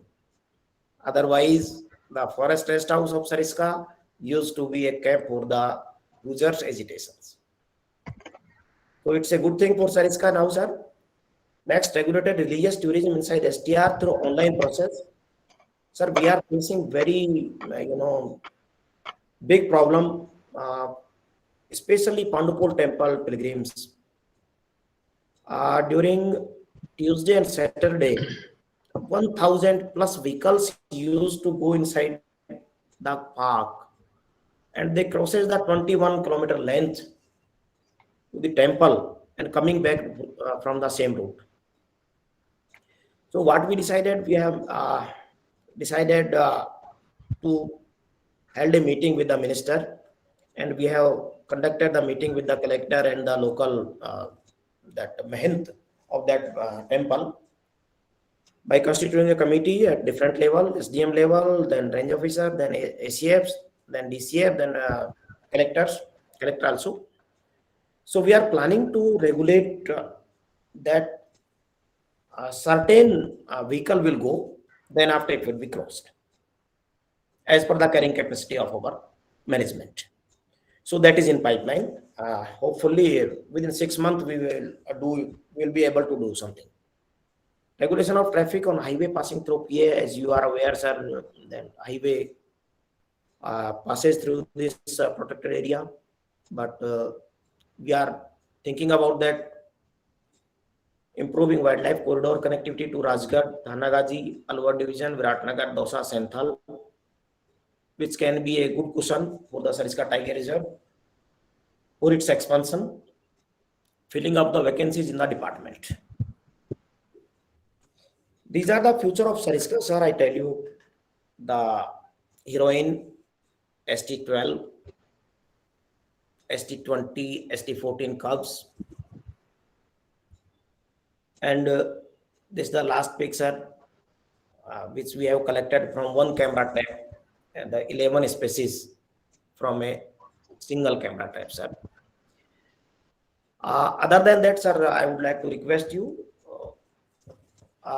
and I think you will accept my thanks from Team Sariska, not from RN Meena Field Director.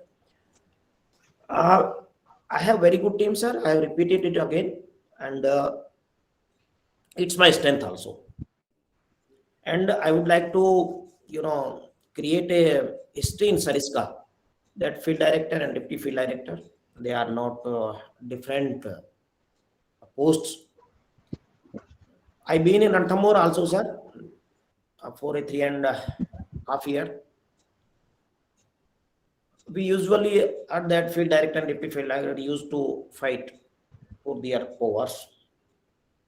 But in Sariska, I tell you, sir, it's a privilege to share with you that sometimes my DFO becomes field director and sometimes I becomes DFO. So it's a strength of Sariska. And now I promise you, I assure you, sir, in next 2 years, we will cross half century of tiger set list, maybe more as per the situation. I can't say anything about that, but we are very much vigilant. We are working through a training system with the management system, and hope well, sir, with your blessings. So it's about my presentation, sir, and any from your side, please welcome, sir. It's wonderful, Meena. I think we should congratulate the team there, because a failure turned to success, and possibly I think this was a blessing in disguise that the 2004 calamity, I would call it 2004 has turned in. I mean, helped them to remove all the threats, and wonderfully done. I don't know why the media has not highlighted, at least in the national scenario. I haven't seen such success stories highlighted. Maybe that's also important, because the government of RTCA and the people like you and your team, they definitely deserve an applause for all these efforts. And the confidence which you have, that showing that we will definitely achieve. I think that's the most important thing. A salute to you.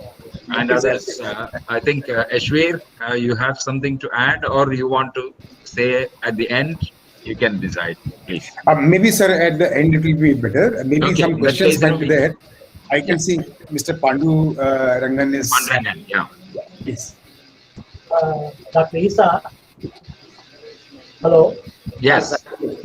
Good evening, Dr. Isa. I am Satyanarayana from ABC College. Yeah. Actually, really, I am very thankful to Meena for having taken us to Sariska. Really wonderful work. He was a problem political. In spite of that, you are doing a wonderful job. And then one thing, when you put your slide on the staff list, and it is pity that God watcher again. I was saying the last meeting, I said that there is no mentioning about a wildlife or forest veterinarian and the field department. You can say, though it is one of the oldest and best tiger reserve for the whole of country, but still we are lacking. See, it's a very pity. Why I am again insisting that the managers must include in their proposal management plan that to have a permanent, though you have a collaboration with WWF, Wildlife Minister of India, Wildlife Trust of India, other agencies, but we do not have the, unless otherwise you have a permanent putting in like veterinary and all those things. It is very, I'm very picky. But I'm sorry to take it. I am just insisting and emphasizing all the Minister of Environment and what, but nothing happened so far. I think you people can take up something to have a speech about. What's your opinion? Sir, please give me 1 minute. Sir, मेरी joining के 1 महीने के अंदर अंदर मैंने यहाँ veterinary officer का posting करवा लिया था sir, and that was the achievement for Sariska आजान, बिकॉज पहले नहीं था sir political. And I have mister Gokul Kannan, I think he has been a student of you sir as a field biologist working with me sir. So we will take care about your station sir. I will do that. Okay, thank you, thank you. Pandurangan wanted to say something. Mute, unmute. Yeah. I just congratulated Mr. Meena. As you told, it is from failure to success now. That is a good example for other areas also to be adopted actually. Those who are having management problem, this can be a, what do you call, a success story. This can be adopted. That's what I just congratulate Mr. Meena. Thank you. And the way you have raised the money for from the ICICI fund or something, it's wonderful, because some of the states are reluctant to receive CSR funds from such agencies. But really worrying is the 64 vacancies of the forest guards. I think probably that also have to be, because you cannot ask people, the existing staff, to work 24/7, no, because there is something called element of fatigue. So I think maybe that is also one of your challenges. Yes. Anis Ansari sahab wanted to say something. No, it's all right. I think he is a young man. His story, I think news was there. I think I remember, I have read in the news, the tigers were 0. And I think, Dr. Manmohan Singh time, I think, like that. So this story I have read in the newspaper. So from 0 to 23, so you are like that you are telling. So it is great. So because they are keystone species, they will serve to protect other species also. So entire biodiversity will be preserved. So it is very good. And translocation is an important aspect of the conservation. Why we conserve? Because of our own survival. If entire ecosystem is to be preserved. That is, Dr. Pavla also told that we have to conserve the ecosystem. So ecosystem is conserved by means of protecting the keystone species, or like it has a elephant, big pachyderm. So I think Sariska is near to NCR also, as you are telling. Yes, sir. Very near NCR. So we are part of NCR. Yeah, that's part of NCR, sir. I think one very important point is he is telling he is a local man there. So this should be noted by all the administrators who are hearing this our webinar, and it should be conveyed also that for better management in such areas where the local people are adamant to do something, or they don't want go to leave the place, or go away from those places. So I think this is required to be done, that local people that should be recruited also, recruited in the sense that at 50% posts are vacant is a hopeless thing. What to do? Where lot of money will David here, that posts are vacant. So in that case, I think Meena Sahab, and he has not taken as a local language, but he spoke very nicely, and I am happy. I wish him a lot of success. May God bless him. Thank you very much, sir. And all are welcome to Sariska. Visit Sariska, sir. Yes. Anytime, please. Yes. From this, The moment COVID is gone, we will be there. You will have problem with all the visitors. Yes. So, yes, sure. Thank you all, sir. Thank you very much, sir. Thank you, Dr. Isa. I think if no other questions are there, thank you, Dr. Mishra, for giving me this opportunity with Dr. Isa to co-chair this session. This is Mr. Meena, as everybody earlier has said, that this is fascinating. Sariska holds a particularly important place for me, because I am from the second batch of masters in WI. And that WI, for WI, this was like the learning ground for generations of biologists and officers. So I remember some amazing time in 1989-90 during our courses, different courses in Sariska. And my very first tiger sighting, in fact, 3 tiger sightings during the 21 days that we spent there, was very fascinating. It has kind of etched this memory. But, of course, it was really sad to see how it declined in the early 2000s. And it's so reassuring, like everybody else has said, that, I think it still remains a challenge. There is, the temple pressure, the roads, the villages that you have talked about. So I think Sariska is facing some exceptional challenges.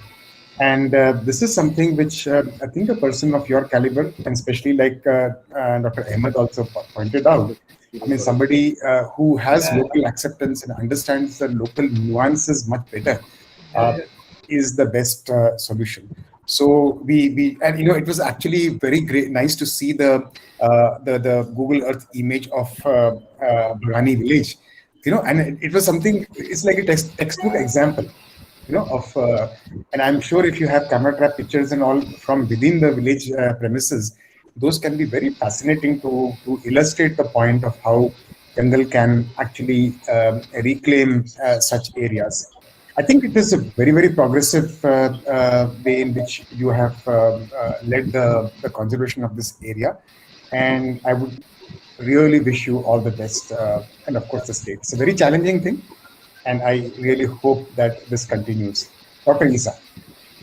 Thank you. I think everybody had a wonderful time, listening to that. And I'm sure your blessings that will do wonders. I think in the points raised by Ashwar is very, very crucial, because you still have the religious places, the villages still inside, and the highways. So these are all one by one, definitely you can address. And probably this is also something interesting because of the political will is there. That's something great. And you have the support of the not only the politicians, the government, and also the public. That's very good. And thank you, Meena, for a wonderful presentation. One point I will add. Please. I heard that he is MSc botany. Sir. I think you are MSc botany. Sir. हाँ, तो ऐसा है कि हम लोग botanical फर्नेटिक हमारा religion में ही है बॉटनी, ठीक है ना? तो ये बिल्कुल सही बात है, पांडुरंगन है तो बॉटनी में MSc किया है तो वहाँ का फ्लोरा जो है अपने से स्टडी कीजिए और अपनी PhD कर लीजिए, ठीक है ना? हाँ, और डॉक्टर विनोद मीना जोधपुर में 31 अगस्त में रिटायर हो गए, हमारे वो जूनियर थे वहाँ पे BSI में हेड थे, तो हमारे आप BSI से भी हेल्प ले सकते हैं वहाँ पे जोधपुर में, ठीक है ना? Thank you very much, sir. Thank you so much. Yeah, we'll see. Over to Chairperson, co-chairperson Dr. Yasveer Bhatnagar, and eminent speaker Sri R.N. Meena ji, field director Sariska. आप लोगों ने बहुत ही बढ़िया यहाँ पर स्टूडेंट्स को एक बार मैं के सेशन के लिए eminent speaker Mr. Jagdishan, IFS, CCF and Field Director, Achanak Mat Tiger Reserve, Bilaspur, Chhattisgarh. Chairperson, Mr. Vicent Rahim, CCF and Field Director, Bandhavgarh Tiger Reserve, Madhya Pradesh. And co-chairperson, Dr. MC Satyanarayana, Associate Professor.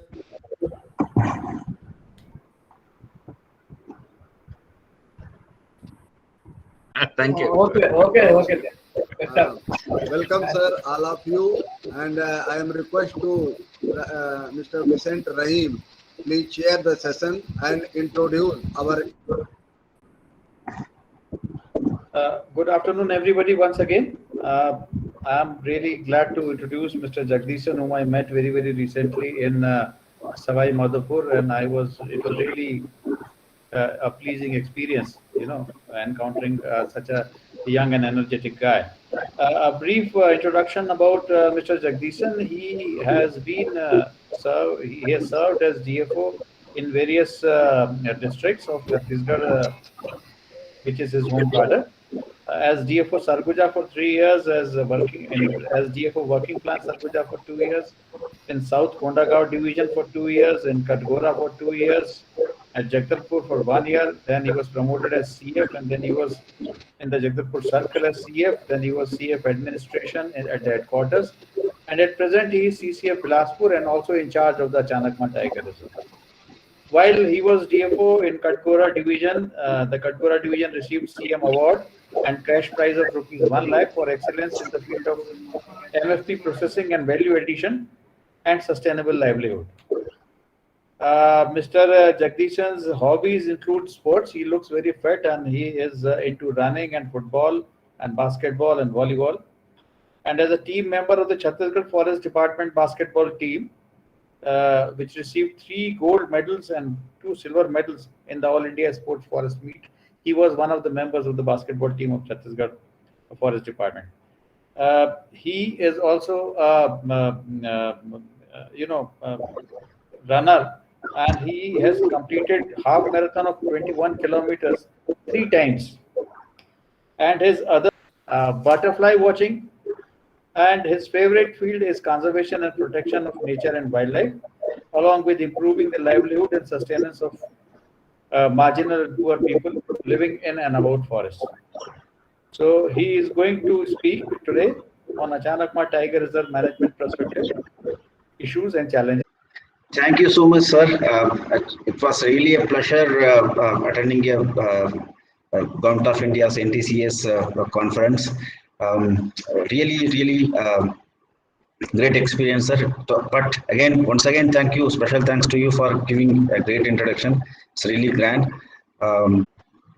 This is notified in the year 2009. It occupies areas from the 2 districts, Bilaspur and Mungeli. Total area of Achanakma Tiger Reserve is 900 core areas. 70% I can say it is contiguous and 30% it is not contiguous. And speaking about the importance of the Achanakma Tiger Reserve, it is an important corridor of gene exchange. We used to often talk about this, like Achanakma Tiger Reserve is so much important because it exchanges the genes of the tigers from Khana and Bandhavgarh. That was kind of a theory we have been all the time speaking about. But to prove that, we have this map actually shows the corridor connecting Gasidas, and adjoining to that is Sanjay Dubri, and to the left of it is we have 2 centuries friend Boramdev Khana Tiger Reserve, and the far left you can see Pench of Maharashtra. Far down you can also see Navegaon Nagsira Tiger Reserve. I was speaking about the evidence which we have got to prove this corridor connectivity theory. The tiger which you see here is the tigress we have got from Bandhavgarh. Earlier we used to have only 5 tigers, but in the recent camera trap census we have got one another tiger, the 6th one. I was really very happy to have the 6th one. Then it came to our knowledge that it has come from Bandhavgarh actually during 2013, and the second litter during 2015. So you can see the age of this tigress. It's born in 2009 and it's now found at Achanakma Tiger Reserve, proving the corridor connectivity theory. Actually, it's really happy for wildlife conservationists that this tigress has proved corridor. It's a rich source of water, of course seasonally, and it also harbors almost more than 47 herbal plants which are matter. 30 is a very low figure with that of the Bandhavgarh. It's even more. They have more than 160 individuals per square kilometer. It's almost total of 3,400 hectares grassland only. It is around 914 square kilometer. We have here only 34 square kilometer as grasses. That is not even counting to 5% of the grasslands.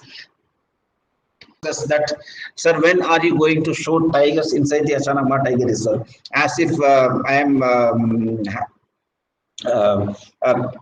They believe just kind of whenever some new person is being joined as field director, they have this expectation that this person will do some good work and show us tigers. Actually, that is the actual. This map shows actually the presence of tigers inside the very insignificant. These two are the curves of this AKT 0.64 animal density. Like kind of we don't have one sambar in 1 square kilometer. We have only one sambar in 2 square kilometer. Very low density deer we have 1.34. So main prey base we have here at Chanakma Tiger Reserve is to improve the tiger population. We must at first focus on increasing the augmenting the population of the herbivores, and that how we are going to do. That's by way of scientific grassland management. This is one thing which we can do. We are thinking that this will improve the grasslands. The carnival distinguish between the things that which I would like to show. Our grasslands are here, and our population of animals, wildlife population is here. So, what is the approach? I have found out the 3,970 hectares. So what we are thinking, we will be having a based cluster. You can also see which are already existing, and we are trying to connect these grasslands along with this open forest grassland. So this way, we are thinking that by way of this cluster population increase and pictographs of weed removal activities which we are taking it in Chanakma Tiger Reserve. And the one more thing to augment the herbivore population is ensure. Just learn to from the good practices of the other tiger reserves. Always, I think it's always a learn. Thank you, Mr. Jagdishan, for giving a nice talk on Chanakmar Tiger Reserve. Mr. Vicent Rahim sir, chairperson of the session, and Narayana from Tamil Nadu for co-chairperson. Thank you all of you for giving time for this webinar, and now proceed next session of the webinar. This is last session of today. Eminent speaker Dr. P.P. Ghoshal and co-chairperson Dr. Bhaskar Punjani, Professor SSM Panchal Science College, Talod, Sabarkantha, Gujarat. Welcome all of you, sir. Dr. Bhaskar Punjani, sir, welcome. Yes, sir. Yes, sir. Thank you, sir. And Dr. Ghoshal, sir. Yes, sir. I am very much here. Dr. Ghoshal, sir. P.P. Ghoshal, sir. Yes, sir. Welcome, sir. Thank you. Thank Dr. you Punjani, Haji. I am request you, please chair the session and introduce our eminent speaker, Dr. P.P. Ghoshal. Okay, thank you, sir. Good afternoon, everybody. Dr. Ghoshal, sir, is scientist and he has more than 20 years research experience and botanist.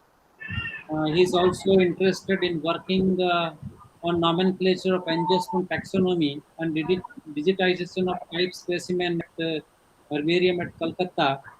And he is also working on assessment of floristic and botany of Buxa Tiger Reserve. He has also contributed in the floristic of Betla National Park. He has contributed in the validation. Punjani sir, आवाज थोड़ी धीमी आ रही है. धीमी आ रही है? Sorry sir. आवाज थोड़ी धीमी आ रही है. मैं नजदीक आ जाता हूँ. हाँ. I'll be close. He has contributed in the validation of nominated flora of India next journals. I request Dr. Ghoshal sir to deliver his very good talk of Jharkhand. Please, sir. Thank you, sir.